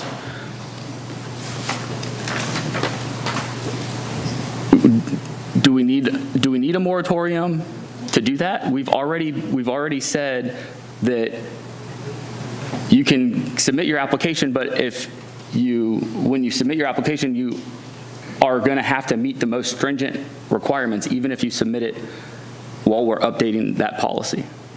So we've already accomplished that goal within the zoning in progress. This was all touted as it's not going to affect commercial. You posted it all over Facebook that this isn't going to affect commercial. That's a huge lie. You came back just now and said, yep, it's going to affect all mixed-use projects. So it does affect commercial. The same developers that develop commercial develop residential. You heard it today from an applicant's representative. The residential is where they make their money. They're working with us now. That's a huge change from the way that this commission, the relationship between the commission and developers has been for ever since I've gone back and looked at meetings, at least a decade. We're at a point where, Commissioner Lilly, I couldn't agree more with you on the response time issues. There was a gentleman not a few months ago that ended up dying when his house burned down, and it was located between two fire stations, almost equally between two fire stations on Howland Boulevard nonetheless. Now, there are a lot more details around that, so don't take this as that's the only reason, but staff has been working for the last few months on analyzing the call data and the response times and the available parcels around the existing stations where we've got gaps in response times. Staff's already been doing all of that. Let's let them continue doing that. Commissioner Avila Vasquez, Commissioner Caldwell, in the budget last year, we allocated budget for staff to update the impact fee. They've been working on that. I don't know how long Mr. Smith has been here. Doc's been here just over a year. They've been working diligently on getting that process started. We went out to RFP not a few weeks ago. That's already taking place. If we put a moratorium in place, first off, I want to be very clear. During the work session last week, you kept using the term, Commissioner Howington, challenge. If we want to challenge Senate Bill 180. By challenge, do you mean sue the state? You want to set us up to sue the state of Florida, who we are currently asking for $3 million in appropriations for. Is that the goal? Because by approving this moratorium, we're more or less saying that, yep, we're ready to start a giant, costly legal battle with the state. We're willing to give up any potential for appropriations. We're just destroying more relationships. This is not how you conduct effective business and governance for a city. It's mind-boggling. It's absolutely baffling that we're going to let this political decision jeopardize our city. We're looking at an incremental increase. We got the, oh, it's on the back of, we got the preliminary cost of impact fees for a 2,000 square foot single family home in the Volusia Flagler area by staff today before the meeting. Orange City for that home charges $1,700. The highest is Palm Coast, over an hour away, and they're somewhere north of $5,500. Deltona is sitting a little bit more than halfway at $3,000. Do we have work to do? Absolutely. Is staff working on it? Absolutely. So are we willing to start a costly legal battle with the state? Are we willing to create liability with our developers that are lining up to sue us? And this isn't a threat. I mean, you heard it from an applicant today, that we're not holding up our end of the deal. We have applicants that have come to the table and said, I am ready to work with you. They have worked with us. And we're saying, thanks, but go away. We're not interested. I can't believe we're having this discussion. That's all I have for now, Mayor. Commissioner Howington and Commissioner Lally. Thank you. So let's talk about the reason for the moratorium. We've been working on impact fees for 7 months at least. It has taken 7 months to write an RFP. I'm sorry, I've never worked in any industry where it took 7 months to write an RFP. Also never worked in government. Actually, I have, so thank you very much. Point of order. Don't do that. Stop. You're so rude. I did not say a word while you were speaking. You can do the same for me. Let's calm down. Let's keep the personal attacks, please, to a minimum. So, when we drag our feet and don't move forward, and we know that the state is implementing statutes that will impact how we move forward, yes, we are on a time limit. We have a time limit coming on January 1st. I'm sorry, it's taken 7 months to get an RFP out. We have to be at least, 4 months out at this point? I have seen nothing to prove that this is not being slow-rolled. I have asked the questions over and over, and I seem to get indirect answers or answers that seem to be similar over and over, but there's nothing behind them. There's no actual action behind it. I've mentioned general government impact fees and mobility fees for months. I looked at the RFP. The RFP includes law, fire, Parks and Rec, and transportation. Okay, I'm sorry, but that does not include everything that I've actually mentioned since January. So am I just not being listened to? Because that's how it feels. And so you know what? When I'm not seeing the results and I have nothing to back it up, yes, I'm going to move forward with the moratorium. Do you think that that's exactly what I wanted to do? No, it's not. I don't want to pause development. However, if it's the only way I can get our city manager to act, then that's the route I will take.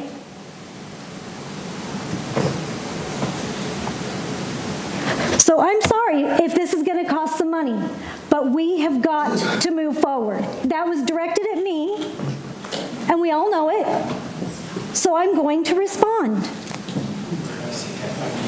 And since I can't get city staff to respond to me, yes, I do use the media to communicate. Because if I don't, then I don't get acknowledged.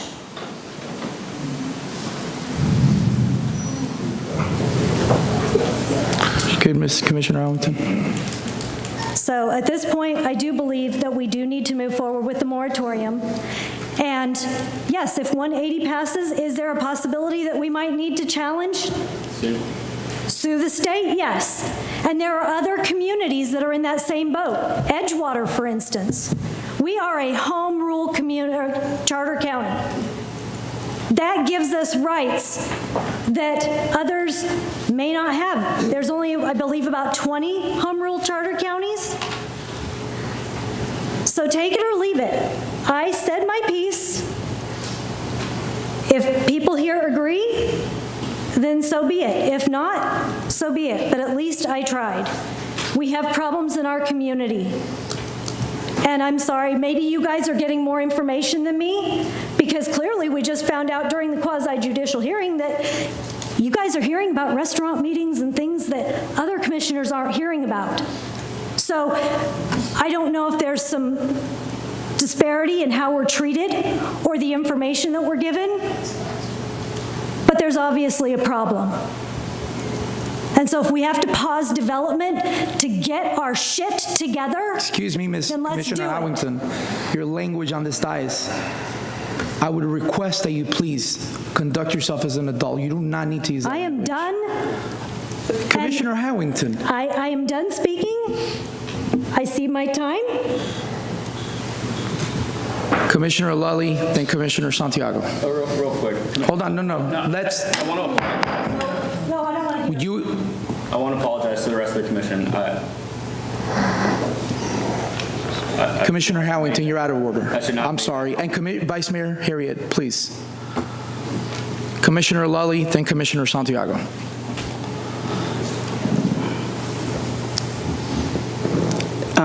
I try to remain professional, and I was really disappointed by that comment by the vice mayor, because I don't really think that you know what she does or doesn't do, but I wouldn't want anyone to speak like that to others, and you could try to, assign fault to other commissioners who said, that's fine.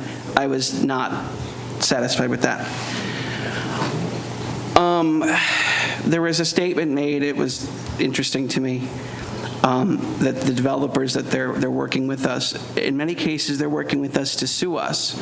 And that's what's happened when we've tried to take these bold actions, is there's always a threat of legal action. And it's really past time that we take control of this city in a way that's responsible. I think we've tried to navigate the waters with risk when we can, and other times, the situation is just too dire to really continue to ignore. I professionally respect everyone on the dais. I respect everyone's thoughts and opinions on this, and what their goals and objectives are. I know that these are things that people have asked me. I commend Commissioner Howington for bringing it forward and hammering away in a respectful way. I would say it's not always the way maybe I would necessarily do things, and that's okay. I think that this is a time for bold action, and everyone can interpret that how they may. I think we had a consensus on this already at the workshop to move this to the special meeting for this, right? So I think this is the train has already kind of moved down the tracks, and once that vote happens, I think that will be the conclusion of it, and everyone can come to whatever conclusion is best for them. So, thank you. Commissioner Santiago, then Vice Mayor Harriet, then City Manager. I just wanted to point out a few other things that need to be said. Georgia McEwen is she represents us in Tallahassee. She wrote a letter to us, and not specifically telling us what to do, but it was awesome because she said it. Do not do anything. Do not do the moratorium, right? It's going to hurt the city of Deltona. The governor's going to sign in probably July 1st, July 2nd, SB 180, which is, even if we vote yes today to this moratorium, that'll void it. But no, you still want to sue the state. You still really want to sue the state. And I want to ask the city attorney, how much money do we need to put aside to sue the state of Florida? So this is a very much an estimate, but one of the firms that has done work for the city in the past from Insurance Defense has advised that based on other litigation against the state of Florida, we should estimate our litigation costs in that litigation between $200,000 and $600,000. It is likely, if we prevail, in this case, if we did bring the action against the state, it would not be filed here in Volusia, it should be filed in Leon County.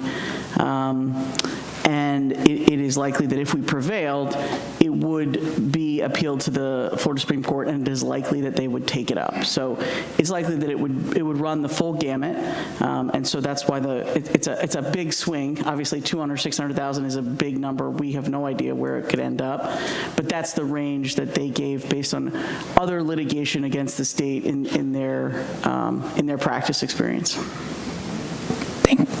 Thank you. I just also want to mention that it'll also could possibly ruin the $3 million that we've already have, that the governor's hopefully ready to sign off, that will help us in the infrastructure and our flooding in the city of Deltona.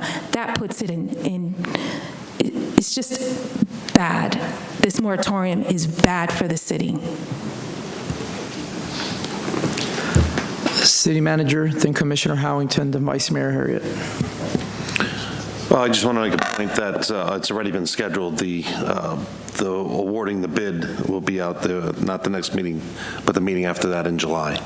And just as a side note, Commissioner Howington may have been discussing it, but it comes from direction by the full commission to move forward.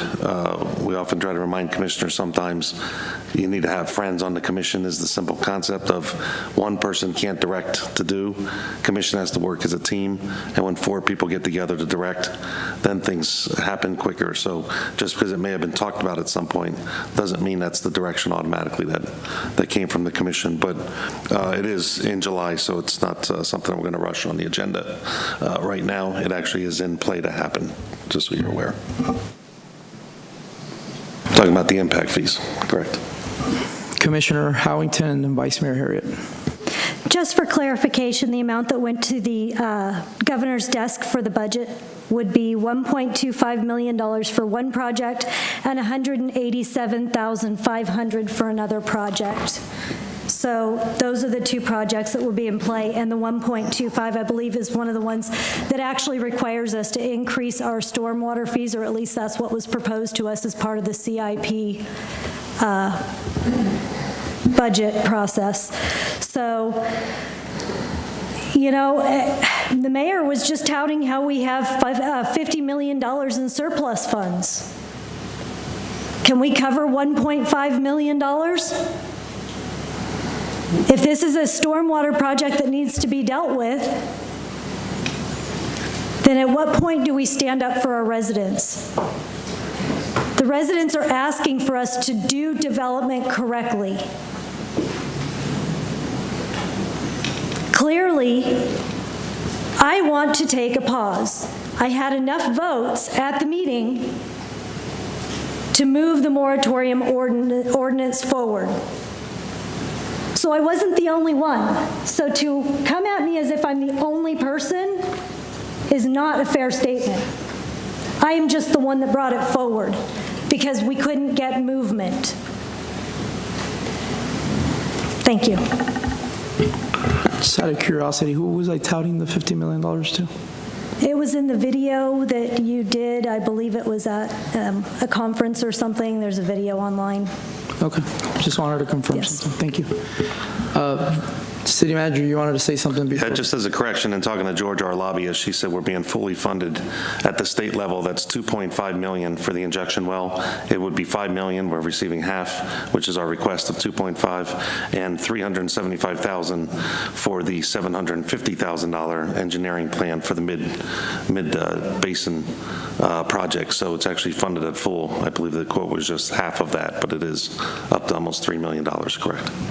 Okay, I have those documents in my car. I'll grab them and make sure that those are accurate, because I looked at it this morning and that's not what I saw. That's what she said they passed, yes. And, yeah. All right, let's go to public comment, and then I'll go to Vice Mayor Harriet. Emily Helmberger, please.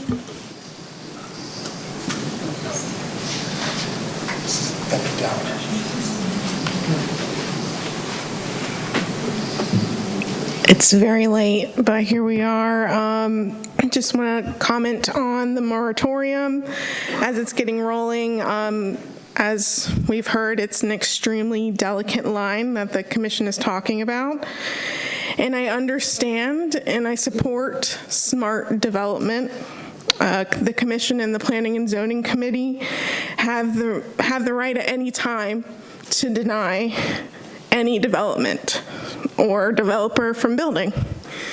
You saw it tonight when you had to vote on a second hearing. You denied it the first time. They have to come back and request a second hearing. So you could be getting sued by a few people, or you could be getting sued by lots of people. The fact that some of the commission is sitting on this dais and feels so confident to blow almost $1 million in legal fees, that's your residents' money. I rather it be spent in many other ways, like getting your firefighters a new building instead of legal fees because you want to sue the state. It could be open, obviously to a lawsuit, and let's be honest, it will. And the fact that the commission or some of the commission is sitting here and okay with that is concerning, because that's not your money. That's our money. These developers that are building don't just build residential, as has been said, they build our commercial as well. You're going to target mixed use, which brings commercial in. You just voted on a mixed use building. I'm just deeply confused on the back and forth of this commission, and it's a waste of your residents' time. Get it together. I think the city has ways to ensure smart development without stopping all development, and I urge the city to be creative with the people that you employ, to be creative. You ran on a 4-year term for $10 grand a year. These people are working 40+ hours a week. They have relationships. They're engineers. They know what they're doing. Trust them. Stop playing whatever game you guys continue to play and waste 4 hours of your residents' time. It's, again, deeply concerning, embarrassing, as someone that just moved here. So again, urging you to be creative, continue to utilize continue to utilizing these blanket actions is only going to hurt you, the people that live in this community, the people that live and try to build their families here. You're really just, in the long term, screwing them over. So let's just stop what we've continued to see tonight over and over and over and over, of poking at people, trying to get in the last word, being disrespectful, and continuing to disrespect the people that you represent and mishandle their money. Thank you. Dana McCool, please. Not here. Allison Robson, please.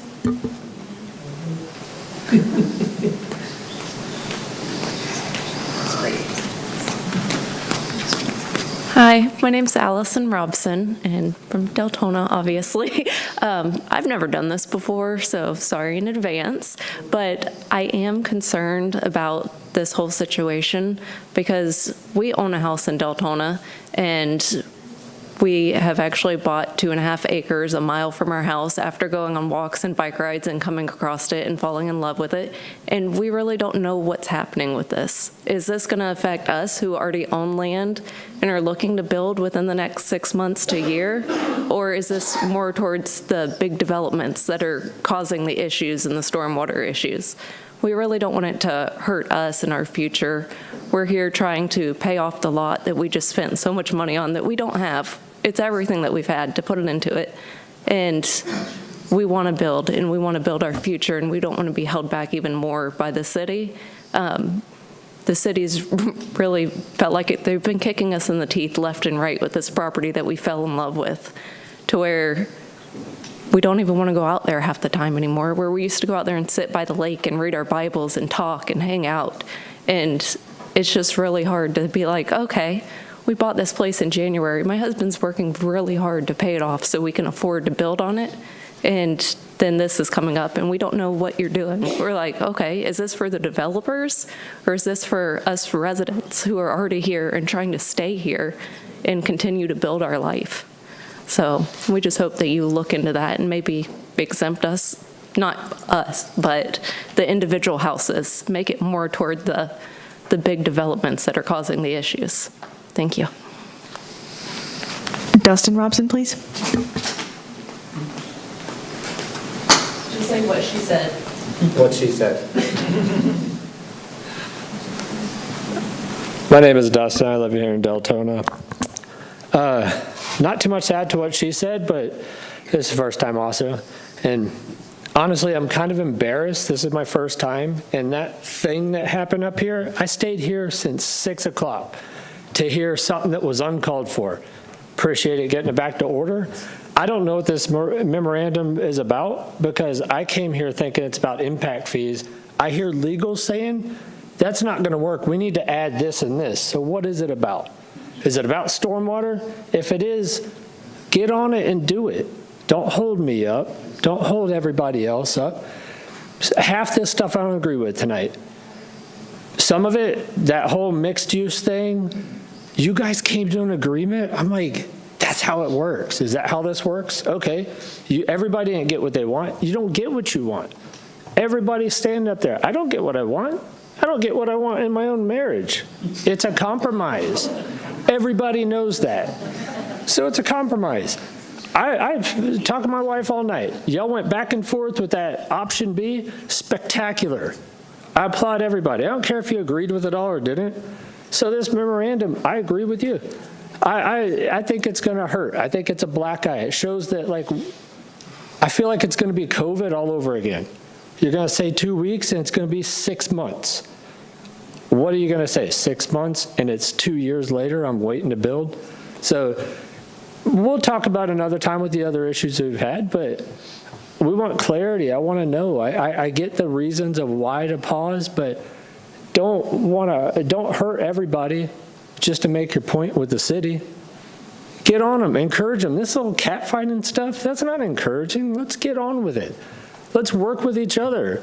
Like, hey, cool. We don't want to pause building, but hey, we're gonna double down on this. We'll pause this section of it, and we'll hold off on, these other ideas that don't matter that much, and let's push forward on everybody. I don't know all the technical terms. I'm just a regular citizen, but push forward, do your stormwater studies, and get us going.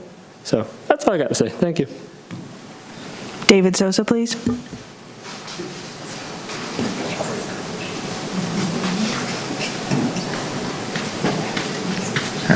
David Sosa. There was a moratorium put in place back towards the end of, I think it was mid-22, if I'm not correct, somewhere in there. And it lapsed over the 6 months because it was a political year, and there was a lot of political infighting on the dais, and the city manager, he was replaced. There should be a lot of work done on this moratorium already. I don't know where it's at. I mean, whoever's in charge of that should look at that research. I am in favor of putting in a moratorium with a maximum of 6 months. However, I think it should be done before that because there's a lot of work done in it already, or there should be.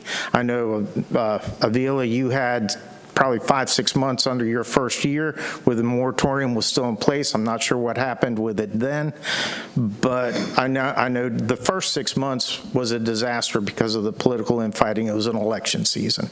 You had 6 months afterwards because it was renewed for 6 months afterwards. I don't know what happened there. I am not in favor of putting a moratorium on commercial, mixed use, or single infill. I know the moratorium we had in place initially was for RPUDs, and it was basically for an RPUD with 10 units or more. I believe it was 10 units or more. It's been a few years. But I would be in favor of that.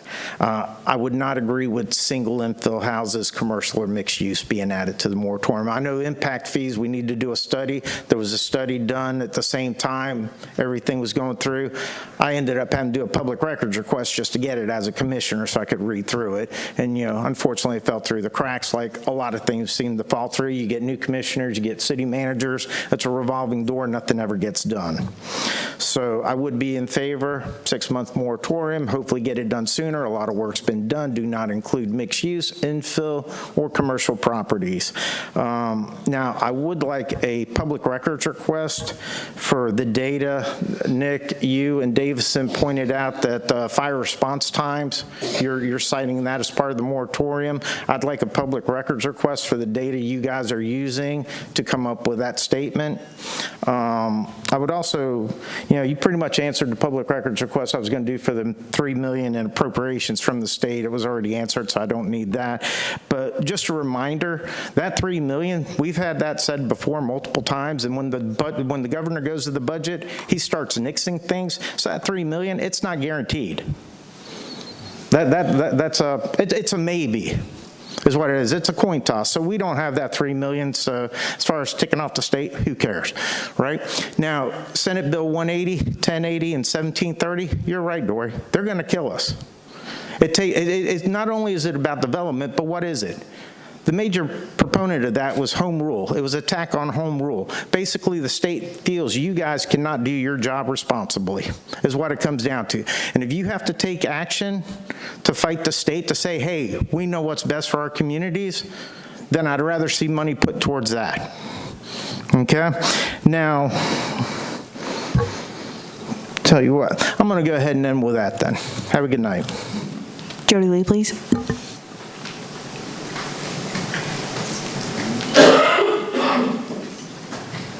All right, go ahead. You already got the votes. Go with the moratorium. There's a couple of you up here.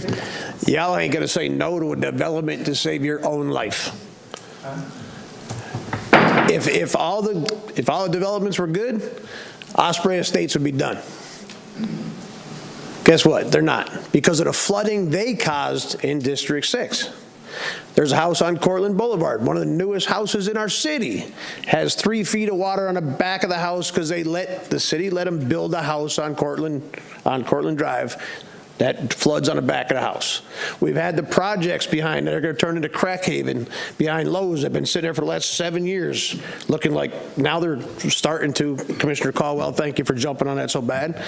But don't say developments don't go wrong. They do.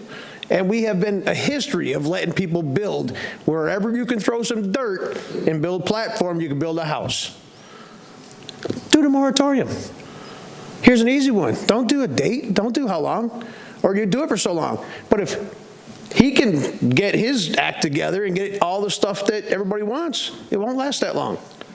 Just make sure when he says we get grants and stuff, make sure you actually grant them. Because he told his last city he got grants and never got them, and he left them holding the money. So I'm just saying, make sure you got the money. And all the stuff the governor's going to do, we've heard before that we were supposed to get money. And at the last minute, the governor vetoed money that we were supposed to get. So that happens. But do the moratorium. You already got the votes. To argue about it for another 6 hours is kind of retarded. Albert Bryan, please. Oh, she's not going to hear.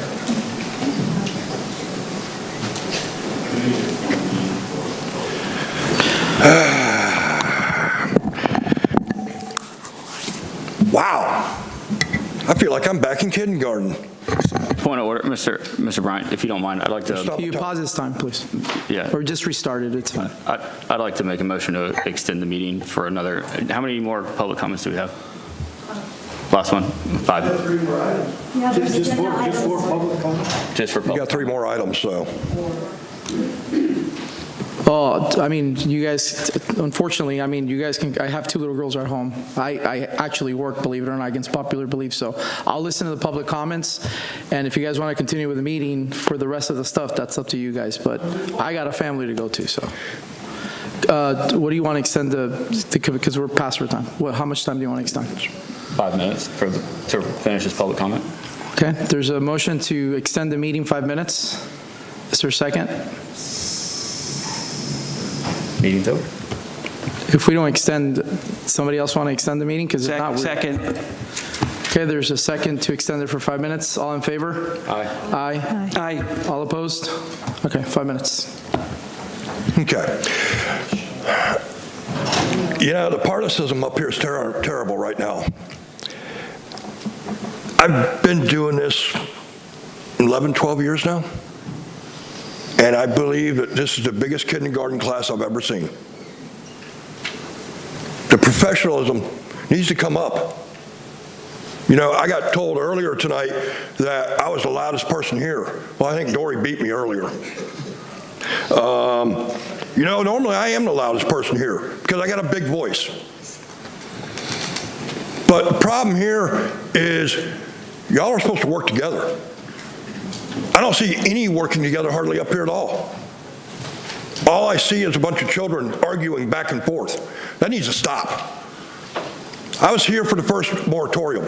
Nothing, I mean, nothing got done from the commission. Staff did a lot, commission did nothing. Oh, David, it was for 3 months into March was the moratorium. It wasn't 6 months. Because y'all started it in June, it went to December, went from December to March. Nothing. I brought it up to you twice in 2 different meetings to do something about it. You did nothing about it. You're the only one left besides Maritza. Why did nothing get done? Why? Oh, because nobody cared. Now all of a sudden people care, or they don't care. All they care is about money. Well, it ain't about money. It's about them. We have a problem right now with you, not the builders, not them, you. You're causing the problems that we're having in this city. Can you stick to the moratorium, Mr. Albert Bryan? I am speaking to the moratorium because this moratorium tonight, what y'all are talking about, all I heard was screaming and yelling back and forth. I couldn't disseminate what y'all were actually talking about. As far as money, the millions of dollars you're supposed to get, that's a what if. He signs it. It's not guaranteed. There's no guarantees in life at all, especially when it comes to politics. Y'all proved that tonight with overwhelming majority consensus on it. If you really want to know how this works, look back to when we became a city. I told them then, if we became a city, we lost $20 million. Did we lose that $20 million? Yes, we did. We never got it back. We had all this infrastructure the county was going to do. We lost every single penny of it. And nobody would listen back then. I don't care about this moratorium. You know why? Because y'all are so dysfunctional that I don't have to worry about it. Y'all can't get anything done at all. He can't control you. You can't control yourselves. So this moratorium is a waste of time. The impact fees should have been taken care of 3 years ago, 4 years ago. But the commission then couldn't do anything about it because they disagreed. Now, they didn't act like children like y'all did tonight, but they couldn't agree to bring them back. That's the problem with Deltona right now, and for the last 27 years. Y'all need to take and sit up there and look in the mirror. Because y'all are causing the problems these people are talking about. When I got a new person that came in tonight and says he can't believe what he saw, It tells me that I've been right for the last 12 years, that y'all don't really get it. Point of order, gavel. I would like to get consensus that the last remaining items on the agenda be put on the next meeting. I was going to request that as well, but we still haven't given direction on this right here, so we still got about a minute. I'm on the clock. Go ahead, Vice Mayor. And please remember, you have 1 minute. I'm going to be really quick. All right, so. And in there, can you also make a motion to add these agenda items to the very next meeting, which I'm assuming is what I want to point out just a couple things before we go, and I've got a minute, so I'm going to do it quickly. The residential project list with 24 projects on it. Mr. Smith, at what point do developers pay impact fees? They at building when they're issued the building permits. Okay. Correct. So even if we do this moratorium, all of these developers are still going to have to pay impact fees. If we don't do a moratorium, these developers are still going to have to pay the updated impact fees, assuming that everything comes back in the time frame that we've been presented with the last meeting when we got an update. So we've got that. We were presented at the workshop last work session last week with drainage projects, a whole slew of drainage projects that staff is already actively working on in the design phase in various stages of design, approval, permitting, regulation, all that good stuff. We've been doing nothing but sending a mixed message to developers. We want to work with you, but we're going to deny it no matter what. We heard it from a developer tonight that we've done a great job working with them. They've given us everything that we've wanted. Second public hearing comes around, no. Vice Mayor, we have to wrap it up. I'm not trying to be rude. I appreciate that. I hear you. I want to get Commissioner Caldwell's request in as well. 4 more points, quick.